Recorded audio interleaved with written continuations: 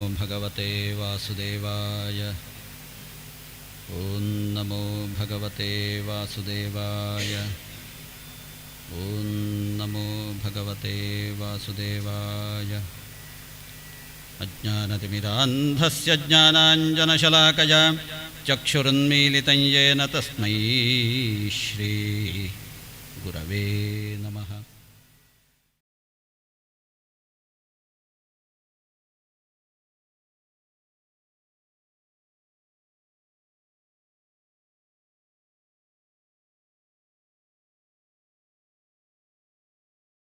ಕಲಿಪ ಎಲ್ಲ ಕೃಷ್ಣ ಭಕ್ತರಿಗೂ, ಭಕ್ತರಾದ ಕೃಷ್ಣನ ಕಥೆ ಕೇಳಿ ಆಸಕ್ತಿಪ ಎಲ್ಲ ಸಜ್ಜನರಿಗೂ ಒಂದು ಮುಂದಣ ಗತಿ ಪಡವಲೋಸ್ಕರಿಪ್ಪಂಥದ್ದು ಗ್ರಂಥ ಇದು.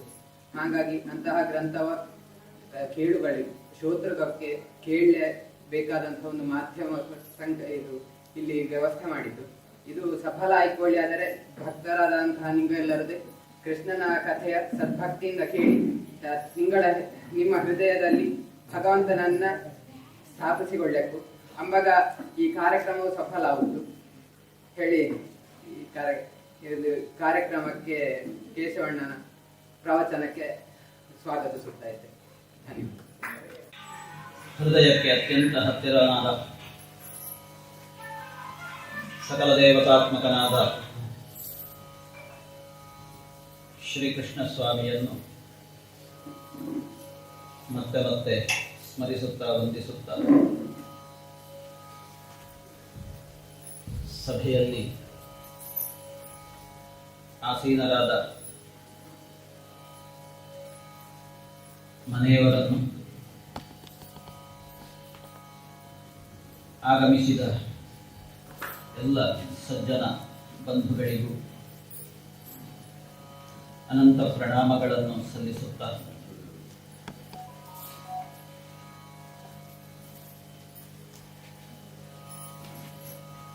ಬಹಳ ಕಾಲದಿಂದ ಅಪೇಕ್ಷಿಸಿದಂತಹ ಒಂದು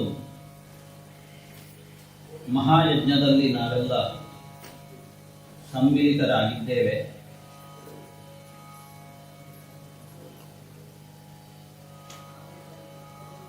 ಯಾವುದೋ ಒಂದು ದೈವಯೋಗದಿಂದ ಬಹುದೊಡ್ಡದಾದ ತಿರುವಿನಿಂದ ಎಲ್ಲರ ಮನಸ್ಸನ್ನು ಸೂರೆಗೈದು 2 ವರ್ಷಗಳ ಹಿಂದೆ ಕೋಳ್ಯ ವೆಂಕಟರಮಣ ದೇವಸ್ಥಾನದ ಸನ್ನಿಧಿಯಲ್ಲಿ ಅತ್ಯಂತ ಹೃದಯ ವೈಭವದಿಂದ ಸಂಪನ್ನಗೊಂಡಂತಹ ಒಂದು ಮಹಾಯಜ್ಞ ಪ್ರಾಯಶಃ ಉಸಿರು ಇರುವಲ್ಲಿಯವರೆಗೆ ಹಸಿರಾಗಿರಬೇಕು ಅಂತಾದರೆ ಅದನ್ನು ನೆನೆಸಿಕೊಂಡವರಿಗೆ ಮಾತ್ರ ಸಾಧ್ಯ. ನೆನೆಸಿಕೊಳ್ಳದವರಿಗೆ ಮತ್ತೆ ಮತ್ತೆ ಕಥಾ ಪ್ರಪಂಚದಲ್ಲಿ ತಮ್ಮನ್ನು ತಾವು ನೆನೆಸಿಕೊಳ್ಳಬೇಕು ಅನ್ನುವಂತಹ ಒಂದು ಉದ್ದೇಶ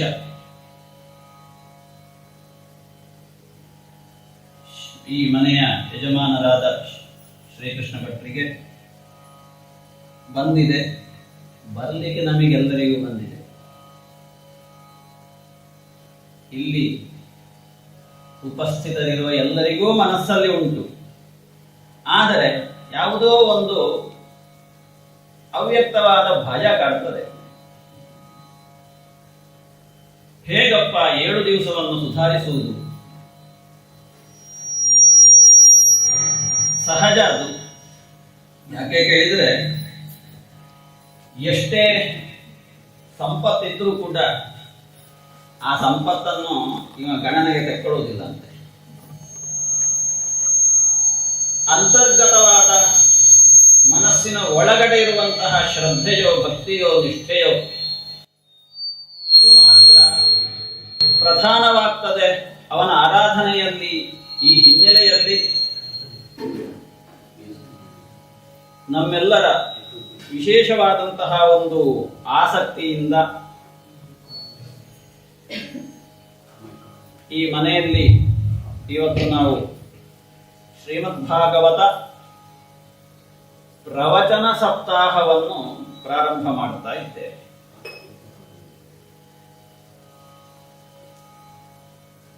ಎಂದಿನಂತೆ ನಾವು ಆಲೋಚನೆ ಮಾಡುವುದಿದ್ರೆ ಬೆಳಿಗ್ಗೆ 5:45ರಿಂದ ಪ್ರಾರಂಭವಾಗುವಂತಹ ಒಂದು ಬಹುದೊಡ್ಡ ಯಜ್ಞ ಇದು. ಬಿಡುವಿಲ್ಲದ ಯಜ್ಞ, ಬಿಡಿಸಲಾಗದಂತಹ ಯಜ್ಞ. ಆದರೆ ಕಡೆ ಪಕ್ಷ ಒಂದಷ್ಟು ಲೌಕಿಕ ಭಾಷೆಯಲ್ಲಿ ನಾವು ಕೇಳಬೇಕು ಅನ್ನುವುದು ಅಷ್ಟೇ ಸತ್ಯ. ಆ ಹಿನ್ನೆಲೆಯಲ್ಲಿ ನಮಗೂ ಒಂದಷ್ಟು ಅಧ್ಯಯನ ಆದಾಗಾಗ್ತದೆ. ಕಥೆ, ಕೃಷ್ಣ ಸ್ಮರಣೆ, ಕೃಷ್ಣ ನಾಮಸ್ಮರಣೆ ಎಲ್ಲವೂ ಕೂಡ ಮನಸ್ಸಿನಲ್ಲಿ ಇದ್ದರೂ ಒಂದಷ್ಟು ಆನುಪೂರ್ವಿ ಅಂತ ಹೇಳ್ತಾರೆ ಶಾಸ್ತ್ರದಲ್ಲಿ. ಆ ಆನುಪೂರ್ವಿ ಮರೆತು ಹೋಗ್ತದೆ. ಆಗಾಗ ಅಧ್ಯಯನ ಆಗ್ತಾ ಇದ್ರೆ ಒಂದಷ್ಟು ನಮಗೆ ನಮ್ಮ ವೈಯಕ್ತಿಕವಾಗಿಯೂ ಲಾಭ ಅದರಲ್ಲಿ. ಪುಣ್ಯವಶಾತ್ ಭಾಗವತ ಶ್ಲೋಕದ ಪಾಠವನ್ನು ಪ್ರಾರಂಭ ಆದ ಕಾರಣ ನಾವು ಬದುಕಿದ್ದೇವೆ. ಮಾಣಿಮಠದಲ್ಲಿ ಒಂದಷ್ಟು ಜನ ಬರ್ತಾರೆ ಅಲ್ಲಿಗೆ, ನನಗಿಂತ ಕಡಿಮೆ ವಯಸ್ಸಿನವರು, ನನ್ನ ತಂದೆಯ ಸ್ಥಾನದಲ್ಲಿರುವವರೆಲ್ಲ ಬರ್ತಾರೆ. ಅದರಿಂದ ಪ್ರಯೋಜನ ಏನು ಅಂತ ಕೇಳಿದ್ರೆ ಬಾಹ್ಯವಾಗಿ ಏನೂ ಇಲ್ಲ. ಆದರೆ ಬಾಹ್ಯವಾಗಿ ಕಾಡುವುದಕ್ಕೆಲ್ಲ ಒಂದು ಔಷಧವನ್ನು ಕೊಡ್ತದೆ. ಮತ್ತೆ ಮತ್ತೆ ಅಧ್ಯಯನ ಆಗ್ತದೆ, ಚಿಂತನೆ ನಡೀತದೆ. ಈ ಹಿನ್ನೆಲೆಯಲ್ಲಿ ಮತ್ತೆ ಅದಕ್ಕೊಂದಷ್ಟು ಪುಷ್ಟಿ ಕೊಡುವಂತಹ ಉದ್ದೇಶದಿಂದ ಇದನ್ನು ನಾವು ಒಪ್ಪಿಕೊಂಡಿದ್ದೇವೆ. ಮತ್ತೊಮ್ಮೆ ಈ ಹಿಂದೆ ನಡೆದಂತಹ ಸಪ್ತಾಹಗಳನ್ನೆಲ್ಲ ನೆನಪಿಸಿಕೊಂಡು ಇವತ್ತು ಇಲ್ಲಿ ಸೇರಿದ್ದೇವೆ. ಕೃಷ್ಣನ ದಯೆ, ನಾವೆಲ್ಲ ಇಲ್ಲಿ ಸೇರಿದವರು ಒಂದಷ್ಟು ಕಾಲ ಅತ್ಯಂತ ಶ್ರದ್ಧೆಯಿಂದ ವಿಷ್ಣು ಸಹಸ್ರನಾಮ ಪಾರಾಯಣವನ್ನು ಮಾಡಿಕೊಂಡು ಅದರಿಂದ ಒಂದಷ್ಟು ಅಂತಶ್ಚೈತನ್ಯವನ್ನು ತುಂಬಿಸಿಕೊಂಡಿದ್ದೇವೆ. ಇವತ್ತು ಪ್ರಾರಂಭ ಆಗುವಂತಹ ಈ ಒಂದು ಕಥಾ ಪ್ರವಚನಕ್ಕೆ ಎಲ್ಲರನ್ನೂ ಕೂಡ ವೈಯಕ್ತಿಕವಾಗಿ ಹೃದಯಾಂತರಾಳದಿಂದ ಸ್ವಾಗತಿಸುತ್ತಾ ಈ ಕಥಾ ಪ್ರವಚನವನ್ನು ಪ್ರಾರಂಭ ಮಾಡ್ತಾ ಇದ್ದೇವೆ. ಪರಂಪರಾನುಗತವಾಗಿ ಕೃಷ್ಣ ಸ್ಮರಣೆಯನ್ನು ಮಂಗಲ ಶ್ಲೋಕಗಳ ಮೂಲಕವಾಗಿ ಮಾಡಿಕೊಂಡಿದ್ದೇವೆ. ಪ್ರಾತಃ ಕಾಲದಲ್ಲಿ ಒಂದಷ್ಟು ಸತ್ಕರ್ಮಗಳಾಗಿವೆ. ಇವಾಗ ನಮ್ಮ ಈ ಸಾಯಂಕಾಲದ ಒಂದಷ್ಟು ಹೊತ್ತನ್ನು ದೇವತಾ ಸ್ಮರಣೆಯಲ್ಲಿ, ಕಥಾ ಸ್ಮರಣೆಯಲ್ಲಿ ತನ್ಮೂಲಕವಾಗಿ ಈ ಸಮಯವನ್ನು ಸದ್ವಿನಿಯೋಗ ಮಾಡೋಣ ಅನ್ನುವಂತಹ ಉದ್ದೇಶದಿಂದ ನಾವೆಲ್ಲ ಭಾವುಕರಾಗಬೇಕು, ನಾವೆಲ್ಲ ರಸಿಕರಾಗಬೇಕು. ಅಂತಹ ಒಂದು ವಿಶಿಷ್ಟತಮವಾದಂತಹ ಗ್ರಂಥ ಶ್ರೀಮದ್ ಭಾಗವತ ಮಹಾಪುರಾಣ. ಅದರ ಹಿನ್ನೆಲೆಯನ್ನು ನಾವು ಹೇಳೋದಿದ್ರೆ ಈ ಮಹಾಪುರಾಣಕ್ಕೆ ಮೂಲ ವೇದಗಳು, ನಮ್ಮ ಜೀವನಕ್ಕೆ ಮೂಲ ವೇದಗಳು. ವೇದವಿಲ್ಲದವನ ಬದುಕು ವೇದನಾಶೀಲವಾದದ್ದು. ಹಾಗೆಂದು ಭಗವಂತನ ಉಸಿರಿನಿಂದ ಪ್ರಕಟವಾದಂತಹ ಯಾವ ವೇದರಾಶಿಗಳಿವೆ ಅದನ್ನು ಅರ್ಥ ಮಾಡಿಕೊಳ್ಳಬೇಕಿದ್ರೆ ಭಗವಂತನೇ ಆಗ್ಬೇಕಷ್ಟೆ. ಎರಡರ್ಥ, ಒಂದು ಅವನೇ ಆಗ್ಬೇಕಷ್ಟೆ, ಒಂದು ಭಗವಂತನೇ ಆಗ್ಬೇಕಷ್ಟೆ.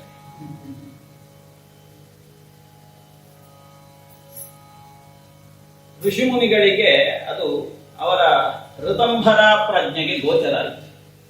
ಋತಂಭರ ಪ್ರಜ್ಞೆ ಅಂತಂದ್ರೆ ಇಂಟ್ಯೂಷನ್.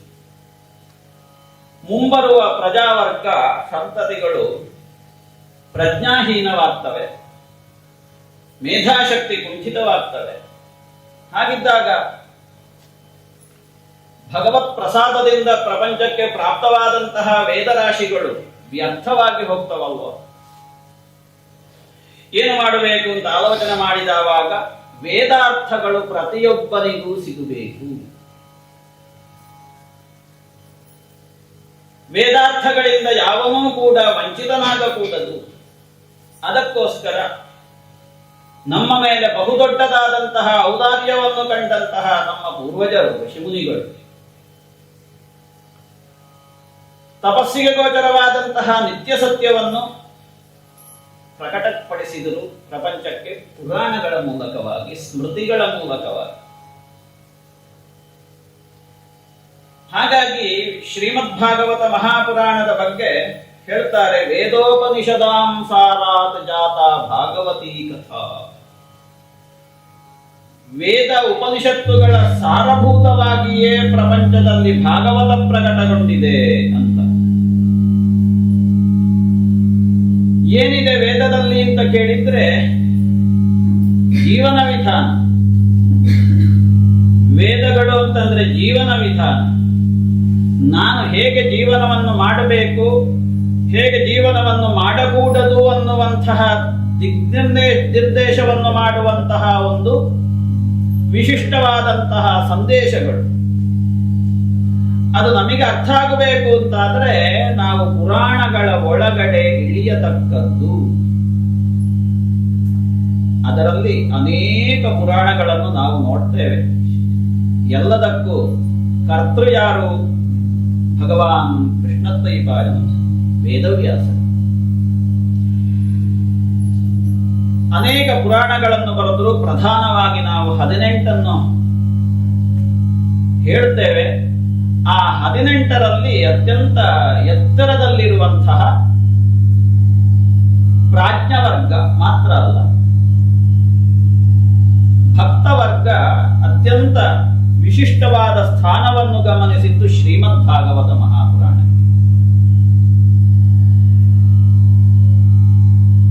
ಏನಿದೆ ಇದರಲ್ಲಿ ಅಂತ ಕೇಳಿದ್ರೆ, ನನಗೇನು ಬೇಕು ಅದು ಇದೆ, ನಮಗೇನು ಬೇಕು ಅದು ಇದೆ. ನಮಗೇನು ಬೇಕು ಅಂತ ಕೇಳಿದ್ರೆ, ಯಾವುದನ್ನು ನಾವು ಪಡೆಕೊಂಡದ್ದರಿಂದ ಇನ್ನು ಮುಂದಕ್ಕೆ ಪಡೆದುಕೊಳ್ಳುವುದಕ್ಕೆ ಇಲ್ಲವೋ ಅದು ಇದೆ. ಇನ್ನು ಜೀವನದಲ್ಲಿ ಯಾವುದೂ ಕೂಡ ನಮಗೆ ಪಡ್ಕೊಳ್ಳಿಕ್ಕಿಲ್ಲ, ಎಲ್ಲ ಪಡೆದಾಯಿತು. ಒಂದು ಚೆರಿಗೆಲಿ ನಾವು ಅಕ್ಕಿ ಹಾಕಿದ ಮೇಲೆ ಎಲ್ಲಾ ಅಕ್ಕಿ ಬೆಂದಿದ್ದಾಳಿ ನೋಡ್ಲಿದ್ದ, ಯಾವ ಒಂದು ಅಗಳು ನೋಡಿದರೆ ಸಾಕವು. ಹಾಗಾದರೆ ಅಂತಹ ಒಂದು ಏನ ವಿಜ್ಞಾನೇನ ಸರ್ವಂ ವಿಜ್ಞಾತಂ ಭವತಿ. ಒಂದು ಅಗಳು ನೋಡಿದ್ರೆ ಎಲ್ಲವೂ ಬೆಂದಿದೆ, ಅದು ಇಲ್ವೋ ಅಂತ ಗೊತ್ತಾಗ್ತದೆ. ಹಾಗೆ ಈ ಶ್ರೀಮದ್ ಭಾಗವತವನ್ನು ಅಧ್ಯಯನ ಮಾಡಿದ್ದರಿಂದ, ಕಥಾಶ್ರವಣ ಮಾಡಿದ್ದರಿಂದ, ಓದಿದ್ದರಿಂದ ಏನು ಸಿಕ್ಕಿತೋ ಆಮೇಲೆ ನೀವು ಇನ್ನು ಸಿಕ್ಕಲಿಲ್ಲ ಅಂತ ಹೇಳಲಿಕ್ಕಿಲ್ಲ, ಎಲ್ಲವೂ ಸಿಗ್ತದೆ. ಹಾಗಾಗಿ ಜೀವನದಲ್ಲಿ ಇರುವಂತಹ ಶೇಷಾಯುಷ್ಯವನ್ನಾದರೂ ಭಗವಂತನ ಚಿಂತನೆಯಲ್ಲಿ ಕಡಿಬೇಕು. ಭಗವಂತನ ಚಿಂತನೆಗೂ ಭಾಗವತಕ್ಕೂ ಏನು ಸಂಬಂಧ ಎಲ್ಲರಿಗೂ ಗೊತ್ತಿರುವುದಿಲ್ಲ. ಪುರಾಣ ಹೇಳ್ತಾನೆ ಇರ್ತಾರೆ ಅಂತ ಅಂದ್ಕೊಳ್ತೇವೆ. ಶಬ್ದವೇ ಹೇಳ್ತದೆ ಭಾಗವತ ಅಂತ. ಭಗವಂತನದ್ದಾದಂತಹ ಸರ್ವ ಅವತಾರಗಳ ವರ್ಣನೆ, ಆ ಅವತಾರಗಳಲ್ಲಿ ಅವ ಮಾಡಿದಂತಹ ವಿಶಿಷ್ಟವಾದಂತಹ ಲೀಲೆಗಳು, ಲೋಕವೇ ಬೆರಗುಗೊಳ್ಳುವಂತಹ ಲೀಲೆಗಳು, ಇದನ್ನು ನಾವು ಭಾಗವತದಲ್ಲಿ ನೋಡುತ್ತೇವೆ.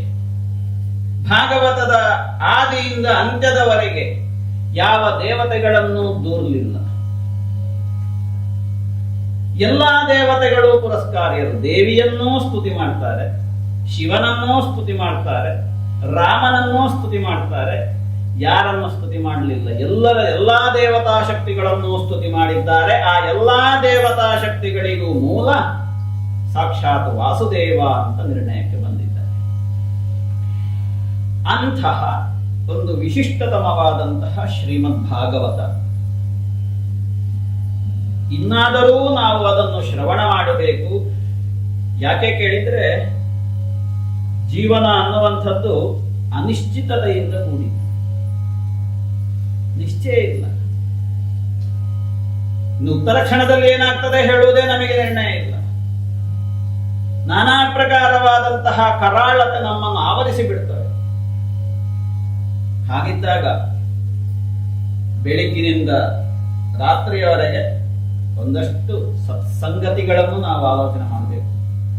ಕೆಲವರು ಹೇಳ್ತಾರೆ, ಪ್ರಾತರ್ದ್ಯೂತ ಪ್ರಸಂಗೇನ ಮಧ್ಯಾಹ್ನೇ ಸ್ತ್ರೀ ಪ್ರಸಂಗತ ರಾತ್ರೌ ಚೋರ ಪ್ರಸಂಗೇನ ಕಾಲೋ ಗಚ್ಚತಿ ಧೀಮತ ಅಂತ. ಮೇಲ್ನೋಟಕ್ಕೆ ಬೇರೆ ಬೇರೆ ಅರ್ಥ ಬರ್ತದೆ. ಬೆಳಿಗ್ಗೆ ಜೂಜಾಡ್ಬೇಕಂತೆ ಅಲ್ವಾ, ಮಧ್ಯಾಹ್ನದಲ್ಲಿ ಸ್ತ್ರೀ ಕುರಿತಾಗಿ ಆಲೋಚನೆ ಮಾಡಬೇಕಂತೆ, ರಾತ್ರಿಯಲ್ಲಿ ಕದಲಿಕು. ಇದು ಇಲ್ಲಿ ಸೇರಿದವರಿಗೆ ಹಾಗೆ ಅರ್ಥ ಬರುವುದಿಲ್ಲ. ಯಾಕೆ ಕೇಳಿದ್ರೆ, ಇಲ್ಲಿ ನಾವು ಧೀಮಂತರಿದ್ದೇವೆ, ಶ್ರೀಮಂತರಿದ್ದೇವೆ. ಸೇರಿದಂತಹ ಶ್ರೀಮಂತರು ಧೀಮಂತರು ಆದಂತಹ ನಾವುಗಳು ಹೇಗೆ ನಮ್ಮ ಜೀವನವನ್ನು ರೂಪಿಸಿಕೊಂಡಿದ್ದೇವೆ ಅಂತ ಕೇಳಿದ್ರೆ, ಪ್ರಾತರ್ದ್ಯೂತ ಪ್ರಸಂಗ ಅಂದ್ರೆ ಪ್ರಾತಃ ಕಾಲದಲ್ಲಿ ಮಹಾಭಾರತ ಕಥೆಯನ್ನು ಅನುಸಂಧಾನ ಮಾಡಬೇಕಂತ, ಮಧ್ಯಾಹ್ನ ಸ್ತ್ರೀ ಪ್ರಸಂಗತ ಮಧ್ಯಾಹ್ನ ಕಾಲದಲ್ಲಿ ರಾಮಾಯಣ ಅನುಸಂಧಾನವನ್ನು ಮಾಡಬೇಕಂತ, ರಾತ್ರವು ಚೋರ ಪ್ರಸಂಗ. ಶಿವರಾತ್ರಿ ಬಂದ್ರೆ ಅದೇ ಅಲ್ಲ.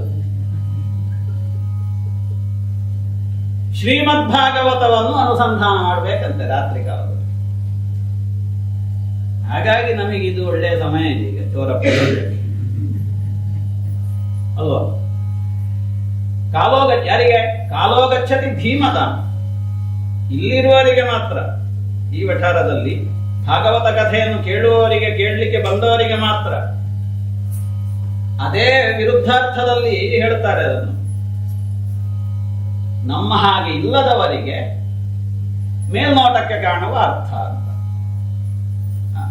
ಹಾಗಾಗಿ ಸಮಾಜ ಇಷ್ಟು ಪತಿತವಾಗುವುದಕ್ಕೆ ಕಾರಣ ಹಾಗೆ. ನಮಗಿದು ಬೇಡ ಅಂತ ಹೇಳಿದ ಕಾರಣವೇ ಬೆಳಿಗ್ಗೆ ದ್ಯೂತ ಪ್ರಸಂಗ, ಮಧ್ಯಾಹ್ನ ಸ್ತ್ರೀ ಪ್ರಸಂಗ, ರಾತ್ರಿಯಲ್ಲಿ ಚೋರ ಪ್ರಸಂಗ. ಎಲ್ಲ ಪ್ರತಿ ಕ್ಷಣದಲ್ಲಿಯೂ ಅಧಿಕ ಪ್ರಸಂಗವೇ ಆದ ಕಾರಣ ನಾವೆಲ್ಲ ಇವತ್ತು ಒಟ್ಟು ಸಮಷ್ಟಿಯಲ್ಲಿ ಒಂದಷ್ಟು ಎಲ್ಲಿಯೋ ಒಂದು ಚೂರು ಪಾಲು ಇರ್ಬೋದು, ಪತಿತರಾಗುವುದಕ್ಕೆ ಕಾರಣ ಆಗಬಾರದು. ವೇದವ್ಯಾಸರು ಕೈಯೆತ್ತಿ ಹೇಳ್ತಾರಂತೆ, ಊರ್ಧ್ವಬಾಹು ವಿರೌಮ್ಯೇಶ ನ ಕಶ್ಚಿತ್ ಶೃಣೋತಿ ಮೇ. ನನ್ನ ಮಾತನ್ನು ಯಾರು ಕೇಳ್ತಾ ಇಲ್ವಲ್ಲ ಅಂತ ಹೇಳಿಕೊಂಡು ಕೈಯೆತ್ತಿ ಹೇಳ್ತಾರಂತೆ. ಇದನ್ನು ನಾವು ಮಹಾಭಾರತದಲ್ಲಿ ನೋಡ್ತೇವೆ. ನನ್ನ ಮಾತನ್ನು ಕೇಳಿ, ಶ್ರೇಯಸ್ಸುಂಟು ನಿಮಗೆ ಅಂತ. ಆದ್ದರಿಂದ ಆ ಶ್ರೇಯಸ್ಸಿನ ಪಥವನ್ನೇ ನಾವು ಪಥೀಕರಿಸಿ ಒಂದಷ್ಟು ಕಾಲ ಸತ್ಸಂಗವನ್ನು ಮಾಡಬೇಕು. ಪ್ರಾರಂಭ ಕಾಲದಲ್ಲಿಯೇ ಆ ಶ್ರೀಮದ್ ಭಾಗವತದ ಮಂಗಲ ಶ್ಲೋಕವನ್ನು ನಾವು ನೋಡಿದೆವು. ಜನ್ಮಾದ್ಯಸ್ಯ ಯತೋನ್ಮಯಾದಿತರತಃ ಚಾರ್ಥೇಷ್ವಭಿಜ್ಞ ಸ್ವರಾಟ್.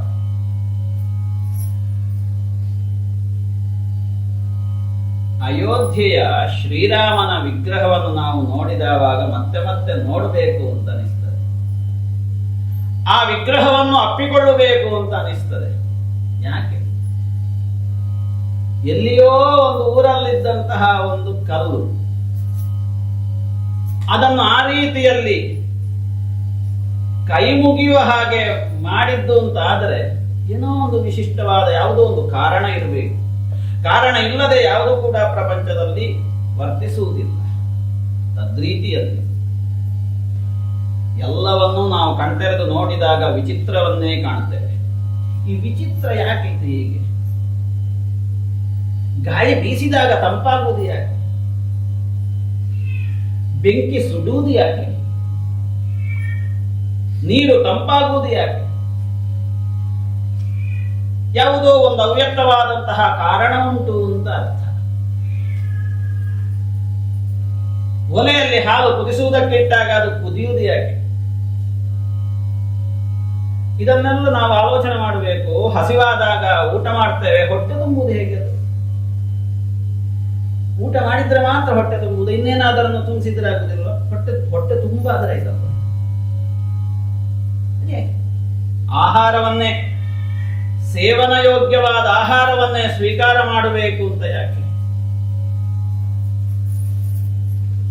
ಮರಣ ಯಾರಿಗೂ ಹೇಳದೆ ಬರುವುದು ಯಾಕೆ? ನಾಟಕದ ಹತ್ರ ಹೇಳುವುದಪ್ಪ, ನೆರೆ ಮನೆಯವರ ಹತ್ರ, ಈಗ ಆ ಮನೆಗೆ ಬರ್ತೇನೆ ಮಧ್ಯಾಹ್ನ ಅಂತ ಹೇಳುವುದಿಲ್ಲ.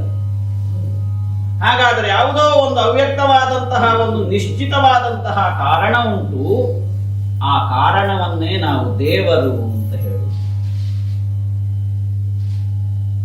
ಬರುವವನಿಗೂ ಗೊತ್ತಿಲ್ಲ, ಬೀಸುವವನಿಗೂ ಗೊತ್ತಿಲ್ಲ, ಸುಡುವವನಿಗೂ ಗೊತ್ತಿಲ್ಲ.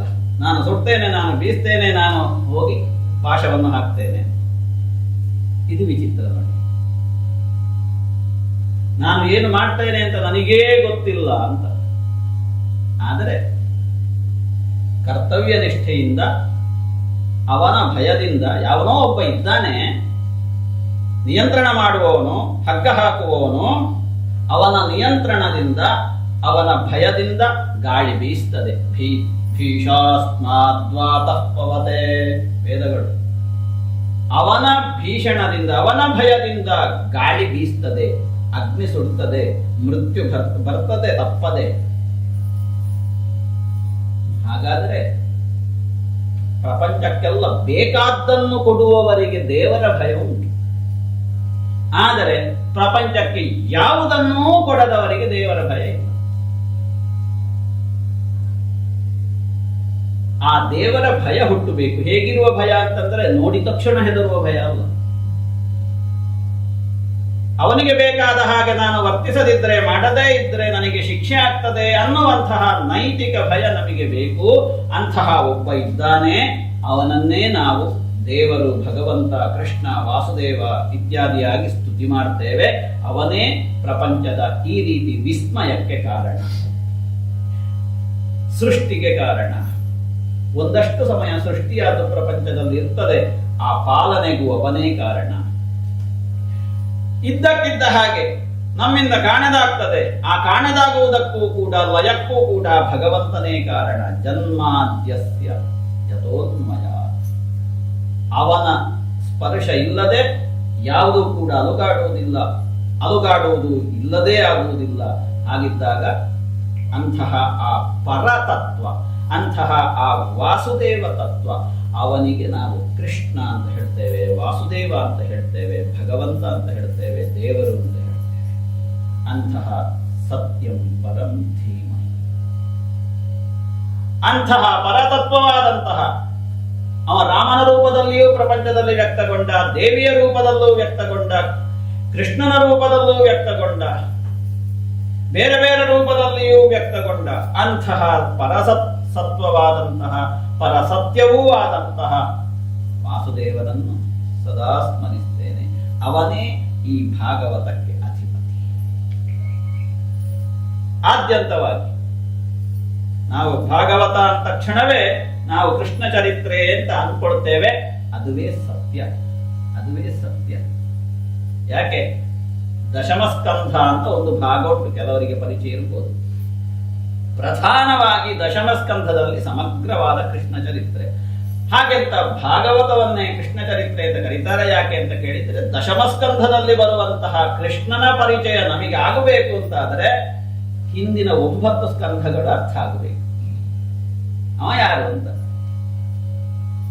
ಮಹಾಭಾರತದಲ್ಲಿ ಅಥವಾ ದ್ವಾಪರಾಂತ್ಯದಲ್ಲಿ ಕೃಷ್ಣನನ್ನು ಅರ್ಥೈಸಿಕೊಂಡವರು ಕೆಲವು ಬೆರಳೆಣಿಕೆಯಲ್ಲಿ ಜನ.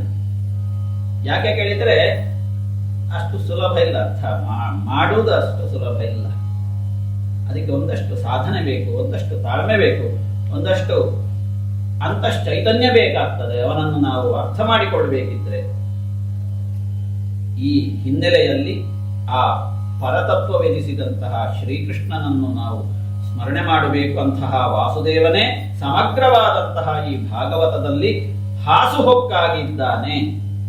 ಇದನ್ನೇ ನಾವು ಜೀವಂತ ಗ್ರಂಥ ಅಂತ ಹೇಳ್ತೇವೆ. ಜೀವಂತ ಗ್ರಂಥ. ಇದರಲ್ಲಿ ಒಂದಷ್ಟು ಜೀವ ಕಾಣ್ತದೆ ನಮಗೆ ಪಾರಾಯಣ ಮಾಡುವಾಗ.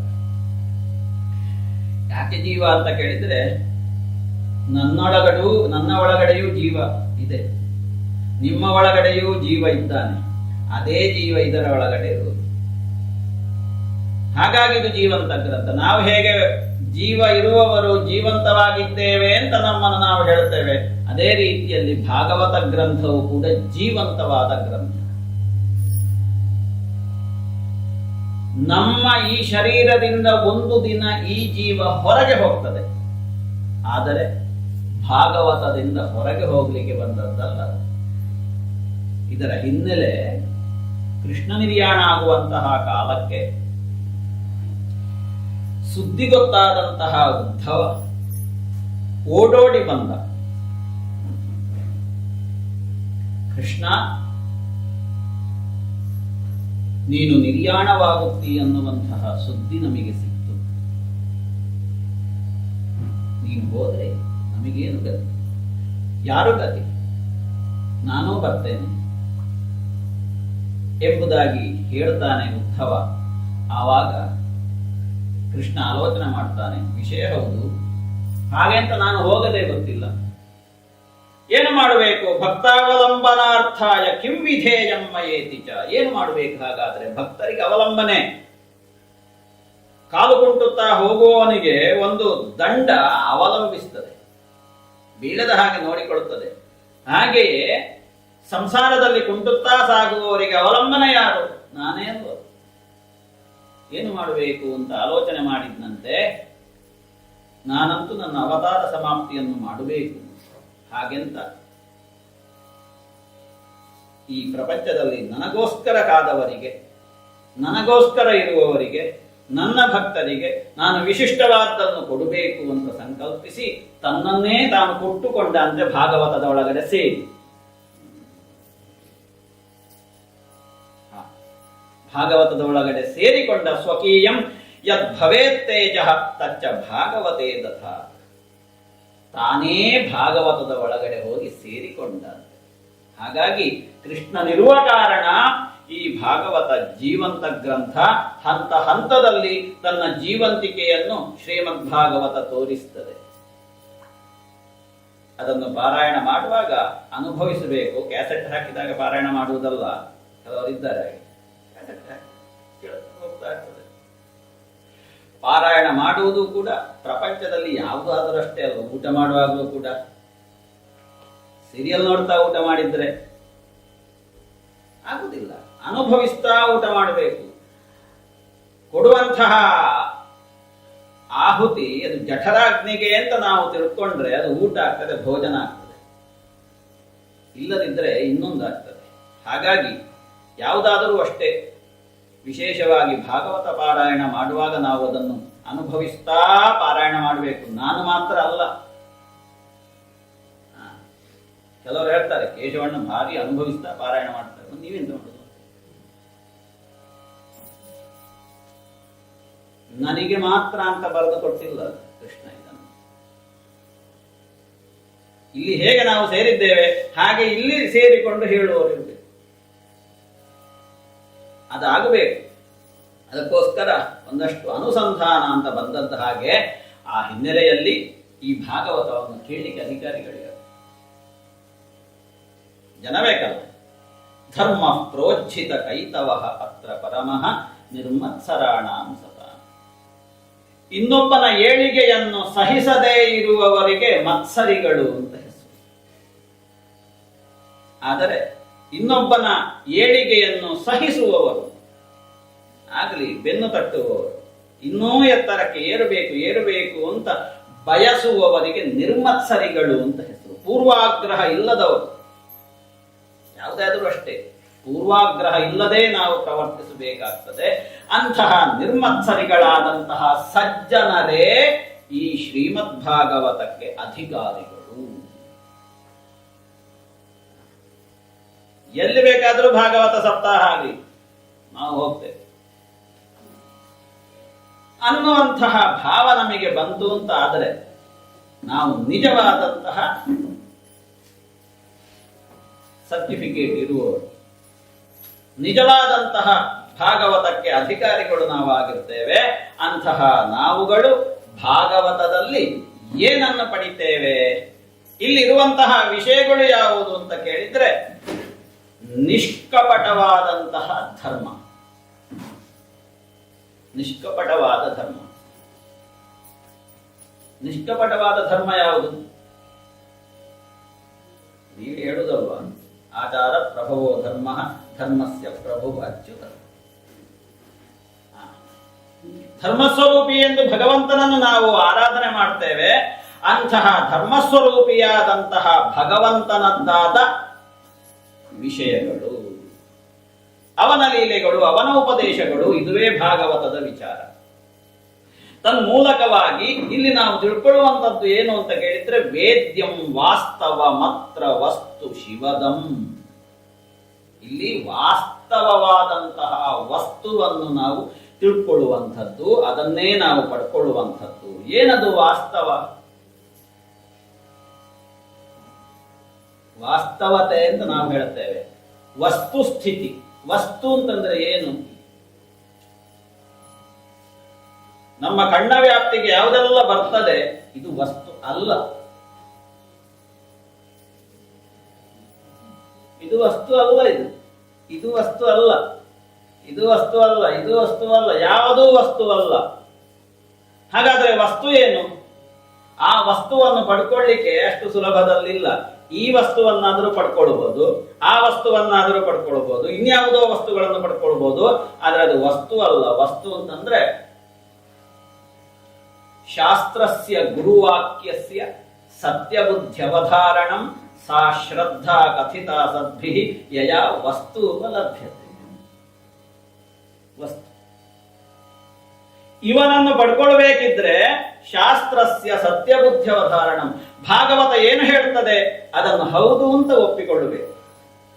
ಗುರುವಾಕ್ಯಸ್ಯ ಸತ್ಯಬುದ್ಧ್ಯವಧಾರಣಂ, ಗುರುಗಳು ಏನು ಹೇಳ್ತಾರೆ ಅದನ್ನು ಸತ್ಯ ಅಂತ ಒಪ್ಪಿಕೊಳ್ಳಬೇಕು.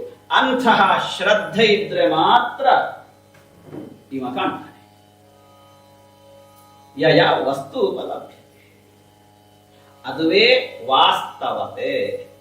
ಅದಲ್ಲದಿದ್ರೆ ಇತರ ಯಾವುದು ಸತ್ಯ ಹೇಳ್ತೇನೆ ನಾನು ಅಂತ ನಮ್ಮ ಪ್ರಯೋಗ ಉಂಟು ನೋಡಿ. ಸತ್ಯ ಹೇಳ್ತೇನೆ, ಹಾಗಾದ್ರೆ ಈ ಕ್ಷಣದವರೆಗೆ, ಹಿಂದಿನ ಕ್ಷಣದವರೆಗೆ ಸುಳ್ಳೇ ಹೇಳಿದ್ದು ಅಂತ ಆಯ್ತಲ್ಲ. ನಿಜ ಹೇಳ್ತೇನೆ ಬೇಕಾದ್ರೆ. ಆ ಹೊತ್ತಿನಲ್ಲಿ ಆದ್ರೂ ಒಂದು ಕ್ಷಣಕ್ಕೆ ಸತ್ಯಂ ಪರಂ ಧೀಮಹಿಯ ಸತ್ಯ ಕಾಣ್ತದ ನೋಡಿ ಅವನಿಗೆ. ಸತ್ಯ ಹೇಳ್ತಾನೆ ಅಂತ. ಸತ್ಯ ಹೇಳುವುದು ಅಂತಂದ್ರೆ ಎಂತದ್ದು? ಸತ್ಯವೇ ಬಂದು ಹೇಳುವುದು. ಆ ಸತ್ಯಂ ಪರಂ ಧೀಮಹಿ ಕೃಷ್ಣ. ಅಂತಹ ವಾಸ್ತವತೆ, ವಸ್ತುಸ್ಥಿತಿ, ಅಂತಹ ಶಾಶ್ವತವಾದಂತಹ ವಸ್ತು, ಜಗತ್ತಿನ ನಿಯಂತ್ರಣಕ್ಕೆ ಕಾರಣೀಭೂತವಾದಂತಹ ವಸ್ತು, ಅವನೇ ಈ ಭಾಗವತದಲ್ಲಿ ನಾವು ತಿಳ್ಕೊಳ್ಬೇಕಾದವನು. ವೇದ್ಯಂ ವಾಸ್ತವ ಮಾತ್ರ ವಸ್ತು. ಆ ವಸ್ತುವನ್ನು ತಿಳ್ಕೊಂಡ್ರೆ ಶಿವದಂ. ಪ್ರಯೋಜನ ಏನು? ಈಗ ನಿಮಗೆ ಪ್ರಯೋಜನ ಬೇಕಲ್ಲ ಏನಾದರೂ. ಸಪ್ತಾಹ ಒಂದು ವಾರ ಏನಾದರೂ ಪ್ರಯೋಜನ ಬೇಕಲ್ಲ ಅಂತ ಕೇಳಿದ್ರೆ ಅದು ಮಂಗಲವನ್ನು ಕೊಡ್ತದೆ. ಇದಕ್ಕಿಂತ ದೊಡ್ಡ ಪ್ರಯೋಜನ ಏನ್ರಿ? ಮಾತ್ರ ಅಲ್ಲ, ತಾಪತ್ರಯೋನ್ಮೂಲನಂ. ತಾಪತ್ರಯಗಳು, ನಾವು ಹವ್ಯಕ ಭಾಷೆಯಲ್ಲಿ ತಾಪತ್ರಯ ಅಂತ ಹೇಳ್ತೇವೆ, ಅದುವೇ ನಿಜವಾಗಿ ತಾಪತ್ರಯ. ಆಧ್ಯಾತ್ಮಿಕ, ಅಧಿದೈವಿಕ, ಅಧಿಭೌತಿಕ ಅಂತ 3 ಬಗೆಯ ತಾಪತ್ರಯಗಳು. ಆ ತಾಪತ್ರಯಗಳನ್ನು ಬೇರು ಸಮೇತ ಕಿತ್ತು ಹಾಕ್ತದಂತೆ. ಈ ಭಾಗವತದಲ್ಲಿ ನಾವು ಕೃಷ್ಣನನ್ನು ಅರ್ಥ ಮಾಡಿಕೊಂಡ್ರೆ, ಆದ ಕಾರಣ ಅವನನ್ನು ನಾವು ಅರ್ಥ ಮಾಡಿಕೊಳ್ಳಬೇಕು. ಅರ್ಥ ಮಾಡಿಕೊಳ್ಳುವುದಕ್ಕೆ ಪ್ರಾರಂಭಿಸಿದಾಗ ಸದ್ಯೋ ಹೃದಯವರುದ್ಧ್ಯತೆ ಯತ್ರ ಕೃತಿಭಿಃ. ನಾವು ಆ ವಸ್ತುವನ್ನು ಅರ್ಥ ಮಾಡಿಕೊಳ್ಳುವುದಕ್ಕೆ ಹೊರಟೆವು ಅಂತಾದ್ರೆ ನಾವು ಪುಣ್ಯವಂತರು.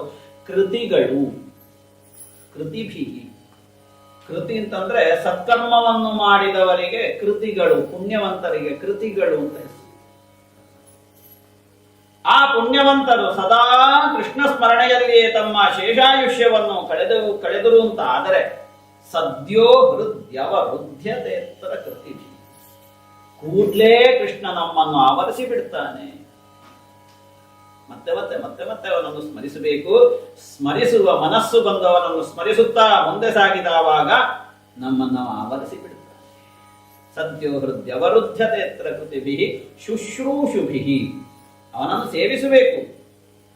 ಒಂದು ವಾರ ಇಲ್ಲಿ ಆಯ್ತು, 8ನೇ ದಿವಸದಿಂದ ಮತ್ತೆ ನಾವು ನಮ್ಮ ಪಾಟಿಗೆ ಮತ್ತೆ ಅದೇ ಹಳೆಯ ಕ್ಯಾಸೆಟ್ಟು ಅಂತ ಆದ್ರೆ ಇಲ್ಲ.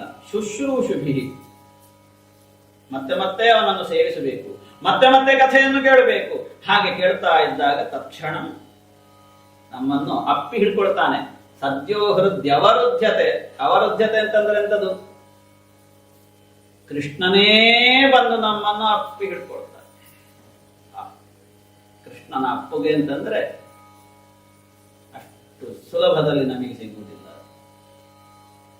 ಅಂತಹ ಭಾಗವತವನ್ನು ನಾವು ಕೇಳುವುದಕ್ಕೆ ಇಲ್ಲಿ ಬಂದಿದ್ದೇವೆ. ಈ ಭಾಗವತ ಎಲ್ಲಿಂದ ಬಂತು ಅಂತ ಕೇಳಿದ್ರೆ ರಾಘವೇಶ್ವರ ಶ್ರೀಗಳು ಹೇಳ್ತಾರೆ, ಸ್ವರ್ಗದಿಂದ ಬಂದದ್ದು, ಈ ಲೋಕದ್ದಲ್ಲ ಇದು.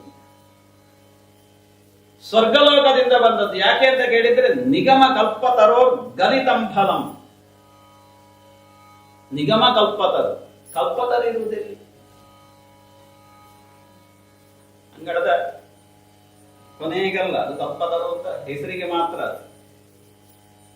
ಕೇಳಿದ್ದನ್ನು ಕೊಡ್ತದ ತೆಂಗಿನವರ? ಇಲ್ವಲ್ಲ.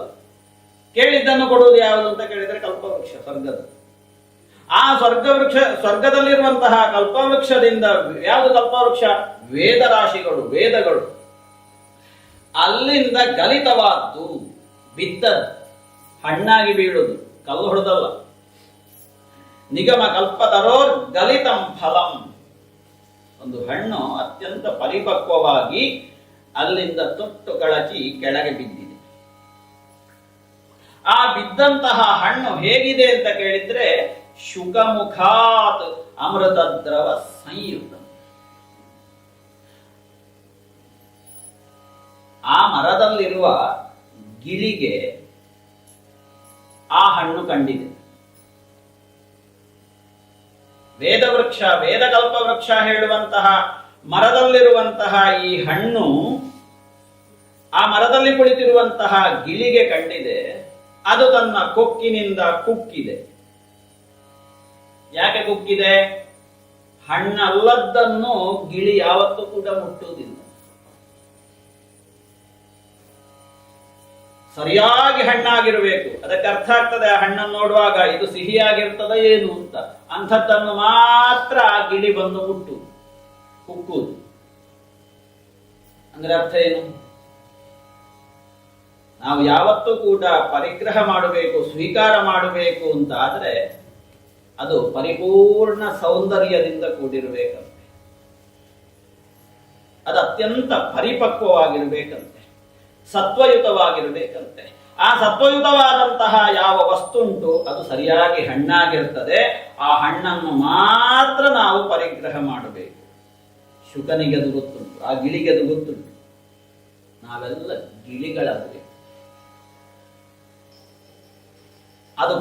ಅದು ಆ ಉತ್ತಮವಾದಂತಹ ಹಣ್ಣು, ವೇದವೃಕ್ಷದಿಂದ ಗಲಿತವಾದ ಹಣ್ಣನ್ನು ಕುಕ್ಕಿದ ಕಾರಣ ಅದರ ಸ್ವರ ಸೌಂದರ್ಯದಿಂದ ಕೂಡಿದ್ದು. ಹಾಗಾಗಿ ಆ ಶುಕ ಹೇಳುವ ಗಿಳಿ ತನ್ನ ಕೊಕ್ಕಿನಿಂದ ಆ ಹಣ್ಣನ್ನು ಕುಕ್ಕಿದೆ. ಸ್ವಭಾವತಃ ವೇದವೃಕ್ಷದಿಂದ ಗಲಿತವಾದ ಹಣ್ಣು, ಅದರಿಂದ ಸಹಜವಾಗಿಯೇ ಸಿಹಿ. ಅದು ಸಿಹಿ ಆ ಹಣ್ಣು. ಮಾತ್ರ ಅಲ್ಲ, ಆ ಸಿಹಿಗೆ ಈ ಗಿಳಿ ಕುಕ್ಕಿದ್ದರಿಂದಲೂ ಅದರ ಬಾಯಲ್ಲಿರುವ ಎಂಜಲು ಹೋಗಿ ಆ ಹಣ್ಣಿನೊಳಗಡೆ ಸೇರಿಕೊಂಡಿದೆ. ಎಂಜಲು ಅಂತ ಹೇಳಿದ ಮಾತ್ರಕ್ಕೆ ಅದನ್ನು ತುಚ್ಛೀಕರಿಸುವುದು ಬೇಡ. ಇದು ಯಾವುದೋ ದಾರಿಯಲ್ಲಿ ಹೋಗುವವರ ಎಂಜಲ್ ಅಲ್ಲ ಇದು. ಶುಕ ಹೇಳುವಂತಹ ಗಿಳಿಯ ಎಂಜಲು ಹೋಗಿ ಆ ಹಣ್ಣಿನಲ್ಲಿ ಸೇರಿದೆ. ಆ ಎಂಜಲು ಅಂತಂದ್ರೆ ಆ ಗೆಂಜಲು ಎಷ್ಟು ಶುದ್ಧವೋ, ಎಷ್ಟು ಪ್ರಾಶಸ್ತ್ಯದಿಂದ ಕೂಡಿದೆಯೋ ಹಾಗೆ ಈ ಶುಕನ ಎಂಜಲು ಹಾಗೆ. ಗೋವಿನ ಗೆಂಜಲು ಎಷ್ಟು ಅತ್ಯಂತ ಶಕ್ತಿಯುತವಾದ್ದು ಹಾಗೆ ಗಿಳಿಯ ಎಂಜಲು ಅಷ್ಟೇ ಶಕ್ತಿಯುತವಾದ್ದು. ಗೆಂಜಲಿಗೂ ಎಂಜಲಿಗೂ ಅಷ್ಟು ವ್ಯತ್ಯಾಸ. ಹಾಗಾಗಿ ಅದು ಮತ್ತೂ ಸಿಹಿ ಆಯಿತು, ಮತ್ತೂ ಸಿಹಿ ಆಯಿತು. ಶುಕ ಮುಖಾದ ಅಮೃತದ್ರವ ಸಂಯುತಂ. ಅಂತಹ ಸ್ವಭಾವತಃ ವೇದಗಳಿಂದ ಪರಿಪಕ್ವವಾಗಿ ಸಿಹಿಯಾಗಿರುವಂತಹ ಒಂದು ಹಣ್ಣು, ಆ ಹಣ್ಣನ್ನು ಗಿಳಿ ಬಂದು ಕುಕ್ಕಿದ್ದರಿಂದ ಅದರ ಬಾಯಲ್ಲಿರುವಂತಹ ಅಮೃತಕ್ಕೂ ಎತ್ತರದಲ್ಲಿರುವ ಒಂದು ವಿಶಿಷ್ಟವಾದಂತಹ ಎಂಜಲು ರಸ ಹೋಗಿ ಅದರಲ್ಲಿ ಸೇರಿದೆ. ಅವಾಗ ಮತ್ತೂ 10 ಪಟ್ಟು 100 ಪಟ್ಟು ಸಿಹಿಯಾಯಿತು. ಅಂತಹ ಸಿಹಿಯಾದಂತಹ ಫಲ, ರಸವತ್ತಾದಂತಹ ಫಲ ಯಾವುದು? ಶ್ರೀಮದ್ ಭಾಗವತ. ಗಿಳಿಗುಕ್ಕು ಅಂತ ಉಂಟ ನಿಮ್ಮಲ್ಲಿ? ನಾವು ಬರ್ತೇವೆ ಸಪ್ತಾಹ ಮುಗಿದ ಹಾಗೆ. ಗಿಳಿಗೊಕ್ಕು ಅಂತ ಹೇಳುವ ಅತ್ಯಂತ ಸಿಹಿ, ಅದು ಬೇರೆ ಯಾವುದಲ್ವಾ, ಇದೇ ಭಾಗವತವೇ ಅದು. ಆ ಭಾಗವತವನ್ನೇ ಈಗಿನ ಕಾಲದಲ್ಲಿ ಊರಿನವರು ಜನರು ಹೇಳುವುದು ಗಿಳಿಗುಕ್ಕು ಅಂತ. ಗಿಳಿಗುಕ್ಕು ಬೇರೆ ಅಲ್ಲ, ಭಾಗವತ ಬೇರೆ ಅಲ್ಲ, ಎರಡು ಒಂದೇ. ಹಾಗಾದ್ರೆ ನಿಮ್ಮಲ್ಲಿ ಉಂಟು ಅಂತ ಆಯ್ತು. ಹಾಗಾದ್ರೆ ಗಿಳಿಗೊಕ್ಕು ಅದು ಅತ್ಯಂತ ಸಿಹಿ ನೋಡಿ, ಅತ್ಯಂತ ಸಿಹಿ. ಅಂತಹ ಅಮೃತದ್ರವ ಸಂಯುತವಾದಂತಹ ಯಾವ ಫಲ ಉಂಟು, ಅಂತಹ ಫಲವನ್ನೇ ಭಾಗವತ ಅಂತ ಕರೆದ್ರು. ಹಾಗಾದ್ರೆ ಇಲ್ಲಿ ಗಿಳಿ ಯಾರು ಅಂತ ಕೇಳಿದ್ರೆ ಸಾಕ್ಷಾತ್ ಶುಕಮುನಿ, ಒಬ್ಬ ಹುಟ್ಟು ಆತ್ಮಜ್ಞಾನಿ, ಅವಧೂತ, ಯೋಗಿ, ಸಾರ್ವಭೌಮ, ಜ್ಞಾನಿ. ಅಂತಹ ಒಬ್ಬ ಅವಧೂತ ಶಿಖರದಲ್ಲಿರುವಂತಹ ಪರಮ ಭಾಗವತೋತ್ತಮನಾದಂತಹ ಬ್ರಹ್ಮರ್ಷಿ ಎನಿಸಿದಂತಹ ವ್ಯಾಸ ಮುನಿಗಳ ಮಗನಾದಂತಹ ಶುಕ ಮಹರ್ಷಿ. ಹುಟ್ಟಿದ ಹಿನ್ನೆಲೆಯೇ ಹಾಗೆ, ಗಿಳಿಯ ಹಿನ್ನೆಲೆ ಉಂಟದಕ್ಕೆ. ಅಂತಹ ಶುಕ ಮಹರ್ಷಿ ಬಂದು ಆ ವೇದ ಫಲದ ಒಳಗಡೆ ತನ್ನ ಚೈತನ್ಯವನ್ನು ಸೇರಿಸಿದ್ದಾನೆ. ಅಲ್ಲಿಂದ ಬಿದ್ದಂತಹ ಹಣ್ಣನ್ನು ಇಮ ಸ್ವೀಕಾರ ಮಾಡಿದ. ಇಮ ಸ್ವೀಕಾರ ಮಾಡಿದ್ದರಿಂದ ಮತ್ತೂ ಅದು ಸಿಹಿಯಾಯಿತು. ಅಂತಹ ಸಿಹಿಯಾದ ಶ್ರೀಮದ್ ಭಾಗವತವನ್ನು ಪಿಬತ ಭಾಗವತಂ ರಸಂ ಆಲಯ. ಅಂತಹ ಹಣ್ಣನ್ನು ಕುಡೀರಿ. ಹಣ್ಣನ್ನು ಕುಡಿಲಿಕ್ಕೆ ಕುಡಿಯದಿದ್ರೆ ನೀರನ್ನಲ್ವಾ ಅಥವಾ ಹಣ್ಣಿನ ರಸವನ್ನಲ್ವಾ, ಈ ಹಣ್ಣನ್ನೇ ಕುಡಿಬೇಕು ಅಂತ ಹೇಳ್ತಾ ಇದ್ದಾರೆ. ಪಿಬತ ಭಾಗವತಂ ರಸಂ ಆಲಯಂ. ಇದು ಹಣ್ಣು, ಇದರ ಒಳಗಿರುವ ಬೀಜವನ್ನು ಬಿಸಾಡುವ ಹಾಗೆ ಬೀಜವೇ ಇಲ್ಲ, ಎಲ್ಲವೂ ಸತ್ವಯುತ, ಯಾವುದೂ ಕೂಡ ತ್ಯಾಜ್ಯ ಅಲ್ಲ. ಹಾಗಾಗಿ ಸರ್ವವನ್ನು ರಸವತ್ತಾಗಿರುವುದನ್ನು ನಾವು ಕುಡಿಬೇಕು. ಇನ್ನೊಂದು ನೀರು ಕುಡಿದಾಗ ಕುಡಿಯುವುದಲ್ಲ, ಘಟ ಘಟ ಘಟ ಘಟ ಅಂತ. ಮಾವಿನ ಹಣ್ಣಿನ ರಸವನ್ನು ನಾವು ಹೇಗೆ ಕುಡಿತೇವೆ,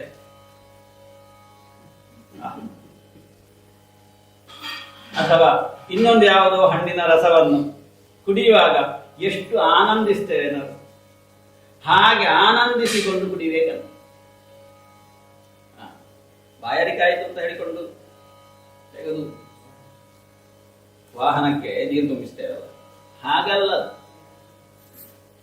ಆನಂದಿಸುತ್ತಾ ಅದನ್ನು ಸವಿಯುತ್ತಾ ಕುಡಿಬೇಕಂತೆ. ಹಾಗಾಗಿ ಪಿಬತ, ಹಣ್ಣನ್ನು ಪಿಬತ ಅಂತಂದು ಕುಡೀರಿ.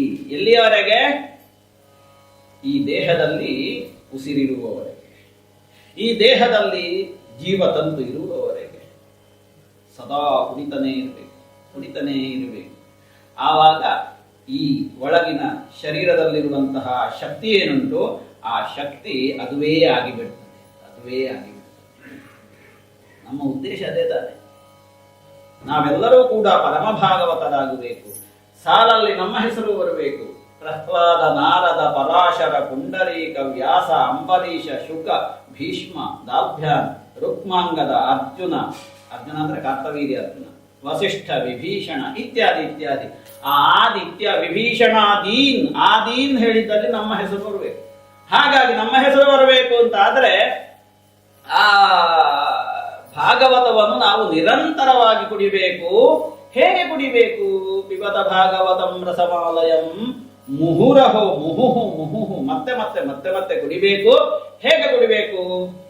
ರಸಿಕಾಹ ಭುವಿ ಭಾವುಕ. ಇದಕ್ಕೆ ಯೋಗ್ಯತೆಯೇ ಅದು. ನೀವು ಜಪ ಮಾಡಿದ್ದೀರಾ ಅಂತ ಇದು ಕೇಳುವುದಿಲ್ಲ, ನೀವು ಪೂಜೆ ಮಾಡಿದ್ದೀರಾ ಅಂತ ಇದು ಕೇಳುವುದಿಲ್ಲ, ನೀವು ಅಥವಾ ಇನ್ಯಾವುದೋ ಧ್ಯಾನವೋ ಯೋಗವೋ ಮಾಡಿದ್ದೀರಾ ಅಂತ ಅದು ಕೇಳುವುದಿಲ್ಲ. ಆದರೆ ಆಸಕ್ತಿ ಉಂಟಾ ಅಂತ ಕೇಳ್ತದೆ, ಇದರಲ್ಲಿ ಪ್ರವೃತ್ತಿ ಉಂಟಾ ಅಂತ ಕೇಳ್ತದೆ. ಹಾಗಾಗಿ ರಸಿಕಾಹ, ಇದನ್ನು ರಸಿಕರಾದಂಥವರು ನೀವು ಕುಡಿಯಿರಿ. ಹೇಗೆ ರಸಿಕರು? ಇದರಲ್ಲಿರುವ ರಸವನ್ನು ಅನುಭವಿಸುವವರು ರಸಿಕರು. ರಸವನ್ನು ಅನುಭವಿಸುತ್ತಾ ಅನುಭವಿಸುತ್ತಾ ಭಾವುಕರಾಗಬೇಕು. ಭಾಗವತ ಕಥೆಯನ್ನು ಕೇಳುತ್ತಾ ಕಣ್ಣೀರು ಹಾಕಬೇಕು.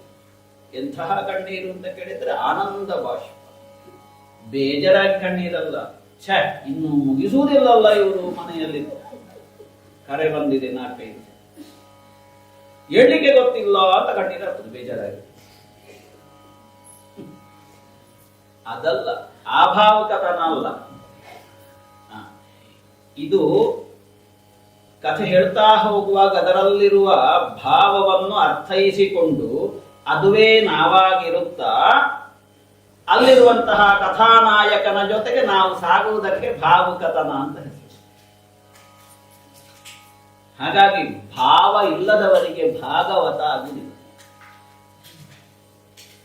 ಅದರಲ್ಲೇ ಉಂಟು ನೋಡಿ ಭಾಗವತ, ಅದರಲ್ಲಿ 2 ಅರ್ಥ ಉಂಟು. ಆ ಒಂದೇ ಶಬ್ದದಲ್ಲಿ 2 ಶಬ್ದ ಕಾಣ್ತದೆ ನಮಗೆ ನೋಡುವಾಗ. ಭಾವಗತರಾದವರಿಗೆ ಭಾಗವತ ಇಲ್ಲ. ಇದನ್ನು ಸರಿ ತಿಳ್ಕೊಳ್ಳಿ. ಇದು ವೇದಾಂತ ಗೋಷ್ಠಿ ಅಲ್ಲ, ಇದು ಚರ್ಚೆಯ ಚಾವಡಿ ಅಲ್ಲ, ಇದು ಭಾವುಕ ಪ್ರಪಂಚದ ಸಿಂಹಾಸನ. ಇಲ್ಲಿ ನಾವು ಭಾವ ಸಹಿತರಾಗಿರಬೇಕು, ಭಾವ ಪೂರಿತರಾಗಿರಬೇಕು. ಆವಾಗ ಭಾಗವತ ನಮ್ಮ ಕೈಯ ಮುಷ್ಟಿಯೊಳಗಡೆ. ಹಾಗಾಗಿ ರಸಿಕಾಹ ಭುವಿ ಭಾವುಕಾಹ ಅಂತ ವ್ಯಾಸರು ಸೂಚನೆಯನ್ನು ಕೊಟ್ಟರು. ಇದು ಮೊದಲ ಗೇಟ್ ಪಾಸ್.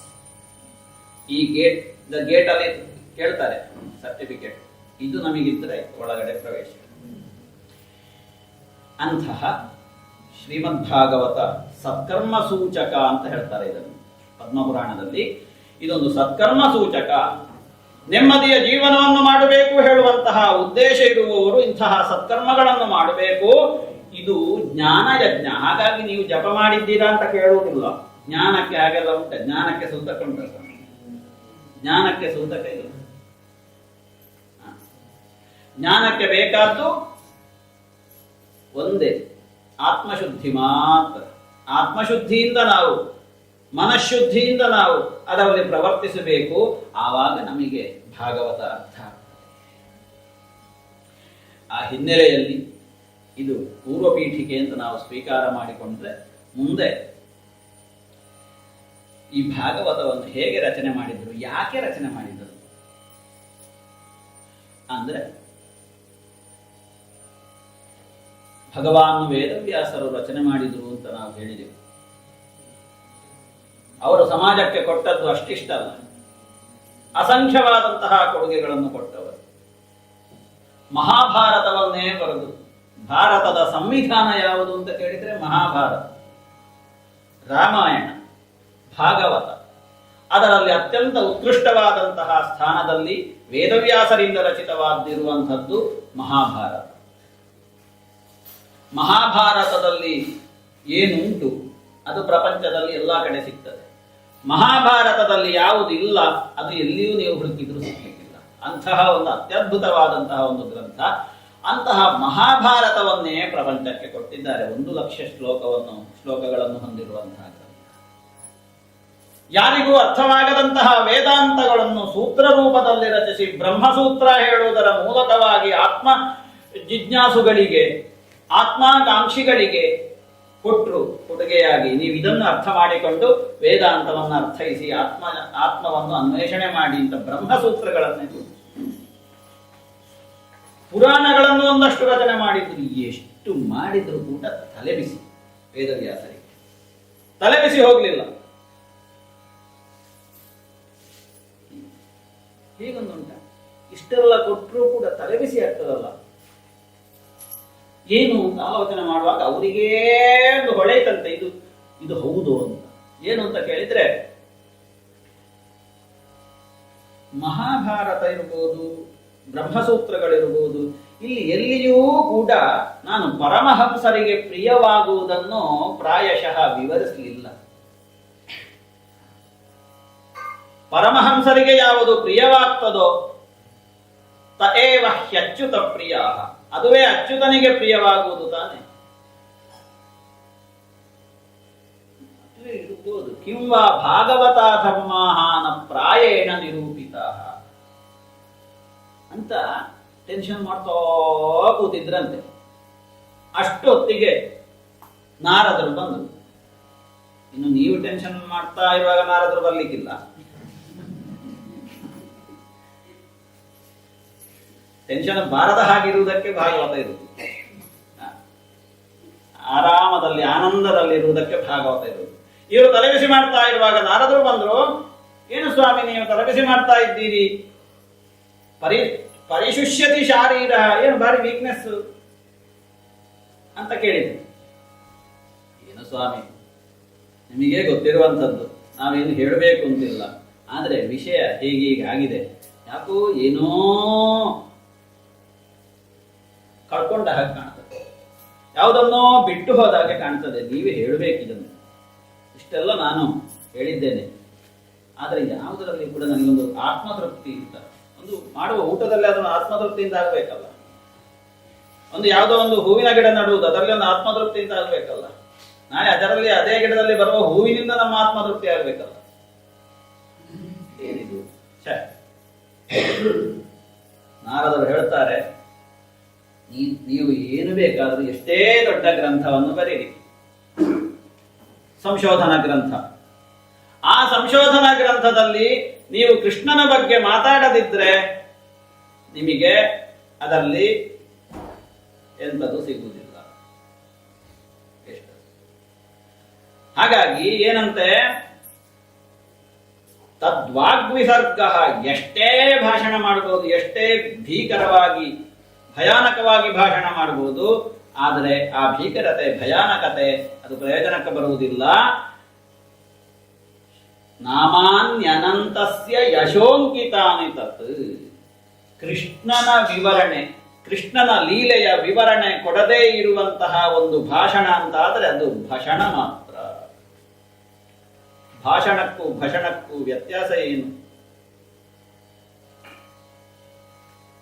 ಭಾಷಣಕ್ಕೂ ಭಷಣಕ್ಕೂ ವ್ಯತ್ಯಾಸ ಏನು? ಸರಿ ಅರ್ಥ ಮಾಡಿಕೊಳ್ಳಿ. ಮಾಯಿಯ ಬಗ್ಗೆ ಮಾತಾಡಿದ್ರೆ ಅದು ಭಾಷಣ ಆಗ್ತದೆ. ಮಾಯಿಯ ಬಗ್ಗೆ ಮಾತಾಡದೆ ಹೋದ್ರೆ ಅದು ನಾಯಿಯ ಭಾಷಣಕ್ಕೆ ಕಾರಣ ಆಗ್ತದೆ. ಭಾಷಣ ಅಂತಂದ್ರೆ ಬೊಗಳುವುದು ಅಂತ ಅರ್ಥ. ಮಾಯಾಂತು ಪ್ರಕೃತಿಂ ವಿದ್ಯಾತ್, ಮಾಯಿನಂತೂ ಮಹೇಶ್ವರ. ಕೃಷ್ಣನ ಕುರಿತಾಗಿ ನಾವು ಮಾಯಿ ಅಂತ ಕರೆಯುವುದು ಭಗವದ್ಗೀತೆ. ನಮ್ಮ ಕಣ್ಣೆದುರು ಕಾಣುವುದಕ್ಕೆ ನಾವು ಪ್ರಕೃತಿ, ಅದಕ್ಕೆ ಮಾಯೆ ಅಂತ ಕರೆಯುವುದು. ಮಾಯಾಂತು ಪ್ರಕೃತಿಂ ವಿದ್ಯಾತ್, ಮಾಯಿ ಯಾರು? ನಾವು ಮಾತಾಡುವಂತಹ ಯಾವುದೇ ವಿಚಾರ ಆದರೂ ಕೂಡ ಅದು ಮಾಯಿಯ ವಿಚಾರವಾಗಿರಬೇಕು, ಇಲ್ಲದಿದ್ರೆ ಭಾಷಣ. ಹಾಗಾಗಿ ಏನಂತೆ, ಯಸ್ಮಿನ್ ಪ್ರತಿಶ್ಲೋಕಂ ಅಬದ್ಧವತ್ಯಪಿ, ನೀವು ಮಾತಾಡಿದ್ದು ವ್ಯಾಕರಣಬದ್ಧವಾಗಿರಬೇಕು ಅಂತ, ಗ್ರಾಮ್ಯಾಟಿಕಲ್ ಆಗಿ ಸರಿ ಇರಬೇಕು ಅಂತ ಏನಿಲ್ಲ, ತಪ್ಪಾದ್ರೂ ಪರವಾಗಿಲ್ಲ, ಆದರೆ ಅವ ಒಪ್ಪುವ ಹಾಗಿರ್ಬೇಕು. ಅವ ಒಪ್ಪುವ ಹಾಗಿರಬೇಕು ಅಂತ ಆದರೆ ಅವನ ಬಗ್ಗೆ ಮಾತಾಡಬೇಕು. ಹಾಗಾಗಿ ನೀನೀಗ ಏನು ಮಾಡಬೇಕು ಅಂತ ಕೇಳಿದ್ರೆ ಅವನ ಕುರಿತಾಗಿ ಒಂದು ಮಾತಾಡಲಿಕ್ಕೆ ಶುರು ಮಾಡಿ. ಸರಿ, ಅರ್ಥ ಆಯ್ತು ವೇದವ್ಯಾಸರಿಗೆ. ವಿಷಯ ಹೌದು, ನನ್ನ ಆರಾಧ್ಯ ದೈವ ಕೃಷ್ಣ, ಆ ಕೃಷ್ಣನ ಕುರಿತಾಗಿಯೇ ನಾನು ಮಾತಾಡಲಿಲ್ಲ ಅಂತ ಆದ್ರೆ ನಾನು ಎಷ್ಟು ಒಬ್ಬ ಉದ್ಧಟತನದಿಂದ ವರ್ತಿಸಿದೆ, ಅದಕ್ಕೋಸ್ಕರ ಮಾತಾಡಬೇಕು ಅಂತ ಹೇಳಿ ನಾರದರ ಅನುಗ್ರಹವನ್ನು ಪಡೆದು ಸರಸ್ವತೀ ನದಿ ತೀರದಲ್ಲಿ ಕೂತುಕೊಂಡು ಧ್ಯಾನಸ್ಥರಾಗಿದ್ದಾರೆ. ನಾರದರ ಸೂಚನೆ ಹಾಗೆ, ಸಮಾಧಿನಾನುಸ್ಮರ ತದ್ವಿಚೇಷ್ಟಿ. ಅವನ ಕುರಿತಾಗಿ ಬರಿಬೇಕು ಅಂತಾದರೆ ನಿನ್ನ ಒಳಗೆ ನೀನಿಲ್ಲಿ. ಕೃಷ್ಣನ ಬಗ್ಗೆ ನಾವು ಅರ್ಥ ಮಾಡಿಕೊಳ್ಳಬೇಕು ಅಂತಾದರೆ, ಕೃಷ್ಣನ ಬಗ್ಗೆ ನಾವು ಮಾತಾಡಬೇಕು ಅಂತಾದರೆ ನಮ್ಮೊಳಗಡೆ ನಾವು ಇಳಿಬೇಕು. ನನ್ನೊಳಗಡೆ ನಾನು ಇಳಿದು ಆ ಕೃಷ್ಣನ ಬಗ್ಗೆ ಮಾತಾಡಬೇಕಾಗ್ತದೆ. ಯಾಕೆ? ನನ್ನ ನಾಲಿಗೆಯನ್ನು ಚೋದಿಸುವವನು ಕೃಷ್ಣ. ಯೋಂತ ಪ್ರವಿಶ್ಯ ಧ್ರುವನ ನೆನಪಾಗ್ತದೆ. ನನ್ನ ಒಳಗಡೆ ಭಗವಂತ ನೀನು ಪ್ರವೇಶ ಮಾಡಿ ನನ್ನ ನಾಲಿಗೆಗೆ ಚೈತನ್ಯವನ್ನು ಕೊಟ್ಟಿಯಲ್ಲ ಸ್ವಾಮಿ, ನನ್ನ ಕೈ ಕಾಲುಗಳಿಗೆ ಚೈತನ್ಯವನ್ನು ಕೊಟ್ಟಿಯಲ್ಲ ಸ್ವಾಮಿ, ನನ್ನ 10 ಇಂದ್ರಿಯಗಳಿಗೂ ಕೂಡ ನೀನು ದಿವ್ಯತೆಯನ್ನು ಕೊಟ್ಟಿಯಲ್ಲ ಸ್ವಾಮಿ ಅಂತ ಸ್ತುತಿ ಮಾಡ್ತಾನೆ. ಹಾಗಿದ್ದಾಗ ಸಮಾಧಿ ನಾನು ಸ್ಮರ, ಅವನ ಲೀಲೆಯನ್ನು ವರ್ಣಿಸುವುದಕ್ಕೆ ನೀನು ಅವನಾಗು.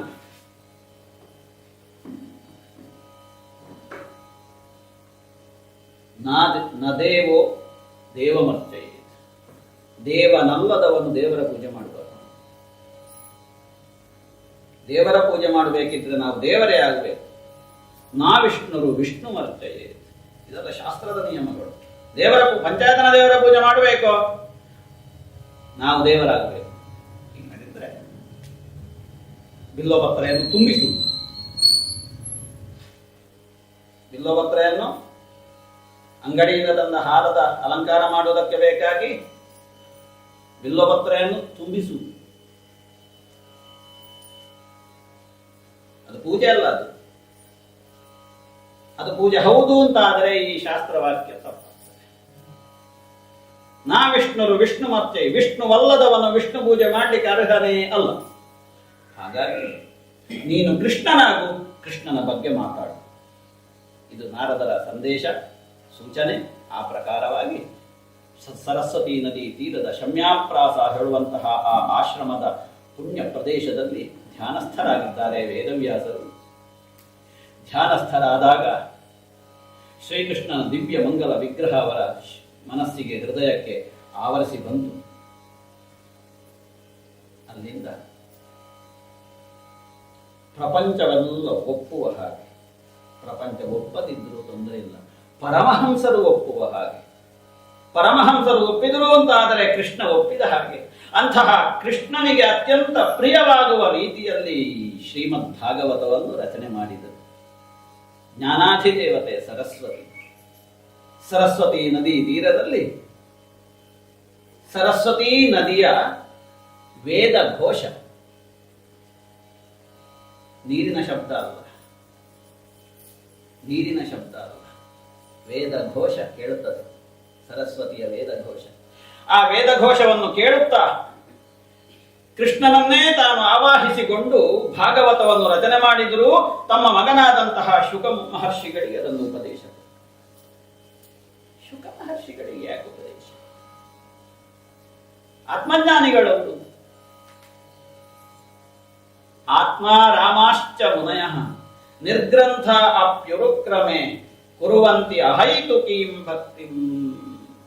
ಆತ್ಮಜ್ಞಾನಿಗಳಿಗೂ ಬೇಕದು. ಆತ್ಮಜ್ಞಾನಿಗಳಾದರೂ ಕೂಡ ಅವರನ್ನು ಸೆಳೆಯುವಂತಹ ಒಂದು ವಿಶಿಷ್ಟ ಶಕ್ತಿಯವನಿಗಿದೆ. ಹಾಗಾಗಿ ಕಾರಣ ಇಲ್ಲದೆ, ಈಗ ನಮಗಾದ್ರೆ ಅದು ಬೇಕು ಇದು ಬೇಕು ಅಂತ ದೊಡ್ಡ ಪಟ್ಟಿ ಉಂಟು ನಮ್ಮ ಹತ್ರ. ಆ ಪಟ್ಟಿಯನ್ನು ಹಿಡ್ಕೊಂಡು ನಾವು ಕೃಷ್ಣನನ್ನು ಆರಾಧನೆ ಮಾಡುವುದು. ಈ ಯೋಗಿಗಳು, ಅವಧೂತರು, ಆತ್ಮಾರಾಮರು ಹಾಗಲ್ಲ. ಅವರಿಗೆ ಕಾರಣ ಬೇಕು ಅಂತಿಲ್ಲ, ನಿಷ್ಕಾರಣ. ಯಾಕೆ? ಬರುವಾಗ ಎಳಿತದೆ, ಸಪ್ತಾಹ ಎಳಿತದೆ. ಯಾರು ಹೇಳಿಕೆ ಕೊಡ್ಲಿಕ್ಕೆ ತಪ್ಪಿರಬೇಕು ಕೃಷ್ಣಣ್ಣನಿಗೆ, ಆದ್ರೂ ಹೋಗುವ. ಅಂತ ಬಂದದ್ದಲ್ಲಿ ತಪ್ಪಿಲ್ಲ. ಎಂಥೆಂಥವರು ಬರ್ತಾರೆ ಸಪ್ತಾಹಕ್ಕೆ, ನೀವು ಮಾತ್ರ ಅಲ್ಲ. ಏನೂ ಅಲ್ಲದ ಒಂದು ಯಕ್ಕಶ್ಚಿತ್ ಒಂದು ಬರ್ತದೆ. ಆಯ್ತಾ ಇವತ್ತು ನಾನೇ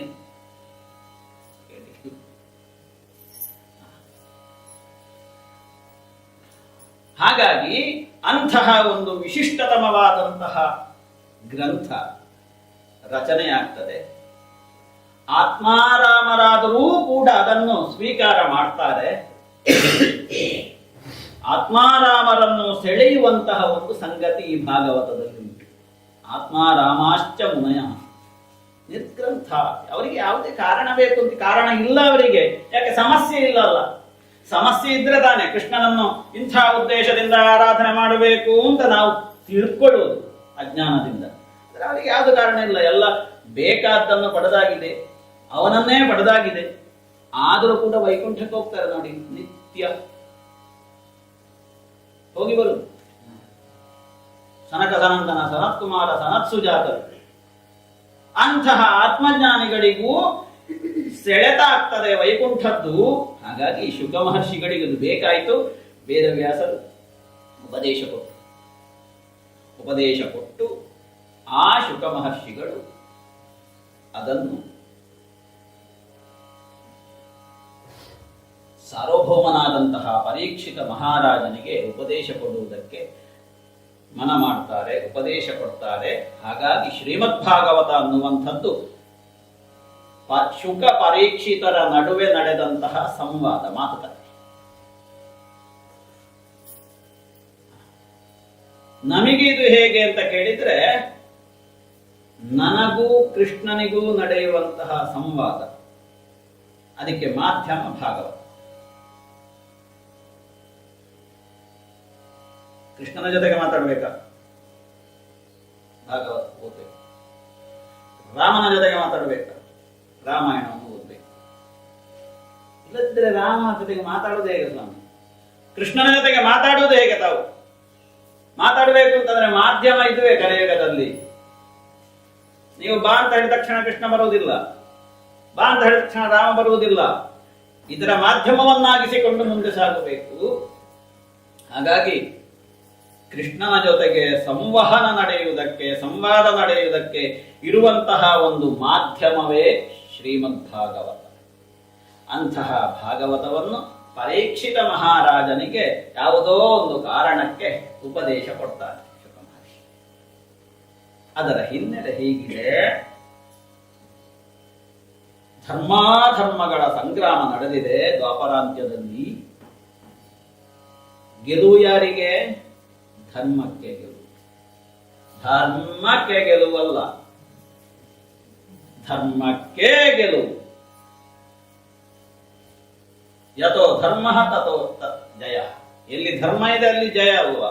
ಹಾಗಾಗಿ ಧರ್ಮಕ್ಕೆ ಗೆಲುವಾಗ್ತದೆ, ಅದುವೇ ಜಯಿಸ್ತದೆ. ಧರ್ಮಾಧರ್ಮಗಳ ವಿರುದ್ಧ ಸಂಗ್ರಾಮ. ಈ ನಮ್ಮೊಳಗಡೆ ನಿತ್ಯ ಸಂಗ್ರಾಮ ಆಗುವುದಿಲ್ವ?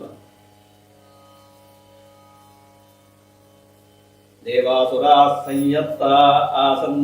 ವೇದದಲ್ಲಿ ಮಾತ್ರ ಅಲ್ಲ, ನಮ್ಮ ನಿತ್ಯ ಜೀವನದಲ್ಲಿಯೂ ದೇವಾಸುರ ಸಂಗ್ರಾಮ ನಡೀತದೆ.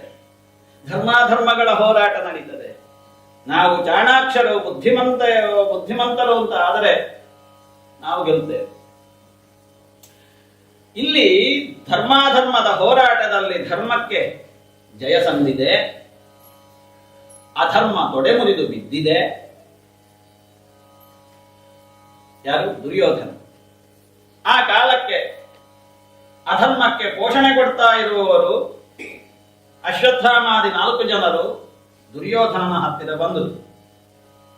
ನೀವು ಬಿದ್ದಿದ್ದಾನೆ ರಣರಂಗದ. ಕಂಡ ತಕ್ಷಣ ದುರ್ಯೋಧನ ಆಜ್ಞೆ ಮಾಡ್ತಾನೆ, ನೇರ ಹೋಗಿ ಪಾಂಡವರ ಬಿಡಾರಕ್ಕೆ ಹೋಗಿ ಆ 5 ಪಾಂಡವರ ತಲೆಯನ್ನು ತನ್ನಿ ಅಂತ ಹೋಗ್ತಾರೆ. ಸಾಯಂಕಾಲ ಆಗಿದೆ, ಸೂರ್ಯಾಸ್ತ ಆಗಿರ್ಬೇಕು. ಹೋದ್ರು.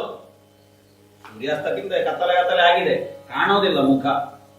ಪಾಂಡವರದ್ದ ಇನ್ನೊಬ್ಬರದ್ದ ಅಂತ ಕೃಷ್ಣ ಮೊದಲೇ ಆಲೋಚನೆ ಮಾಡಿದ್ದಾರೆ, ಇದು ಬರ್ತದೆ ಈಗ 4 ಅಂತ. ಹಾಗಾಗಿ ಏನು ಮಾಡಿದ? ಪಾಂಡವರು ನಿತ್ಯ ಇರುವಂತಹ ಬಿಡಾರದಿಂದ ಅವರನ್ನು ಮೆಲ್ಲ ಇತ್ಲಾಗಿ ಬದಲಾವಣೆ ಮಾಡಿದ್ದಾರೆ, ಬೇರೆ ಕಡೆ ಶಿಫ್ಟ್ ಮಾಡಿದ್ದಾರೆ. ಆ ಜಾಗದಲ್ಲಿ ಈ ಪಾಂಡವರ 5 ಮಕ್ಕಳನ್ನು ಮಲಗಿಸಿದ್ದರು. ಹುಟ್ಟಿ 3 ಸಂಕ್ರಾಂತಿ ಆಗ್ತದೆ. ಹೋದ್ರು, ಇವರಿಗೆ ತಲೆಯಲ್ಲಿ ಇದುವೆ ಪಾಂಡವರ ತಲೆ ಕಡಿದು ತರಬೇಕು ಅಂತ ಹೋದ್ರು. ಸರಿ ಕಾಣುವುದಿಲ್ಲ, ಕತ್ತಲೆ ಆಗಿದೆ. ಪಾಂಡವರು ಮಲಗಿದ್ದಾರೆ, 5 ಕಾಣ್ತದೆ ಅಲ್ಲಿ ಮಲ್ಕೊಂಡು. ಹೋಗಿ ಅವರ ತಲೆಯನ್ನು ಕಡಿದು ಶಿಶುಗಳು ಉಂಟೆ, ಆ ಶಿಶುಗಳ ತಲೆಯನ್ನು ಕಡಿದು ಪಾಂಡವರು ಅಂತ ತಿಳ್ಕೊಂಡು ತರ್ತಾರೆ, ತಂದು ದುರ್ಯೋಧನನಿಗೆ ಕೊಡ್ತಾರೆ.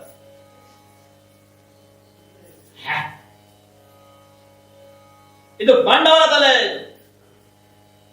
ಪಾಂಡವರ ಮಕ್ಕಳ ತಲೆಯನ್ನು ತಂದಿದ್ದೀರಲ್ಲ ನೀವು, ಮಹಾಪಾತಕ ಇದು, ಶಿಶು ಹತ್ತಿ ನಡಿರಿ ಇಲ್ಲಿಂದ, ಜುಗುಪ್ಸಿತಂ ಕರ್ಮ ವಿಗರ್ಹಯಂತಿ. ತಲೆ ಹೋಯ್ತಲ್ಲ. ಈ ಸುದ್ದಿ ದ್ರೌಪದಿಗೆ ಗೊತ್ತಾಗ್ತದೆ. ಮಾತಾ ಶಿಶೂನಾಂ ನಿಧನಂ ಸುತಾನಾಂ, ಗೋಳೋ ಅಂತ ಅಳ್ತಾಳೆ. ನನ್ನ ಮಕ್ಕಳನ್ನು ನಾನು ಕಳ್ಕೊಂಡನಲ್ಲ. ಇದಕ್ಕೆ ಕಾರಣ ಅಶ್ವತ್ಥಾಮ ತಲೆ ಕಳೆದು. ಏನು ಮಾಡುವುದು? ನಿರಂತರ ದುಃಖಿಸ್ತಾಳೆ. ಪತಿಯಾದಂತಹ ಅರ್ಜುನ ಬಂದು ಸಾಂತ್ವನ ಮಾಡ್ತಾನೆ. ಹೆದರಬೇಡ, ಆ ಅಶ್ವತ್ಥಾಮನ ತಲೆಯನ್ನು ಕಳೆದು ತಂದು ಕೊಡ್ತೇನೆ, ಅಳಬೇಡ, ಸಮಾಧಾನ ಅಂತ ಹೇಳಿ ಕೃಷ್ಣನನ್ನು ತಕ್ಕೊಂಡು ಅಶ್ವತ್ಥಾಮನನ್ನು ಹಿಡಿಬೇಕು ಅಂತ ರಥದಲ್ಲಿ ಹೋಗ್ತಾನೆ. ಅಶ್ವತ್ಥಾಮನಿಗೆ ಗೊತ್ತಾಯ್ತು ಈ ವಿಷಯ. ಅವ ಕುದುರೆಯನ್ನೇರಿ ಓಡಿಕೊಂಡು ಹೋದ. ಓಡಿಕೊಂಡು ಸುಮಾರು ದೂರ ಹೋದ. ಹೋಗಿ ಇನ್ನು ತಡ್ಕೊಳ್ಳಿಕ್ಕಾಗೋದಿಲ್ಲ, ಇವನ ಹಿಂದಿಂದ ಇದ್ದಾರೆ ಕೃಷ್ಣಾರ್ಜುನರು. ಇನ್ನು ಕೈ ಸಿಗ್ತದೆ ಅಂತ ಆಗುವಾಗ ಇನ್ನು ಆತ್ಮರಕ್ಷಣೆ ಮಾಡಬೇಕಲ್ಲ ಅಂತ ಹೇಳಿಕೊಂಡು ಇನ್ನು ಒಂದೇ ಒಂದು ದಾರಿ ಇದಕ್ಕಿರುವುದು, ಏನು? ಬ್ರಹ್ಮಾಸ್ತ್ರ ಪ್ರಯೋಗ ಅಂತ ಹೇಳಿ ಸಂಕಲ್ಪ ಮಾಡಿ ಬ್ರಹ್ಮಾಸ್ತ್ರವನ್ನು ಪ್ರಯೋಗ ಮಾಡ್ತಾನೆ ಅಶ್ವತ್ಥಾಮ ಅರ್ಜುನನ ಮೇಲೆ.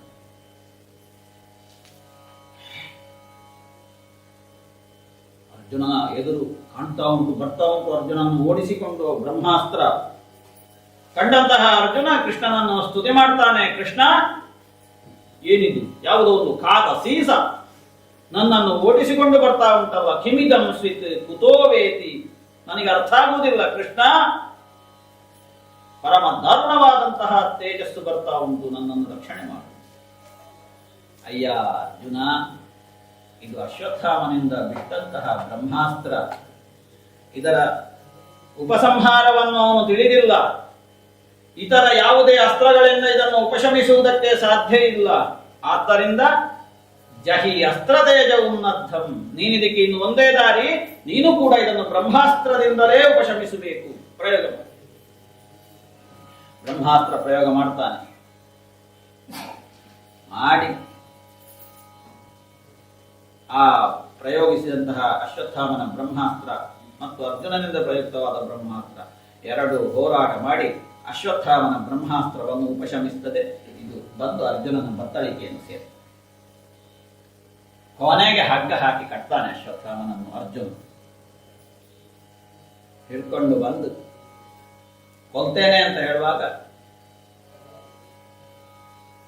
ತಡಿ, ಇದು ಸರಿಯಲ್ಲ, ಗುರುಪುತ್ರ ಅಲ್ಲ, ದ್ರೋಣನ ಮಗನಲ್ಲೂ ಅಶ್ವತ್ಥಾಮ, ಹಾಗಾಗಿ ಕೊಲ್ಲುವುದು ಬೇಡ ಅಂತ ನಿಶ್ಚಯಿಸಿದಂತಹ ಅರ್ಜುನ ತಂದು ದ್ರೌಪದಿಯ ಕಾಲಬುಡದಲ್ಲಿ ಹಾಕ್ತಾನೆ.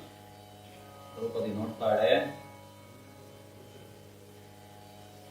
ನನ್ನ ಪತಿದೇವರಿಗೆ ರಹಸ್ಯ ಸಮೇತವಾಗಿ ಸಮಗ್ರ ಅಸ್ತ್ರಗ್ರಾಮವನ್ನೇ ಉಪದೇಶಿಸಿದಂತಹ ಯಾವ ದ್ರೋಣಾಚಾರ್ಯರಿದ್ದಾರೆ, ಆ ದ್ರೋಣಾಚಾರ್ಯರೇ ಆತ್ಮಸ್ವರೂಪಿಯಾಗಿ ಬಂದು ನಿಂತಿದ್ದಾರಲ್ಲ. ಇದು ಮುಚ್ಯತಾಂ ಮುಚ್ಯತಾಂ, ಕೊಲ್ಲುವುದು ಬೇಡ, ಇವನನ್ನು ಬಿಟ್ಟು ಬಿಡಿ.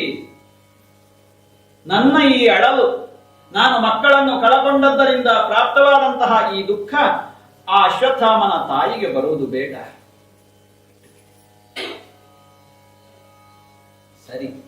ಈಗ ಮಾಡಿದ ತಪ್ಪಿಗೆ ಏನು ಪರಿಹಾರ? ಅರ್ಜುನ ಏನು ಮಾಡ್ತಾನೆ, ಅವನ ತಲೆಯಲ್ಲಿ ಒಂದು ವಿಶಿಷ್ಟವಾದ ಮಣಿ, ಆ ಮಣಿಯಿಂದಲೇ ಅವ ಅಷ್ಟೆಲ್ಲ ಹಾರಾಟ ಮಾಡ್ತಾ ಇದ್ದದ್ದು ಅಶ್ವತ್ಥ. ಅವನು ಯಾರಿಗೂ ಕೂಡ ಅಷ್ಟು ಸುಲಭದಲ್ಲಿ ಸೋಲಿಸುವುದಕ್ಕೆ ಸಾಧ್ಯ ಇಲ್ಲ. ಆ ಮಣಿಯನ್ನು ತೆಗೆದು ಬಿಡ್ತಾನೆ. ಮಣಿಂ ಜಹಾರ ಮೂರ್ಧನ್ಯಂ, ತಲೆಯಲ್ಲಿರುವಂತಹ ಮಣಿಯನ್ನು ಅಲ್ಲಿಂದ ತೆಗೆದು ಅವನನ್ನು ಕಳಿಸ್ತಾನೆ. ಅವನ ಮಣಿ ತೆಗೆದ ಕೂಡಲೇ ತೇಜಸ್ಸು ಹೋಯಿತು. ತೇಜಸ್ಸಿನಿಂದ ಹೀನನಾದಂತಹ ಅಶ್ವತ್ಥಾಮ ಹೋದ. ಒಳಗಡೆ ಕುದಿತಾ ಇತ್ತು ಇನ್ನೊಂದು ತೇಜಸ್ಸು. ಪಾಂಡವರನ್ನು ನಿರ್ಮೂಲನೆ ಮಾಡಬೇಕು ಅಂತ. ಕೊನೆಗೆ ಇದೇ ಅಶ್ವತ್ಥಾಮ ಅಲ್ಲಿ ಗತಿಸಿದಂತಹ ಪಾಂಡವರ ಮಕ್ಕಳಿಗೆಲ್ಲ ಉತ್ತರ ಕ್ರಿಯಾದಿ ಸದ್ಗತಿ ಕಾರ್ಯಗಳಾಗ್ತವೆ. ಆದರೆ ಅಶ್ವತ್ಥಾಮ ಬಿಡುವುದಿಲ್ಲ. ದ್ವೇಷದ ಕಿಚ್ಚು ಮತ್ತೆ ಭುಗಿಲೊಡಿತದೆ. ಪಾಂಡವರನ್ನು ನಿಷ್ಪಾಂಡವರನ್ನಾಗಿ ಮಾಡಬೇಕು, ಅವರ ಯಾವುದೇ ವಂಶದ ಕುಡಿಯೂ ಕೂಡ ಬೆಳಿಬಾರದು ಅಂತ ಹೇಳಿಕೊಂಡು ಆ ಸಮಯಕ್ಕಾಗುವಾಗ ಅಭಿಮನ್ಯುವಿನ ಮಡದಿಯಾದಂತಹ ಉತ್ತರೆ ಗರ್ಭವತಿಯಾಗಿರ್ತಾಳೆ. ಅದನ್ನು ತಿಳಿದಂತಹ ಅಶ್ವತ್ಥಾಮ ಉತ್ತರೆಯ ಗರ್ಭವನ್ನು ಸಂಕಲ್ಪಿಸಿ ಗುರಿಯಾಗಿಸಿ ಒಂದು ಬ್ರಹ್ಮಾಸ್ತ್ರ ಪ್ರಯೋಗವನ್ನು ಮಾಡ್ತಾನೆ.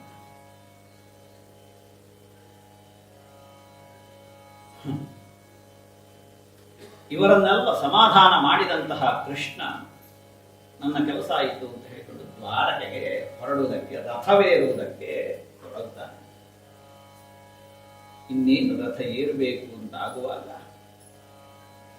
ಎದುರಿಂದ ಅಭಿಮನ್ಯುವಿನ ಮಡದಿಯಾದಂತಹ ಉತ್ತರೆ ಓಡೋಡಿ ಬರ್ತಾಳೆ. ಏನು ಅಂತ ಆಲೋಚನೆ ಮಾಡುವಾಗ ಬಂದವಳೆ ಸ್ತುತಿ ಮಾಡ್ತಾಳೆ ಕೃಷ್ಣನನ್ನು. ಪಾಹಿ ಪಾಹಿ ಮಹಾಯೋಗಿ ಕೃಷ್ಣ, ಯಾವುದೋ ಒಂದು ಕಾದ ಕಬ್ಬಿಣದ ಬಾಣವನ್ನು ನನ್ನನ್ನು ಓಡಿಸಿಕೊಂಡು ಅಟ್ಟಿಸಿಕೊಂಡು ಬರ್ತಾ ಇದೆ. ಇದರಿಂದ ನನ್ನನ್ನು ನೀನು ರಕ್ಷಣೆ ಮಾಡಬೇಕು. ನೀನಲ್ಲದೆ ಪ್ರಪಂಚದಲ್ಲಿ ಯಾರೂ ಕೂಡ ರಕ್ಷಣೆ ಮಾಡುವವರು ಇಲ್ಲ ಕೃಷ್ಣ. ಆ ಅಶ್ವತ್ಥಾಮನಿಂದ ಪ್ರಯುಕ್ತವಾದಂತಹ ಅಸ್ತ್ರ ಅದು ನನ್ನ ಗರ್ಭದಲ್ಲಿರುವಂತಹ ಶಿಶುವನ್ನು ನಾಶ ಮಾಡುವುದಕ್ಕೆ ಬರ್ತಾ ಇದೆ ಕೃಷ್ಣ. ನಾನು ಸತ್ತು ಹೋಗ್ತೇನೆ, ಆದರೆ ನನ್ನ ಗರ್ಭದಲ್ಲಿರುವಂತಹ ಶಿಶು ಜೀವಂತವಾಗಿರಬೇಕು. ಇದು ಸಮಗ್ರವಾದಂತಹ ಚಂದ್ರವಂಶದ ಕೂಟಿ ಬೆಳೀತಾ ಉಂಟು ನನ್ನ ಗರ್ಭದಲ್ಲಿ. ಈ ಬಾಣಕ್ಕೆ ನಾನಾದರೂ ತುತ್ತಾದೇನು, ಆದರೆ ನನ್ನ ಗರ್ಭದಲ್ಲಿರುವಂತಹ ಶಿಶುವನ್ನು ರಕ್ಷಣೆ ಮಾಡು ಕೃಷ್ಣ. ಕಾಮಂದಹತು ಮಾಂ, ಆ ಬೆಂಕಿ ನನ್ನನ್ನು ಇಲ್ಲಿ, ಆದರೆ ನನ್ನ ಒಳಗಿರುವಂತಹ ಗರ್ಭಕ್ಕೆ ನೀನೇ ರಕ್ಷಣೆ ಮಾಡಬೇಕು ಕೃಷ್ಣ. ಕೃಷ್ಣ ಆಲೋಚನೆ ಆಯಿತು. ನಿಷ್ಪಾಂಡವ ಪೃಥ್ವಿಯನ್ನಾಗಿ ಮಾಡುವುದಕ್ಕೆ ಅಶ್ವತ್ಥಾಮ ಸಂಕಲ್ಪಿಸಿ ಬ್ರಹ್ಮಾಸ್ತ್ರ ಪ್ರಯೋಗ ಮಾಡಿದ್ದಾನೆ ಅಂತ ಹೇಳಿ ವ್ಯಸನಂ ವೀಕ್ಷ್ಯ ಅಲ್ಲಿದ್ದಂಥವರಿಗೆಲ್ಲ ಹೆದರಿಕೆ ಆಗ್ತಾ ಉಂಟು ಪಾಂಡವರಿಗೆ. ಅವರಿಗೆ ಬಂದಂತಹ ದುಃಖವನ್ನು ನೋಡಿದಂತಹ ಈ ಕೃಷ್ಣ ಸುದರ್ಶನಾಸ್ತ್ರದಿಂದ ಉತ್ತರೆಯ ಗರ್ಭಕ್ಕೊಂದು ಮಾಯಾವರಣವನ್ನು ಮಾಡಿ ಶರಣಾಗತರಾದವರಿಗೆ ಕೃಷ್ಣ ತನ್ನನ್ನು ತಾನೇ ಕೊಟ್ಟು ಬಿಡ್ತಾನಂತೆ. ಸುದರ್ಶನೇನ ಶಾಸ್ತ್ರೇಣ ಸ್ವಾನಾಂ ರಕ್ಷಾ, ತನ್ನವರಿಗೆ ರಕ್ಷಣೆ ಕೊಟ್ಟ ಅಂತ. ನಾವು ಅವನ ಕಡೆಯವರಾಗುವುದು ಯಾವಾಗ ಸ್ವಾಮಿ? ಇವರು ನನ್ನವರು ಅಂತ ಕೃಷ್ಣನಿಗೆ ಅನಿಸುವುದು ಯಾವಾಗ ಸ್ವಾಮಿ? ಸ್ವಾನಾಂ ರಕ್ಷಾಮ್ಯದಾದ್ವಿ ಅಂತಸ್ಥಃ ಸರ್ವಭೂತ.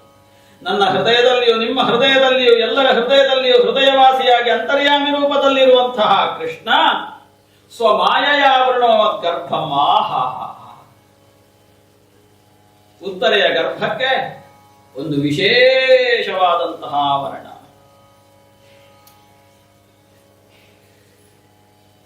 ರಕ್ಷಣೆ ಮಾಡಿ ಅವರನ್ನೆಲ್ಲ ಸಾಂತ್ವನಗೊಳಿಸಿದಂತಹ ಕೃಷ್ಣ ಮತ್ತೆ ದ್ವಾರಕೆಯತ್ತ ಮನ ಮಾಡ್ತಾನೆ ಸಾಗುವುದಕ್ಕೆ. ಅಷ್ಟೊತ್ತಿಗೆ ಕೃಷ್ಣನ ಸೋದರತೆಯಾದಂತಹ ಕುಂತಿ ದೇವಿ ಎರಡು ಕೈಗಳನ್ನು ಜೋಡಿಸಿ ನಾನು ಒಂದಾಗಬೇಕು ಹೇಳುವಂತಹ ಭಾವದಲ್ಲಿ ಕೃಷ್ಣನ ಹತ್ರ ಓಡಿ ಬಂದು ಸ್ತುತಿ ಮಾಡ್ತಾರೆ. ನಮಸ್ಯೆ ಪುರುಷಂ ತ್ವಾದ್ಯಂ. ಕೃಷ್ಣ, ಮಾಯಾ ಜವನಿಕಾಚ್ಛನ್ನಂ, ಈ ಶರೀರ ಇದು ಮಾಯೆಯಿಂದ ಆವೃತವಾಗಿ ನಿನ್ನನ್ನು ಅರ್ಥೈಸಿಕೊಳ್ಳುವುದಕ್ಕೆ ಅಸಾಧ್ಯವಾದಂತಹ ಸ್ಥಿತಿ ಆಗಿದೆ ನಮಗೆ. ಕೇವಲ ಮೌಢ್ಯದಿಂದ ಭಾವಿಸುವವರು, ಜೀವಿಸುವವರು ನಿನ್ನನ್ನು ತಿಳಿದುಕೊಳ್ಳಲಾಗುವುದಿಲ್ಲ, ಅಸಮರ್ಥರಾಗಿ ಬಿಡ್ತಾರೆ. ಅಂತಹ ನೀನು ಆ ಯೋಗಿಗಳಿಗೆಲ್ಲ ದರ್ಶನವನ್ನು ಕೊಡ್ತೀಯಲ್ಲ ಸ್ವಾಮಿ.